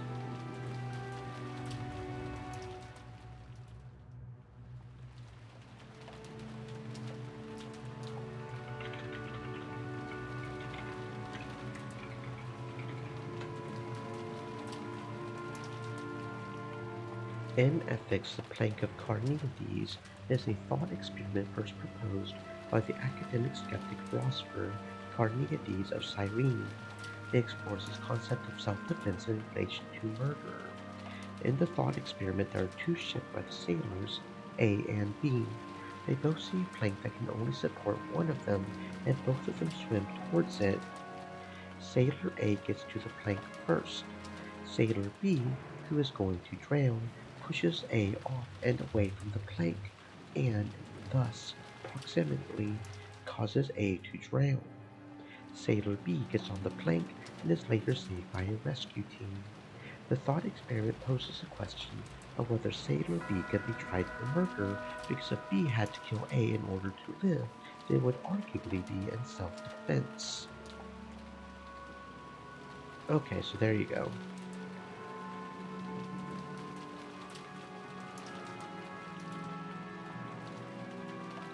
That is what the plank of Carneades situation is.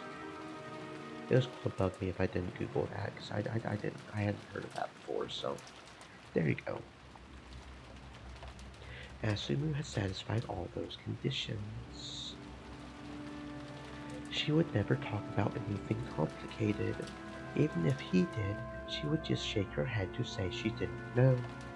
However, she would care more for him physically than anyone else, quietly putting a blanket on him and staying by his side until morning.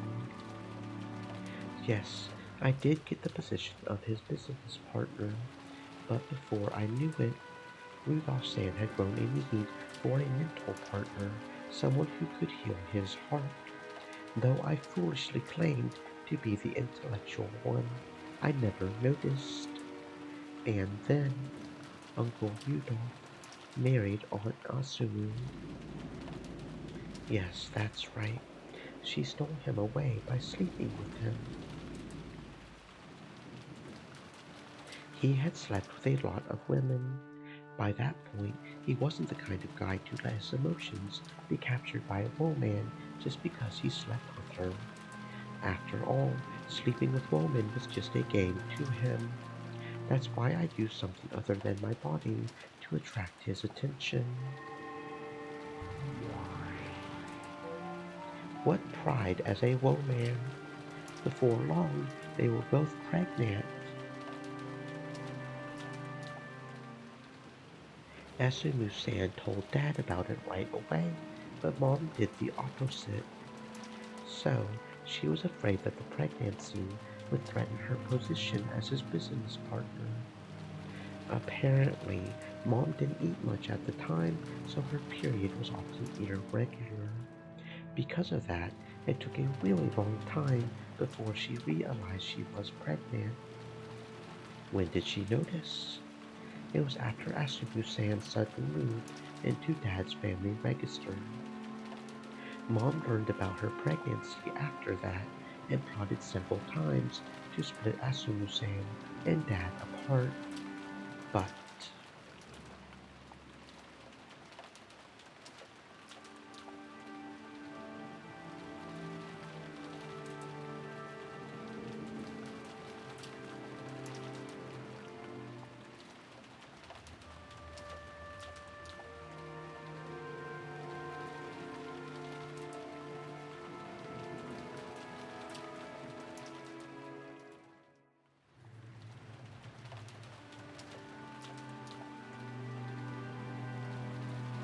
even though Asumu-san always acted like such an airhead, once she got her hands on Rudolph-san, she didn't let go.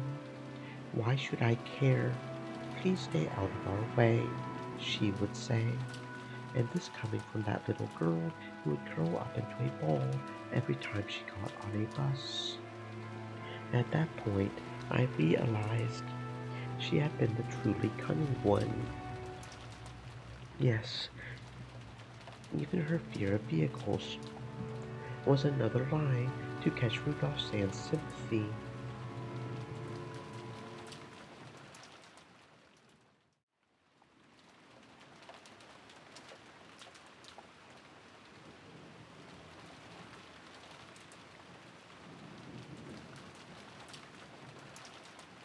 My apologies.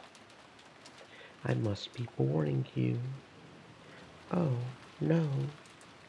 At the very least, I wanted him to acknowledge the child I would give birth to. It seems as though Rudolph-san was prepared to do that. He made sure there was a hospital waiting for me, and even though Asumu-san was close to giving birth herself, he gallantly came to see me, even though she was already his wife. What an awful man, really. After that is a tale I can't bear to even tell. Both Asumu and I had the same delivery date, and yet her pregnancy had meant her marriage, where mine was completely meaningless. I swore to bring up my child well and have Rudolph-san acknowledge it. The fight between Asumu-san and me ended with my loss.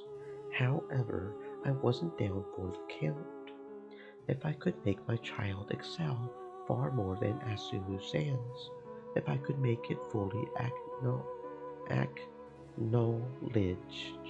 by Rudolph-san, acknowledged, I would be rewarded. That's what I believed. However, that child was a stillbirth. Yes, Asumu-san gave birth to Oni-chan, but Mom didn't give birth to anyone. Even Mom's final hope of being left a spot as Dad's second wife was destroyed.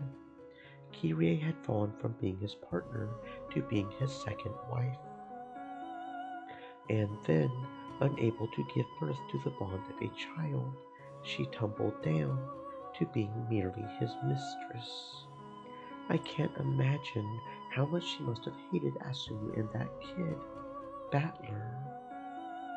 And despite that, Mom was able to act in a very friendly way towards Oni-chan.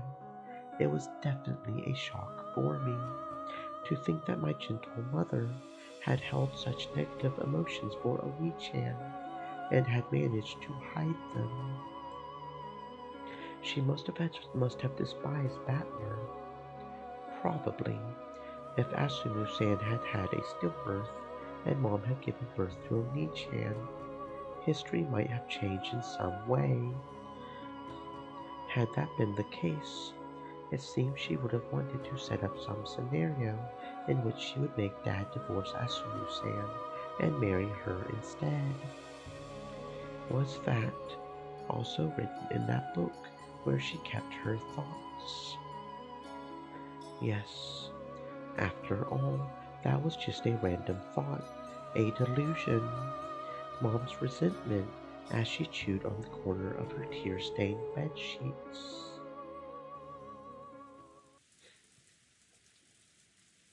There's just one thing I regret. You mean the pregnancy? No, no, it's my arrogance I regret. Rudolph-san is mine now, so I'm completely safe. I'll never lose to that Asunu kid.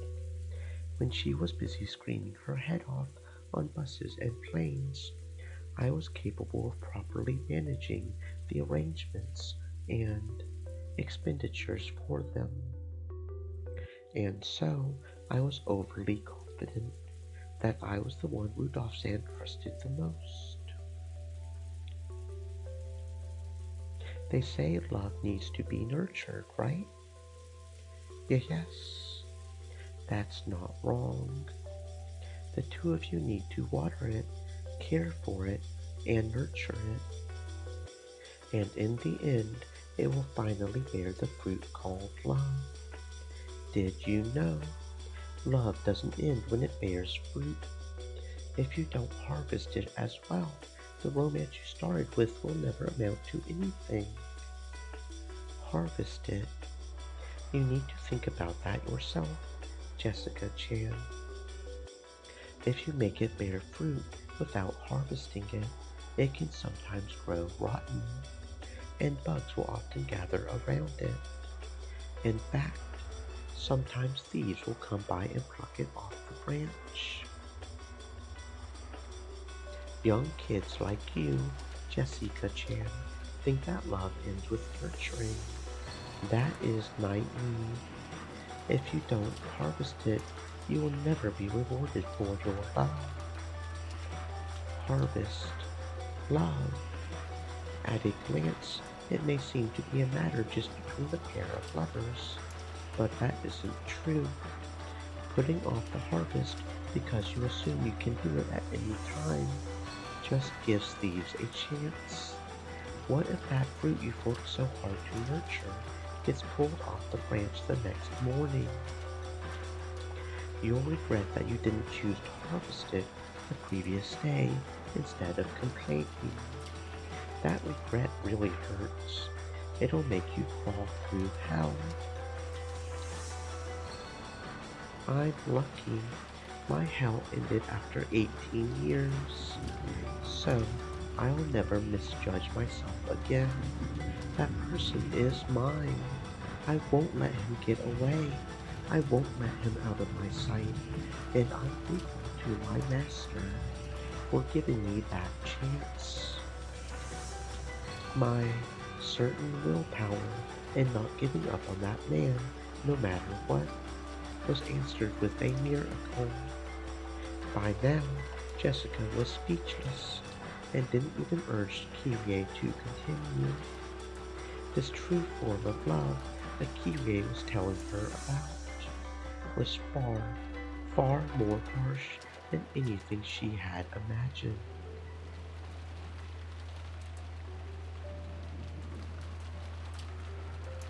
Right now,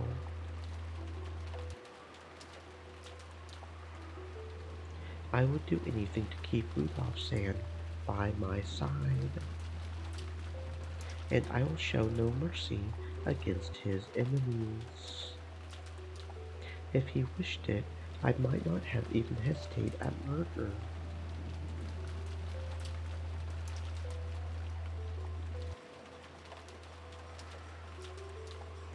And because I finally resolved myself to doing that on the 18th year, that certain willpower brought about a miracle for me.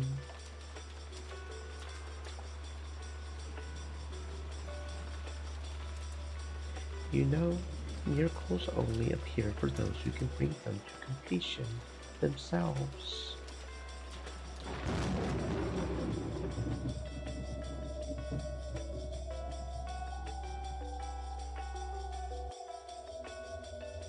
Asumu's death had not been a murder of any sort. However, Kirie had constantly cursed her and hoped for her death. And finally, on the 18th year, she had built up the determination to kill her with her own hands.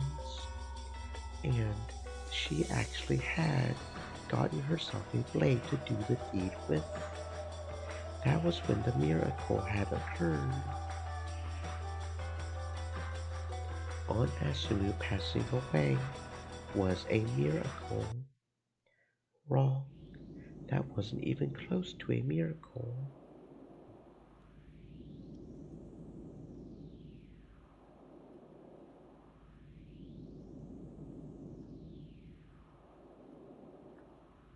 After all, if she hadn't died, I would have killed her. In other words, she was fated to die no matter what. The miracle is that, even though she did die, I didn't have to get my hands dirty. That's all. Until now, Kyrie had never shown Jessica. No, she had never even shown Rudolph that glint in the deepest depths of her eyes. It told plainly and clearly that romance and love are not the sweet and fluffy candies that young girls imagine them to be.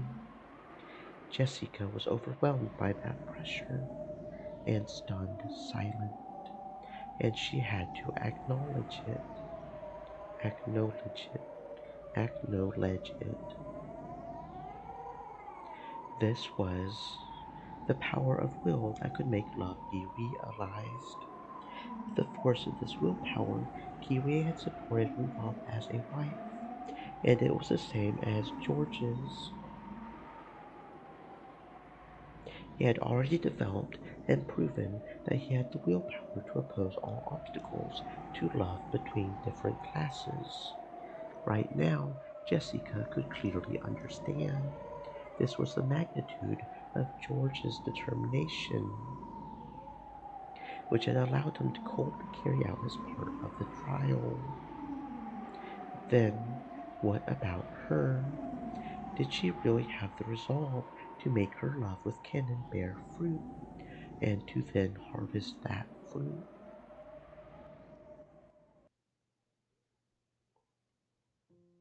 I'm sorry. You probably just wanted a little advice, and I've scared you. Blame the weather. I just wanted to pressure you a bit, but I've gone overboard. Kyrie let out a relaxed smile rise to her face. The tense atmosphere finally slackened. However, her words had been gouged into Jessica's heart. I don't know what your love has been like, Jessica Chan, but if you have a rival and neither is willing to back down, you can't let yourself become complacent. If you do, you'll end up like me.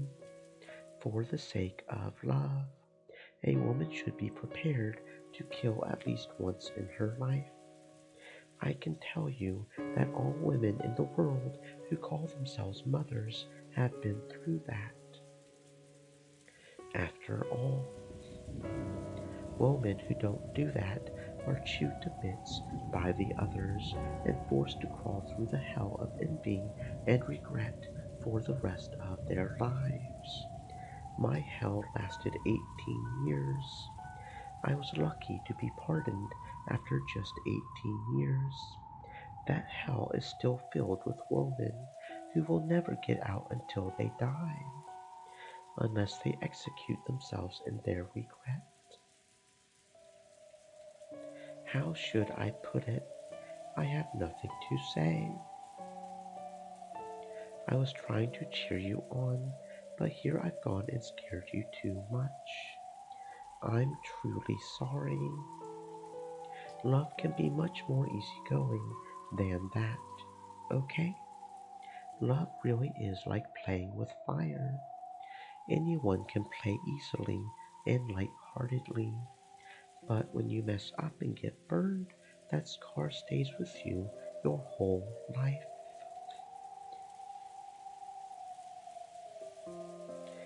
Regrets from love never fade.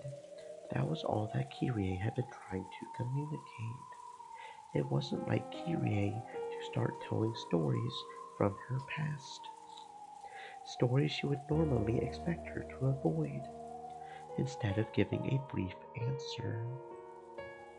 However, Kyrie might have thought Jessica deserved to hear.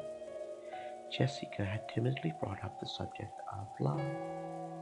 Perhaps Kyrie had opened up and told everything because she had seen the fires of Jessica's determination in her eyes. Okay, I need to head back soon. Let's keep what we've talked about a secret, okay?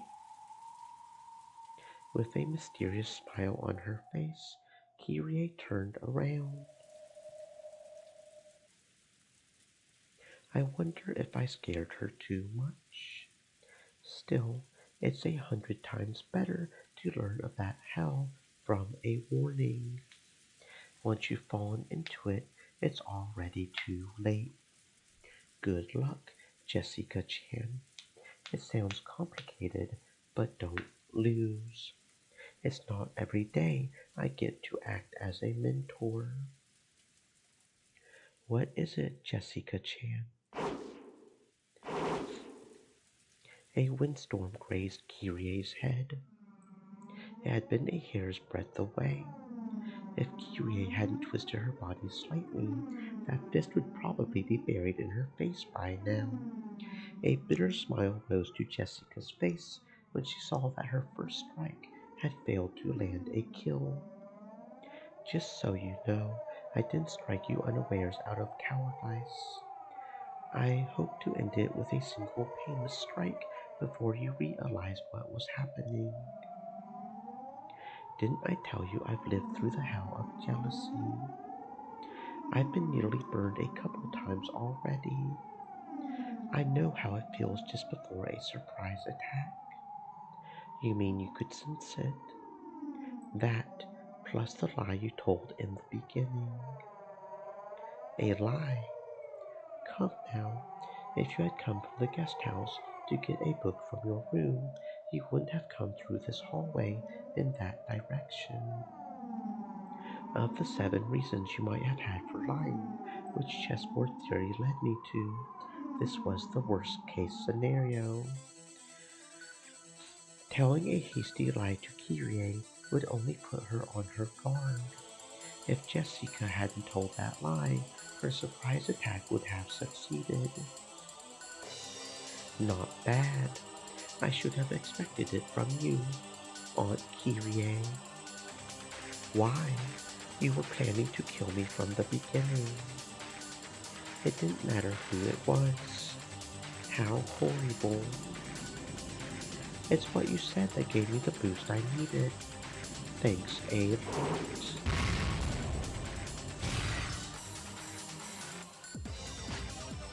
What? Kyrie dodged the punch, placed her hand against that fist, and slammed it against the wall. Normally, Jessica would have hurt her hand on the wall and rolled around clutching at it in pain. However, Jessica's fist had left what looked like a meter-wide crater in the wall. Instead of wearing a look of anguish, Jessica clicked her tongue in irritation at having missed. Incredible. I see that you are your father's daughter. Have you taken up boxing too? Impossible. Jessica is bare-handed. She isn't holding any sort of weapon at all. Please don't resist, Aunt Kyrie. Just one strike to the head. I won't let you feel a thing. Kyrie tried to look confident, but she couldn't hide her confusion at this unreal destructive force. If that punch had hit, her head probably would have split open like Jessica had said, killing her without any pain. Here I go.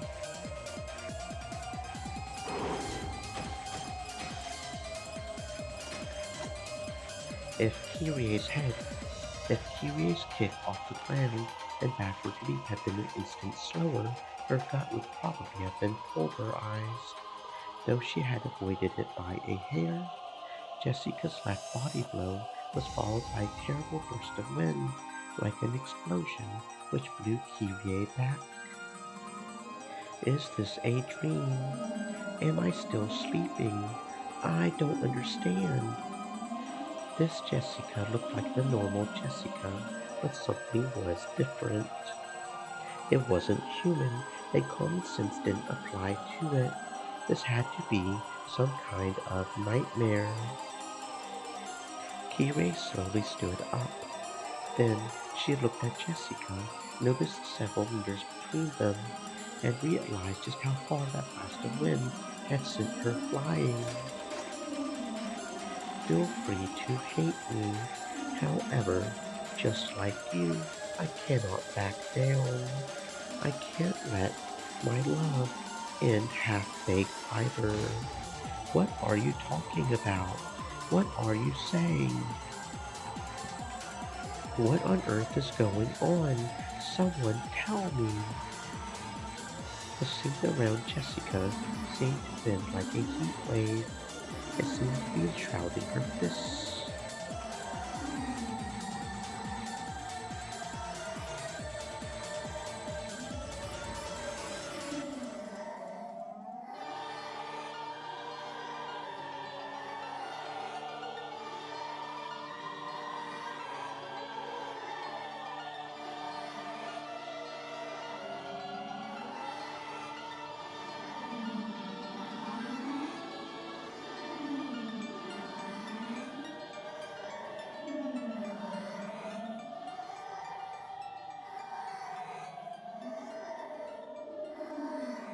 And it seemed as though something like a red magic circle had appeared beneath her feet. It looked just like a western demon standing amidst the flames of hell. Flame upgrade, mass upgrade, armor piercing upgrade. Each time Jessica muttered, her fists were surrounded by a pulsating, sinister red light. Those fists, which were actually smoking, surely represented the iron hammers of hell wielded by demons. Goodbye. This is just a nightmare.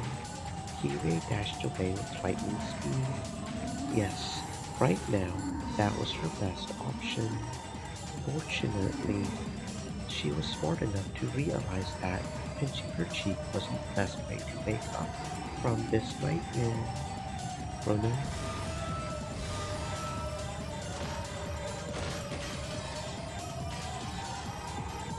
When Jessica muttered once more, a blood-red magical barrier cut across the corridor.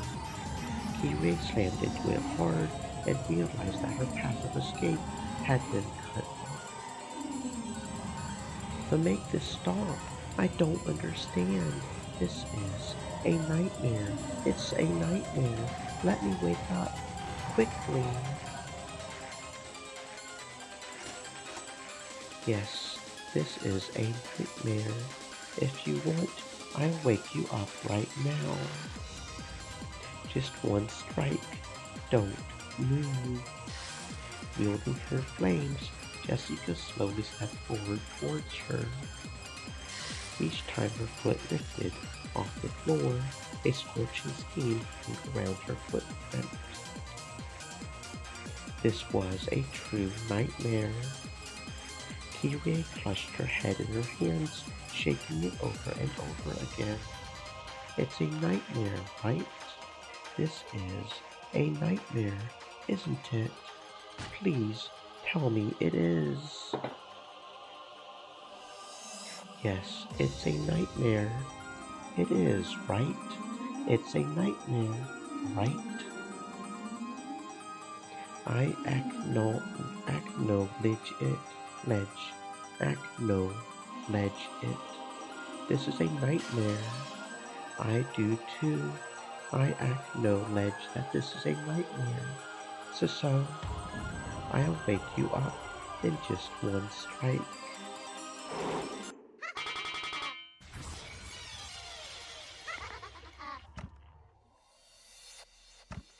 Jessica's neck was twisted at an odd angle, and she staggered backwards, her eyes white as though she didn't have a clue what had just happened.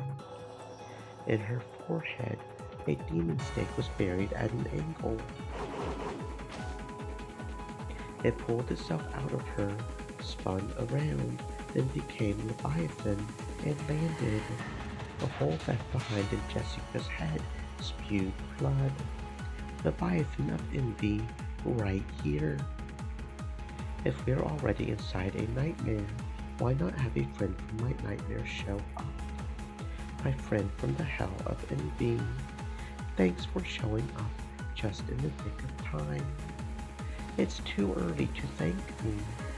She's not down yet. Even though she had taken a deep gouge to the top of the head, Jessica just stood there, convulsing and wide-eyed, and didn't fall over.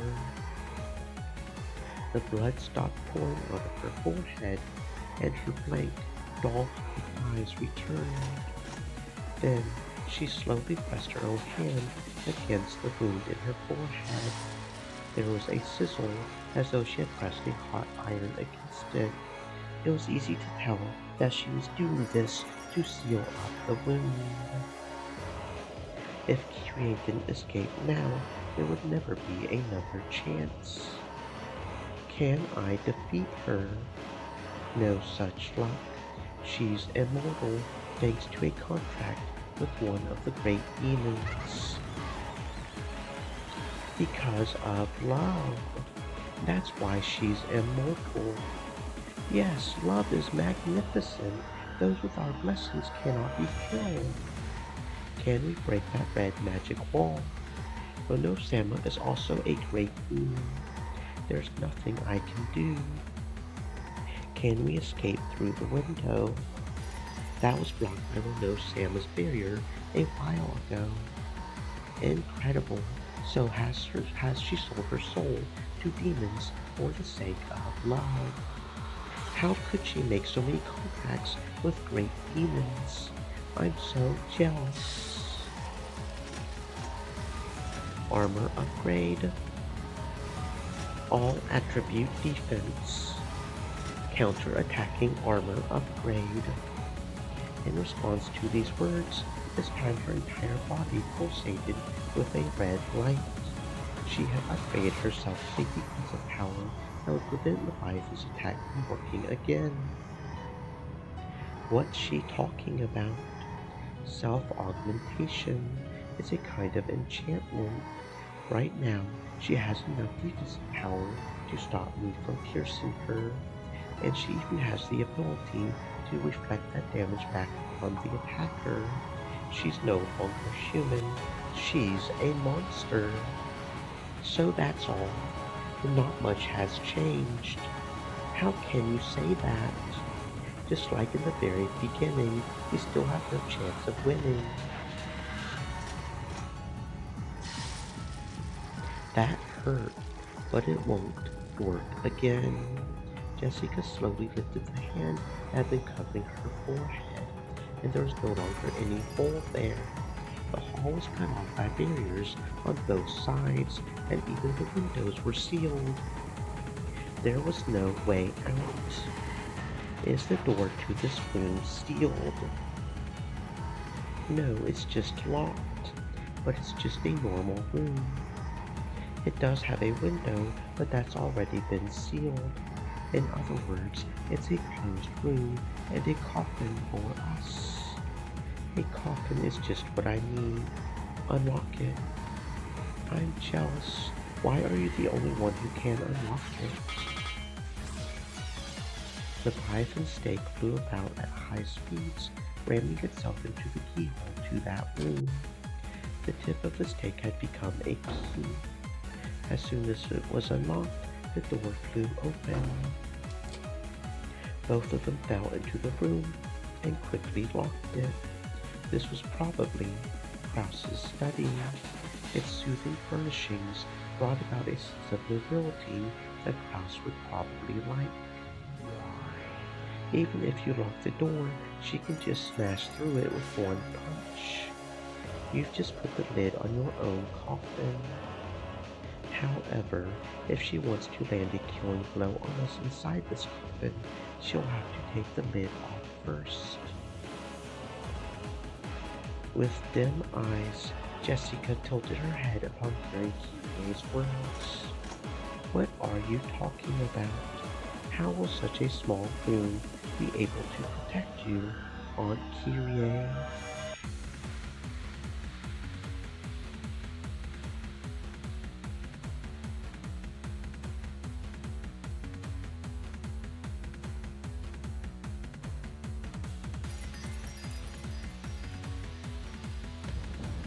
This room may be a closed room. It may leave us with no method of escape. However, even you can't break into this room. That's what a closed room is. What are you talking about? How does this tiny room, with its tiny door, make you think you can't escape me?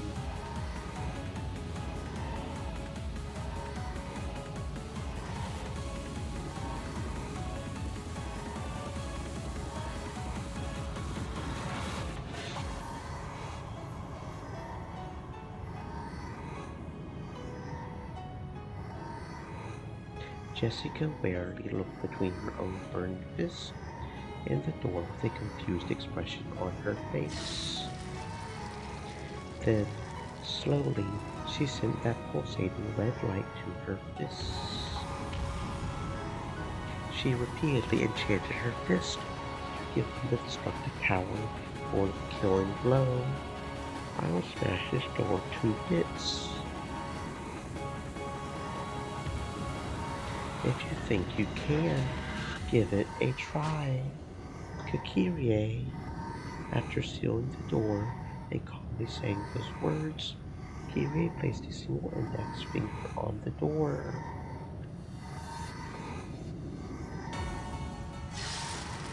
Jessica slowly raised her fire-breathed demon's fists. So long, Aunt Kyrie. Kyrie. Jessica's fist slammed to the door in slow motion. It was like the decisive scene in a movie was being acted out. However, this was no act.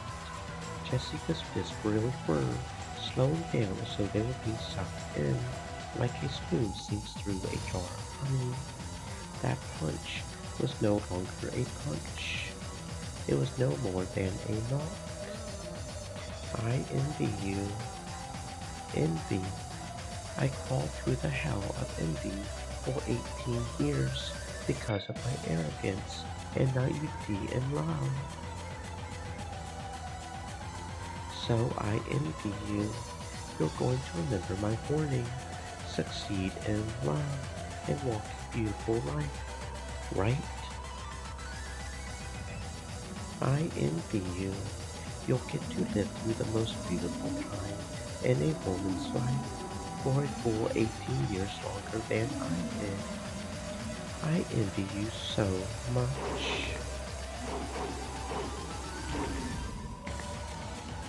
Jessica tried to slam her fist against the door over and over again.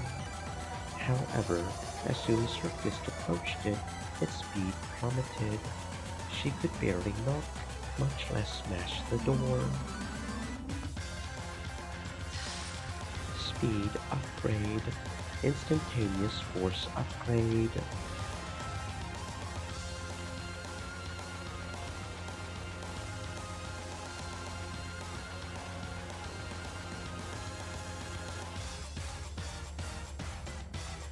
Speed of sound upgrade. It's useless, girl. Smash it. With full speed upgrades, Jessica's fist moved at the speed of sound, 1,225 kilometers per hour. However, how long had Jessica been in envy to gain that speed? She had started to envy George and Shannon's relationship about 2 years ago. 2 times 365 equals 730 days. 730 times 24 equals 17,520 hours. However, she wasn't envious all the time. It only happened when Shannon started going on about George. With Shannon's shift on about 3 days of the week, divided 7 times 3, and it wasn't as though she would go on about George all day long. Her fond words for him would only leave a mark on Jessica for about an hour, right? So only 1/24th of each day. 17,520 divided by 7 times 3 divided by 24 equals 312, removing the fractional part. The number of hours that Kyrie had been jealous was 157,680. In other words, this wasn't even 0.2% of the time Kyrie had been jealous. Even 1,225 kilometers per hour, the speed of sound becomes only 2.45 kilometers per hour in the 1/500th world. Understand? You're lacking in both love and jealousy. Even if she increased the speed of her fist, in Kyrie's world, Jessica couldn't make it any faster than a walking child. Jessica ground her teeth, her fist still pressed against the door. If someone could have seen this from both sides of the door, it would have looked as though Kyrie was holding it shut with a single finger. Way to go, Kyrie. See, this room is a closed room. At most, Jessica Chan can knock on the door, but she can't lay a finger on us inside. Beatrice's definition of a closed room. What the heck is that? At this rate, this closed room will be troublesome indeed. It is impossible for a human to carry out a closed room murder. Only magic can do that. Until you truly understand magic, you will not be able to crush it. Jessica Chan can't corner me any further. As time passes, the relatives will eventually realize that I haven't returned, and they'll start searching the man's scion. Then you will be observed. Both witches and magic disappear when they're observed.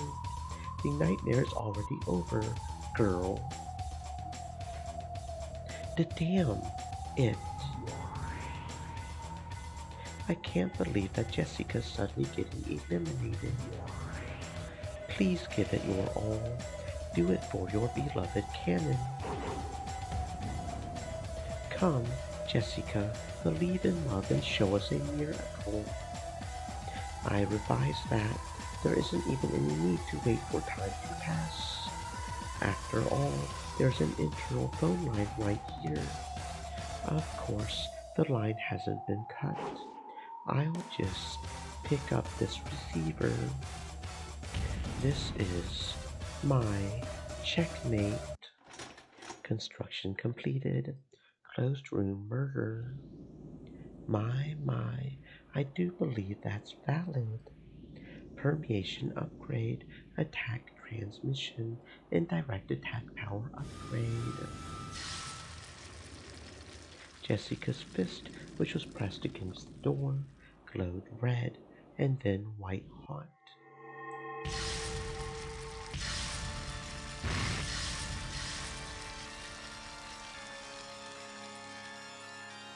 Jessica didn't even swing her fist. She just kept it pressed against the door. However, Jessica's murder extended within the closed room. Through the crack in the door, through the keyhole, burst the flames of hell. Jessica couldn't see what was happening inside the room. However, even here, on the other side of the door, she could tell that the flames of hell had swallowed the entire room.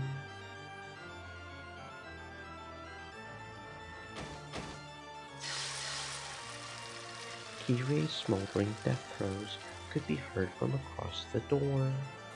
Jessica clearly heard as Kirei danced a dance of death amidst the hellfire, fell to her knees, and slumped over to the floor.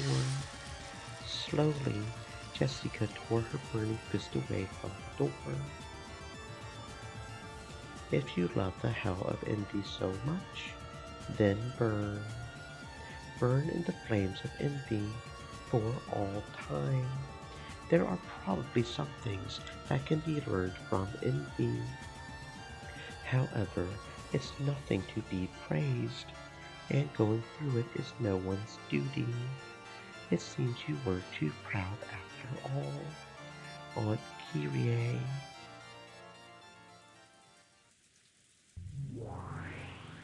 A splendid closed room murder. I'll let you take care of the mess. I would hate for her corpse to be burnt to a crisp when it's finally found. Do you think you could clean it up?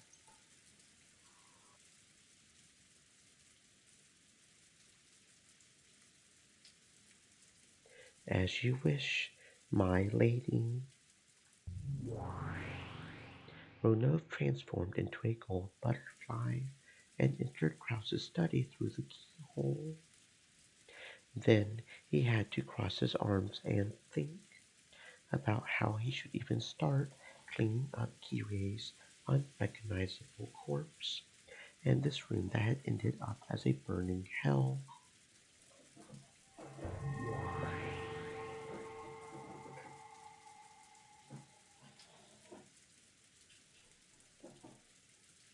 Jessica finally let out the breath that she had been holding down in her chest.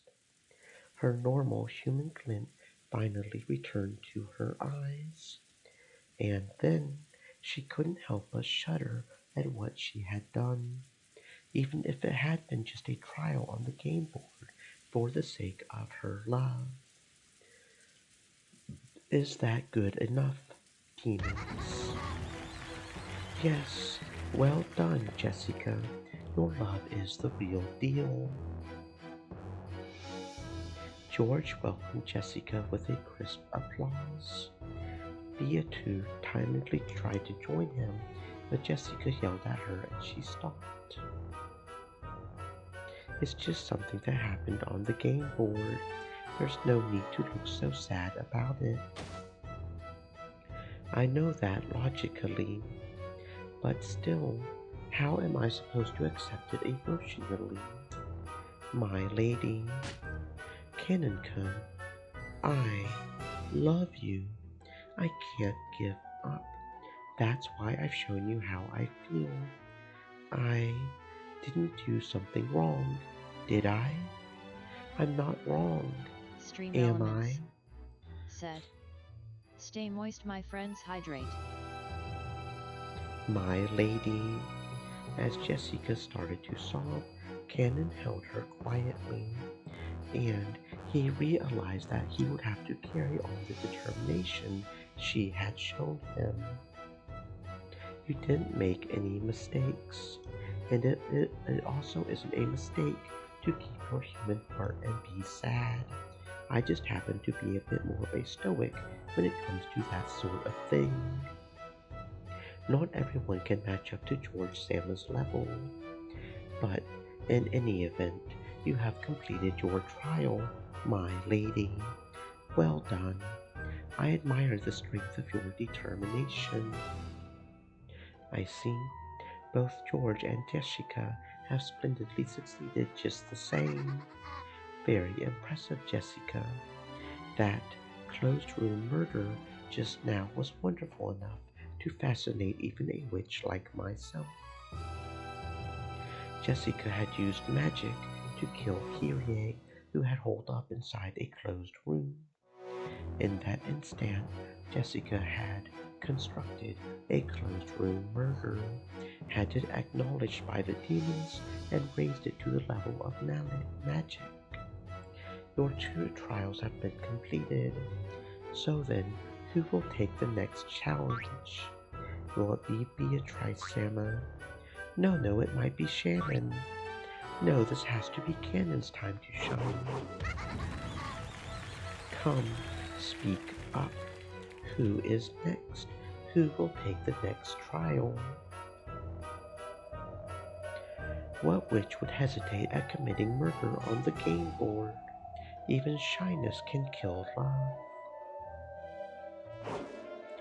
Okay, who will carry out the next murder of love?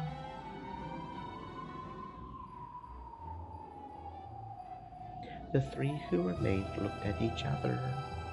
If none of the others raised their hands in the next few seconds, they would raise their own hand. All three thought this at the same time. So, they all raised their hands at the same time. The ones they loved had already shown their determination. They had to carry on.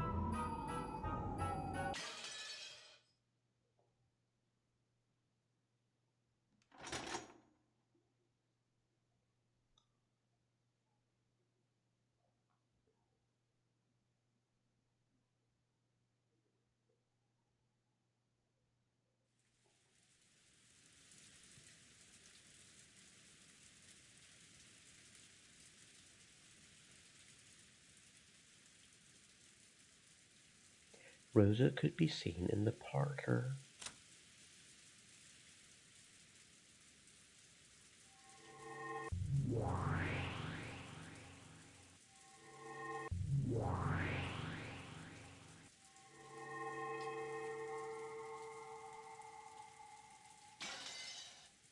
The relatives apparently all wanted to be alone after dispersing for a short break. Since everyone avoided the parlor, the one place where people would normally gather, Rosa was able to have this relaxing and comforting room all to herself. That didn't mean she looked relaxed. Her expression was heavy with gloom and weariness. The cup of black tea that she had brought from the dining hall had gone cold. A pleasant silence.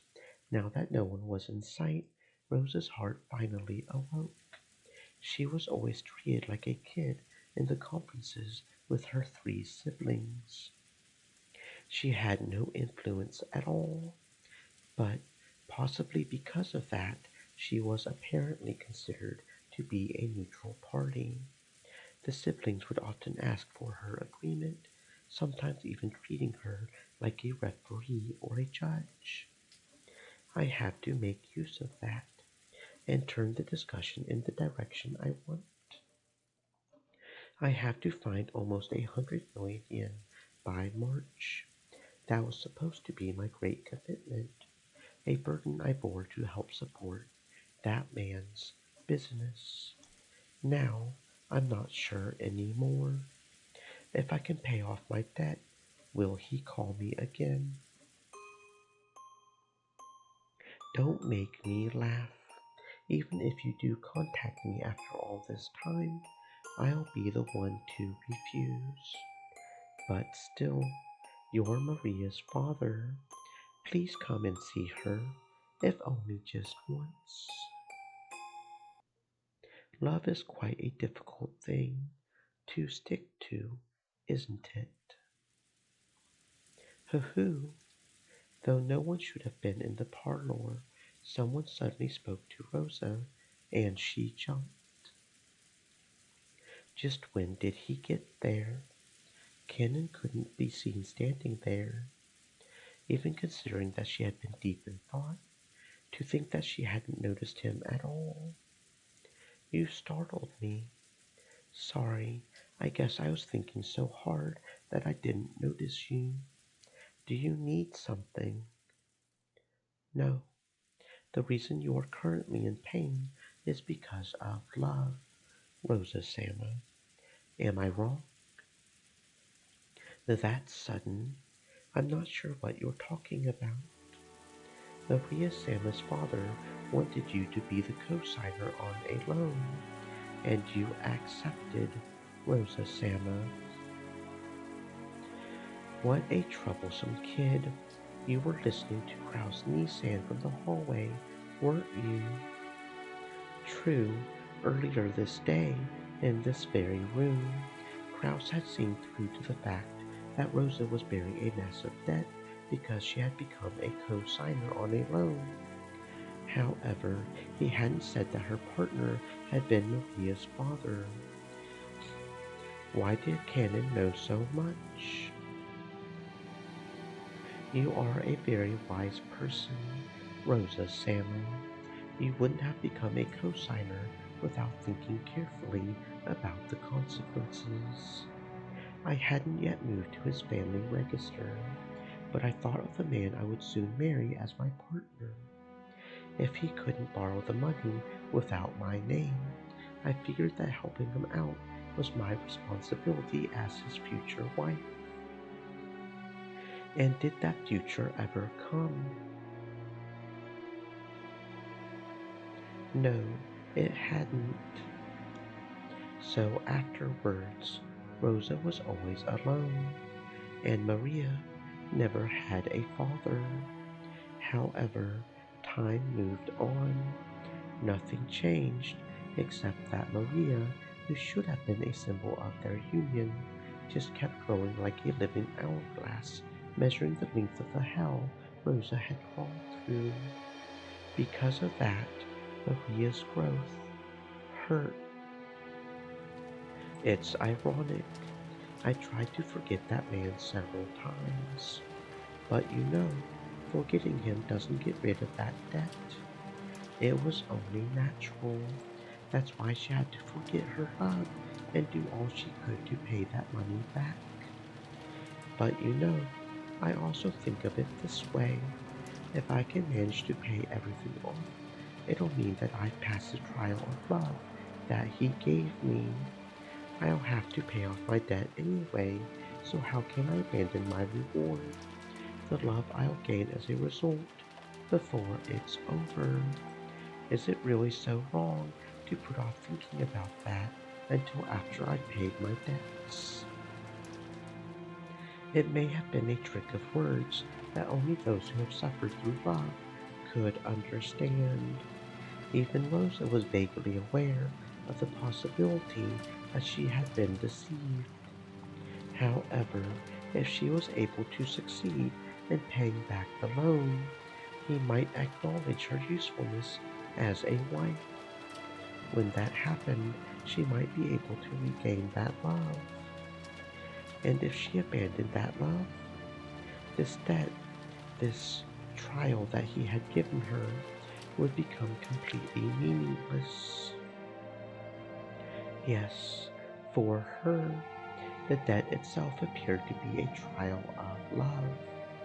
Actually, the very fact that she had tried to view it that way might have been the blindness of love, proof that she was still bound by her regrets and obsessed with the past. That pain still continued within her. At the very least, it would remain until she paid back that massive loan. And even then, it would take quite some time before she would be able to lay her feelings for him to rest. Could this be that hell Kyrie-sama spoke of? I see.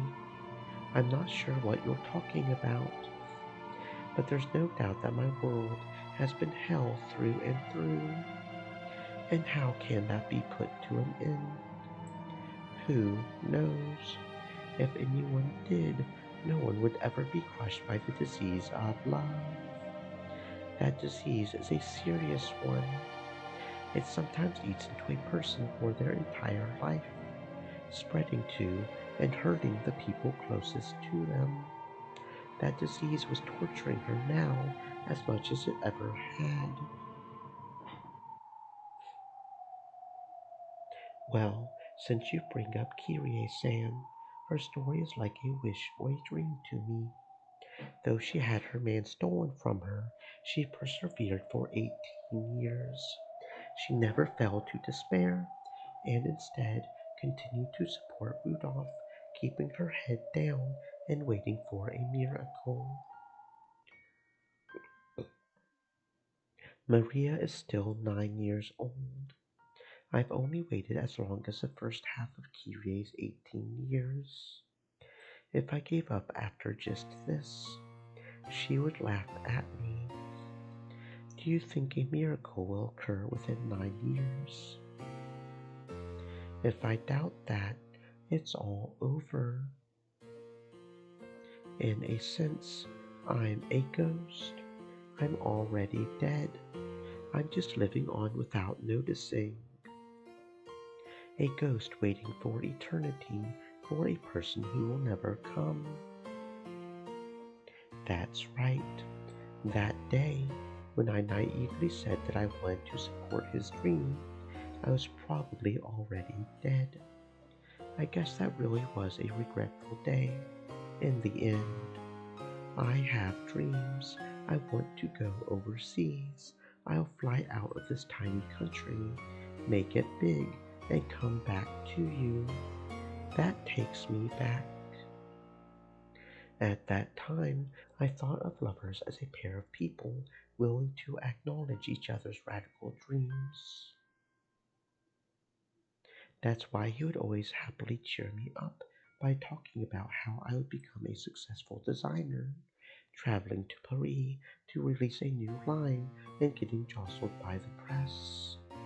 When I think about it, I really had my head in the clouds during that strange time. We both lifted the other up as though we were drifting about in the air. So, when he said that he wanted to get out of Japan, I applauded him and promised to support him. Acknowledging each other's great dreams with nothing but words is a classic sort of pillow talk between lovers. However, when it comes to actually carrying them out, you need to be more serious and calculating. For a long time, I felt proud of letting him go on that day. No, I still do. But you still regret it. That's right. If I had sobbed and told him to stop on that day, I might not have fallen into hell. Seeing him off with a smile was my victory? Of course not. It's as though I lost by default by refusing to fight when the time came. I only glorified that loss, saw him off with a smile as he went to take on the world overseas, and became intoxicated with the illusion that I was some brave woman waiting patiently for her man's return with her daughter, even though I didn't get a single call from him, and mail sent to the address he had given me came back forwarding address unknown. This is hell. In this hell, I'll regret not fighting when I should have until the day I die. I've even dragged my daughter into it. I wish someone would just kill me. I want to be told that I've already been killed, that I'm a ghost. In love, if you do not fight, you have to crawl through hell.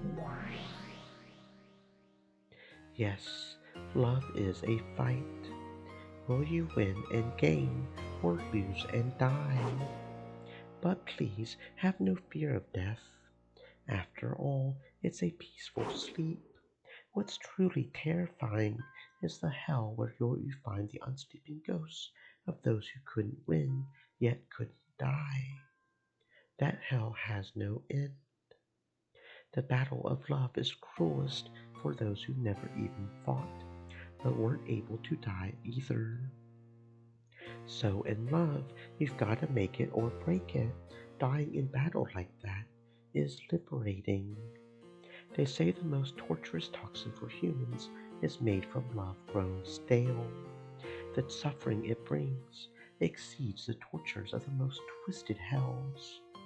She used this knowledge to try and embolden her double and little sister, encouraging her to take on any trial, no matter how fierce.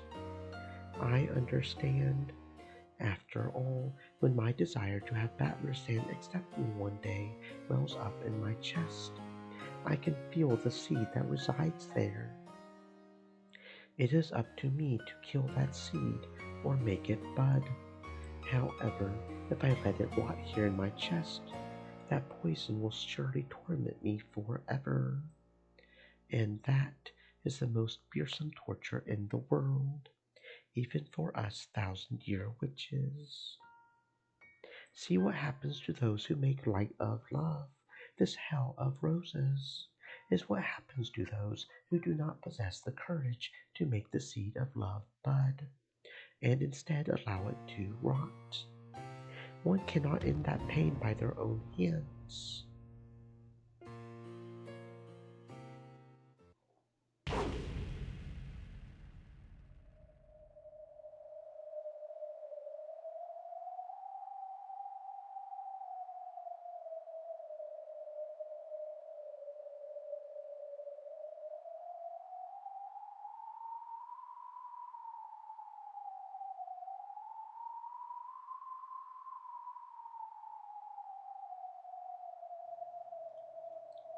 Just now, was that a red light?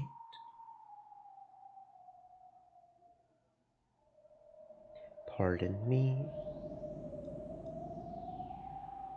What? Just now, I thought I saw something strange. I wonder if I'm tired.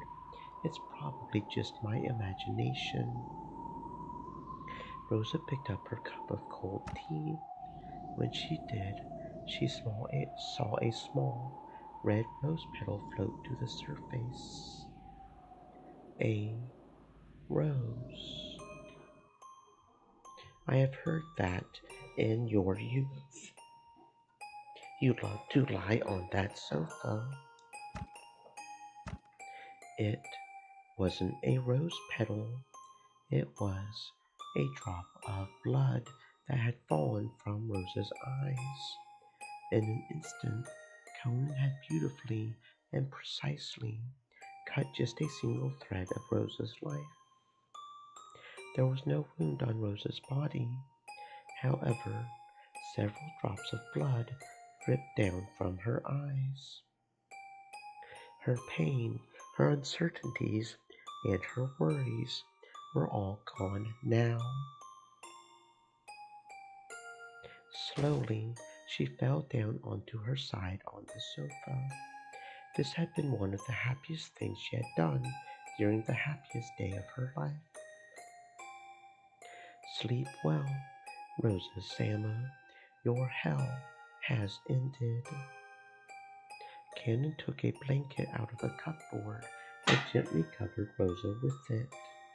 To anyone, it would have looked just as though Rosa was sleeping peacefully. Those demons had not exaggerated when calling this trial a battle of love.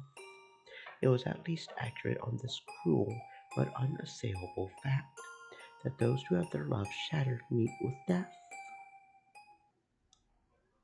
Now, my part is complete. Did you see that, demons?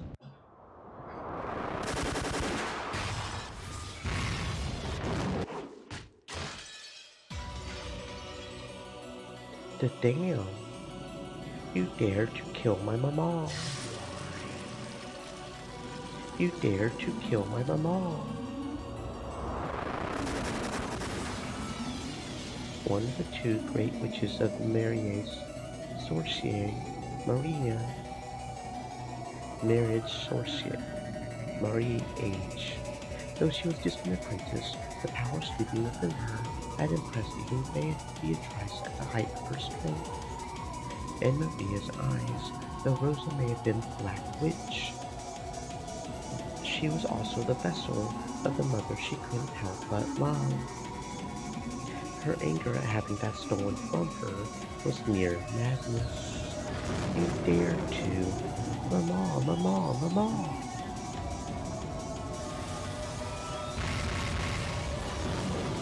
Maria's attack was too emotional. Because of this, she didn't notice that Cannon had vanished for several heartbeats, and she released her barrage at what had become empty space. In the meantime, Cannon jumped from wall to wall around to Maria's back. I don't want to kill past my quota, but I'll clean up the messes I've made.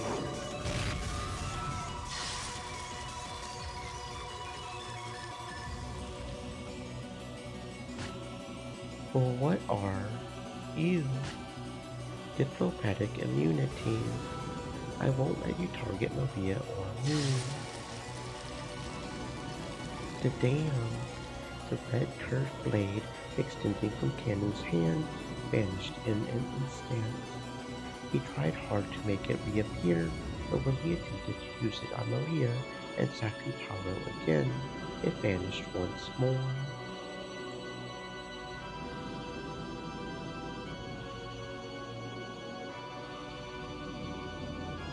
Because of Sakutaro's power, he was unable to make either of them the target of his attacks. There you are. How long have you been there? I won't let anyone bully Maria. Damn it! Maria finally noticed where Cannon was, and she slowly turned around. Cannon made his sword materialize yet again, but no matter how often he tried, it kept fading out, like a flashlight with a bad battery. I won't let you get away now. I won't forgive you for the sin of stealing Mama away. I'll kill you, just like Mama killed all of them. I'll kill you without mercy. As Maria howled, the entire parlor was surrounded by a cube of red magic barriers. It was a closed room symbolizing a barrier that Cannon could never escape. Damn it! Not here! Cannon cursed his bad luck. Even though he had fulfilled his goal in the demons' trial, if he was killed here, he would be dragged off the game board. Maria, don't overdo it. Yes, I won't overdo it. I'll be a little more gentle than Mama was.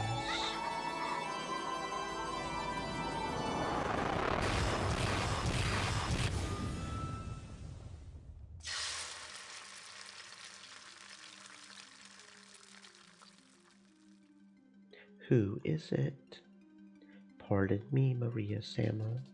In accordance with the contract with Zapar-sama and Furfur-sama, I come for your life.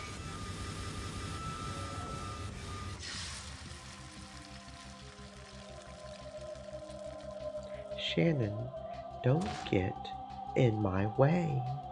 It's pointless, Shannon. I won't let anyone target Maria.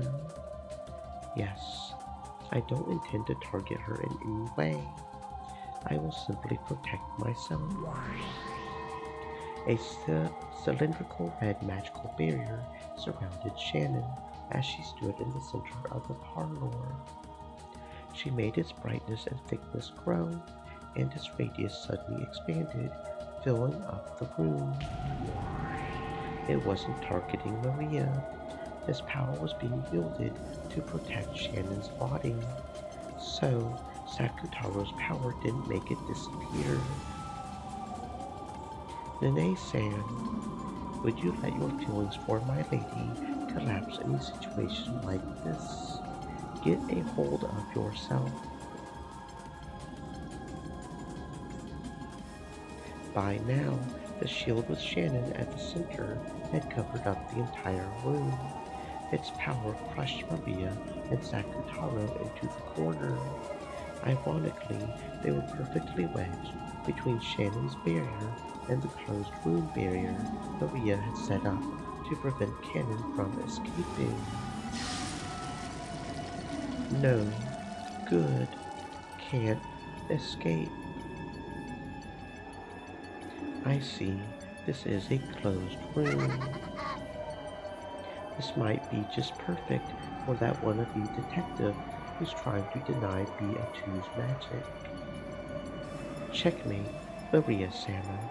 Is that acceptable? Yes, it's fine. Crush me. Then here it comes.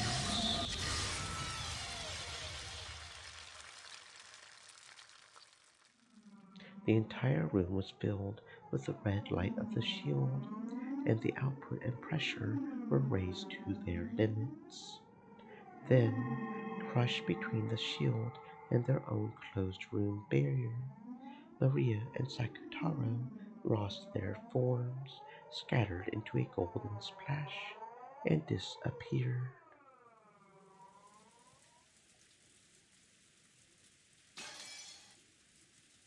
Thank you. I couldn't afford to disappear here. If you lost in a place like this, you wouldn't be able to let it go. Yes, I wouldn't give up if I lost in a place like this. Zepar Sama, Furfur Sama, we have both finished our trials. Is that satisfactory? Yes, truly splendid. No complaints for either of you. Then shall we finish with Beatrice's turn? Where did she go? To the victim she's chosen, of course. Then let's go there as well.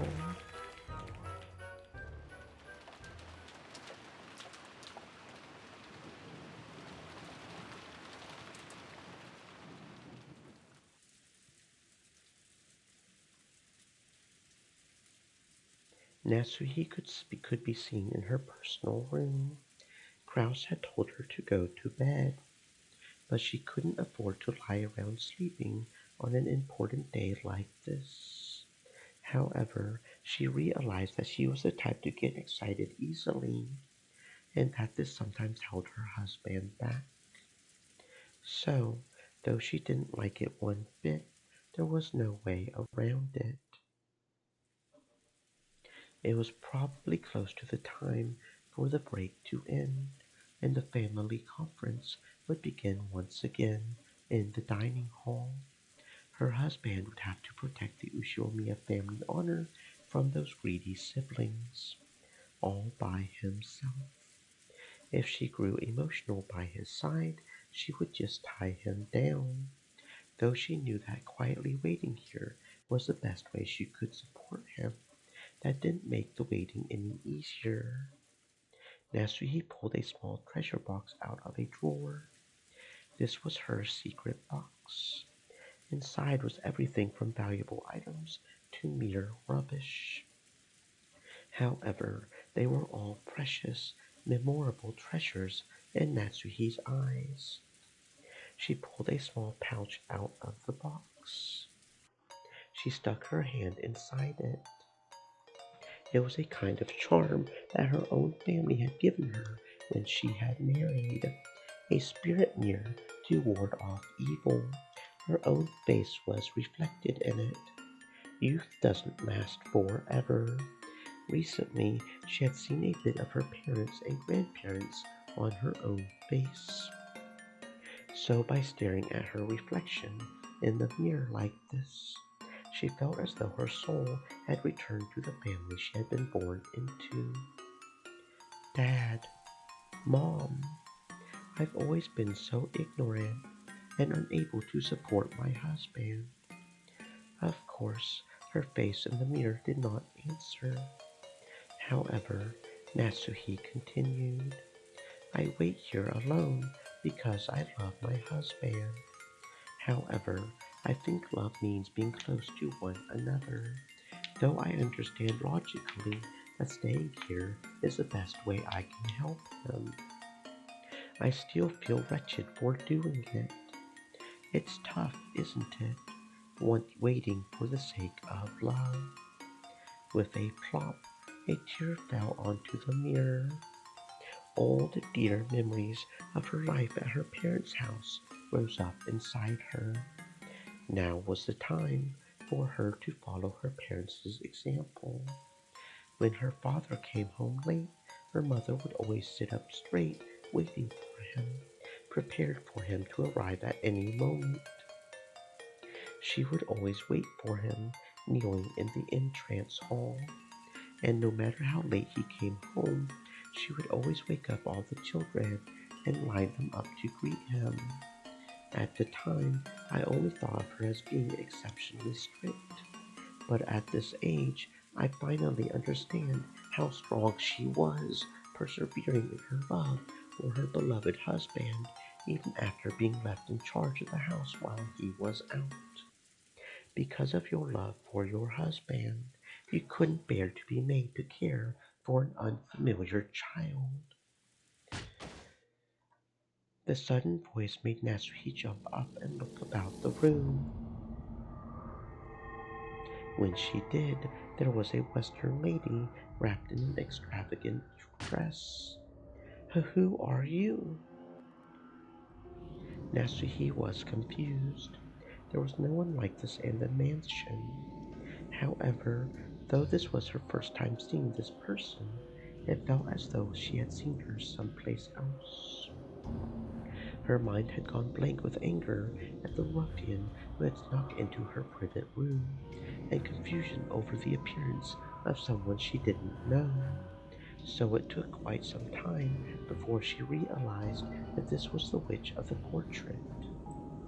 Though you murdered a baby you didn't know on that day 19 years ago, I will not hold that sin against you. Well, what are you talking about? Beatu had chosen Natsuhi as her sacrifice. She was Battler's enemy.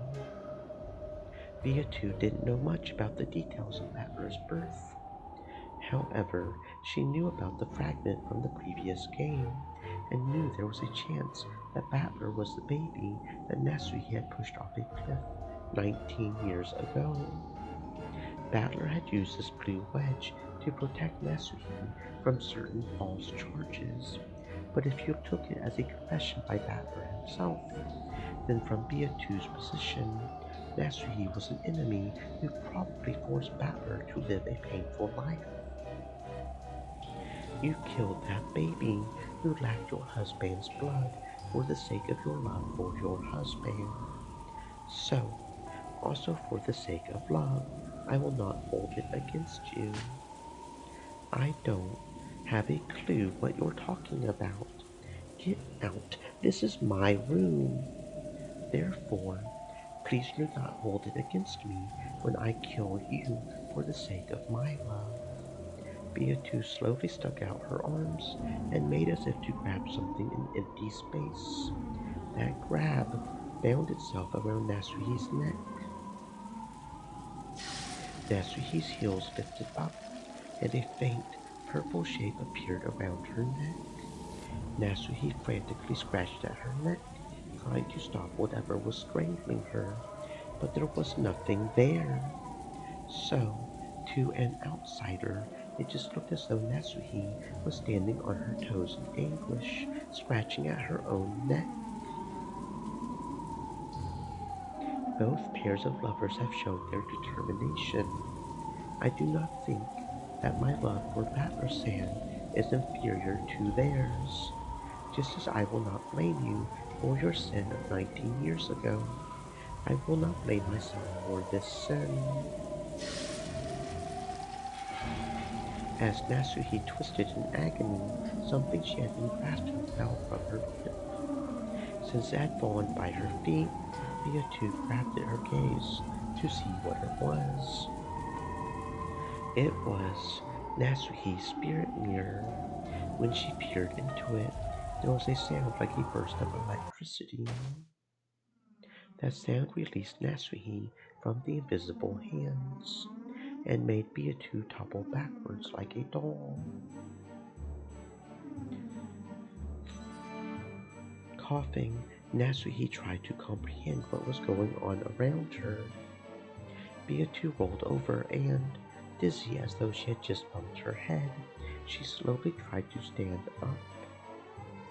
Her eyes were bewildered, as though even she didn't really understand what had happened. Well, what? What is this? That is surprising. You could touch spiderwebs without trouble, but you can't handle the spirit mirror. Even I don't have a clue what's happening. What in the world? She had thought that only Beatu, the elder, possessed non-human weak points, such as getting burned by spiderwebs and orbs and having her powers sealed by spirit mirrors.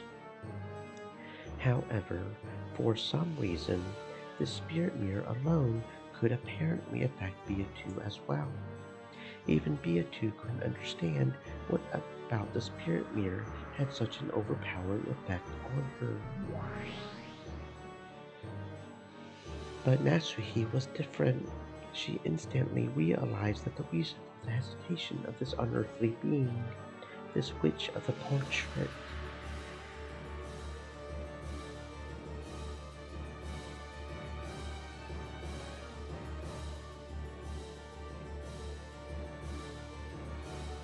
must be the power of this mirror. So she rapidly crawled across the floor and picked it up. Then she stuck it out so that Beatu could see it. Beatu still didn't know what was happening. So, still sitting down, she looked straight at it. And this time, both of them understood the situation completely. Beatu realized that the mirror was working some hateful power against her. And Natsuhi realized that the spirit mirror had the power to repel witches. Well, why is the mirror? It's because you're an evil witch. This miraculous spirit mirror repels all creatures of evil. Don't point it at me. With the spirit mirror still held out, Natsuhi cautiously closed the gap between them. She was cautious so as to prevent the other from suddenly lashing out and stealing the mirror, but she steadily moved to corner this evil. I do not know who you are. All I know is that you tried to kill me, and I know that you are a creature of evil, fearful of this spirit mirror. Be gone, evil one. Beatu didn't understand what was happening herself. She didn't know why she had to fear the spirit mirror. However, when she tried to look at the bright light let off by the spirit mirror, it pierced her eyes. Though she didn't understand why she must be afraid, she did understand that she must be afraid. By now, Beatu realized that the spirit mirror was both terrifying and harmful. As it came closer to her, she felt an increasingly strong and painful burning sensation over her whole body, as though someone was approaching her with a hot iron. She couldn't even open her eyes because of the mirror's bright, painful glint. Go, return to the world from whence you came, evil one. I, Ushiromi and Natsuhi, do not fear evil in the least. It's no use. Why? Why is this musty mirror so? If I lose here, I'll be the only one to fail this trial. Just like George-san and Shannon-san, and Jessica-san and Cannon-san, I also want Battler-san to acknowledge me and treasure me. And even though I finally managed to be honest with myself, in a place like this, I alone will be. Are you giving up? Only you. Believe a miracle of love will surely occur. I love Battler-san. I want him to notice me, and I want him to acknowledge and accept my feelings. If my reason for calling him father and dedicating myself to him was out of duty towards a parent of mine, I would have been satisfied with no reward. That was a deception I used to fool myself. I love Battler Sam, and I want him to acknowledge it. I accept it. I won't turn away any longer. I was born because I love Battler Sam, and I want him to love me back. And so I cannot lose. Here, be gone, evil one. There is no place for you here. Her determination had come too late. If she had it from the start, she would probably have managed to finish Nasumi off right then without any fear. Because she had wavered and had taken time to kill Nasumi, and things had ended up like this. But now I am resolved. I want to love Battler Sam. I want him to love me. And so I cannot lose here. After all, I was born for Battler Sam's sake. Yes, that is what we wanted to hear.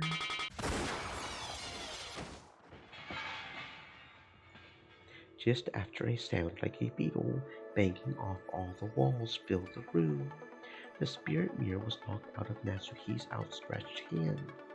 It fell to the floor, and the stake flying around the room pierced through it with a crash. Lucifer of Pride, right here. You dare mock me by choosing a single old mirror to be my first target in so long. Lucifer, Sam. Beatrice Sama, you must complete your trial. She's getting away. So someone help me. Someone.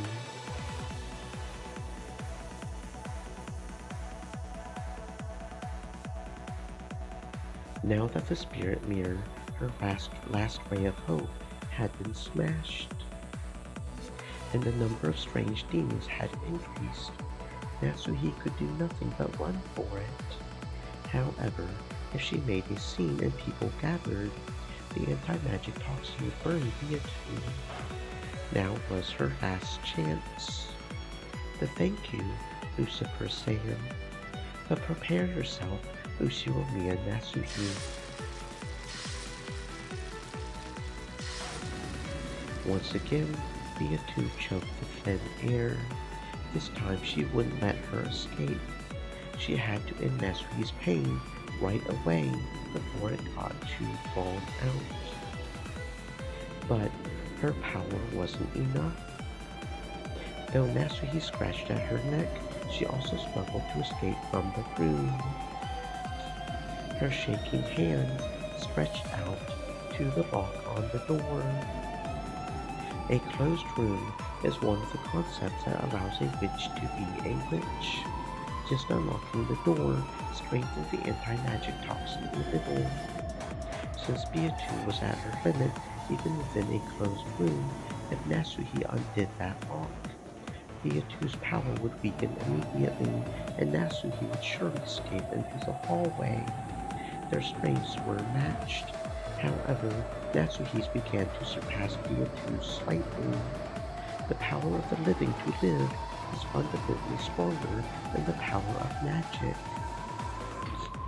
Of course, Beatu was mustering all her might. However, Natsuhi was just a bit stronger. That's enough. Lucifer, do it. As you wish. Lucifer transformed into a snake, and like the time she had smashed Natsuhi's spirit mirror, flew violently around the room. Then she struck Natsuhi's forehead. Natsuhi crumpled slowly. When Beatu saw this, she also fell to her knees, breathing hard. Hey Zapar, does this count? Beatrice didn't complete the trial by her own strength alone, right? That's right, Furfur. True, this trial must be accomplished without borrowing the help of any other. But maybe this is an exception. A pair in love are as one. This doesn't count as help from outside. But Battler saying, did you really have to scare me like that as soon as the first twilight? My apologies. Sorry I didn't listen to your instructions. Instructions? Well, I didn't stay in my room. Beatrice hung her head apologetically. When he saw this, Battler scratched his head uncomfortably. In that case, I should apologize too. I should have chosen my words more carefully. No, you did nothing wrong, Father. I mean, Battler Sam. It's okay. Call me whatever you like. Battler had always looked at the new Beatrice sternly.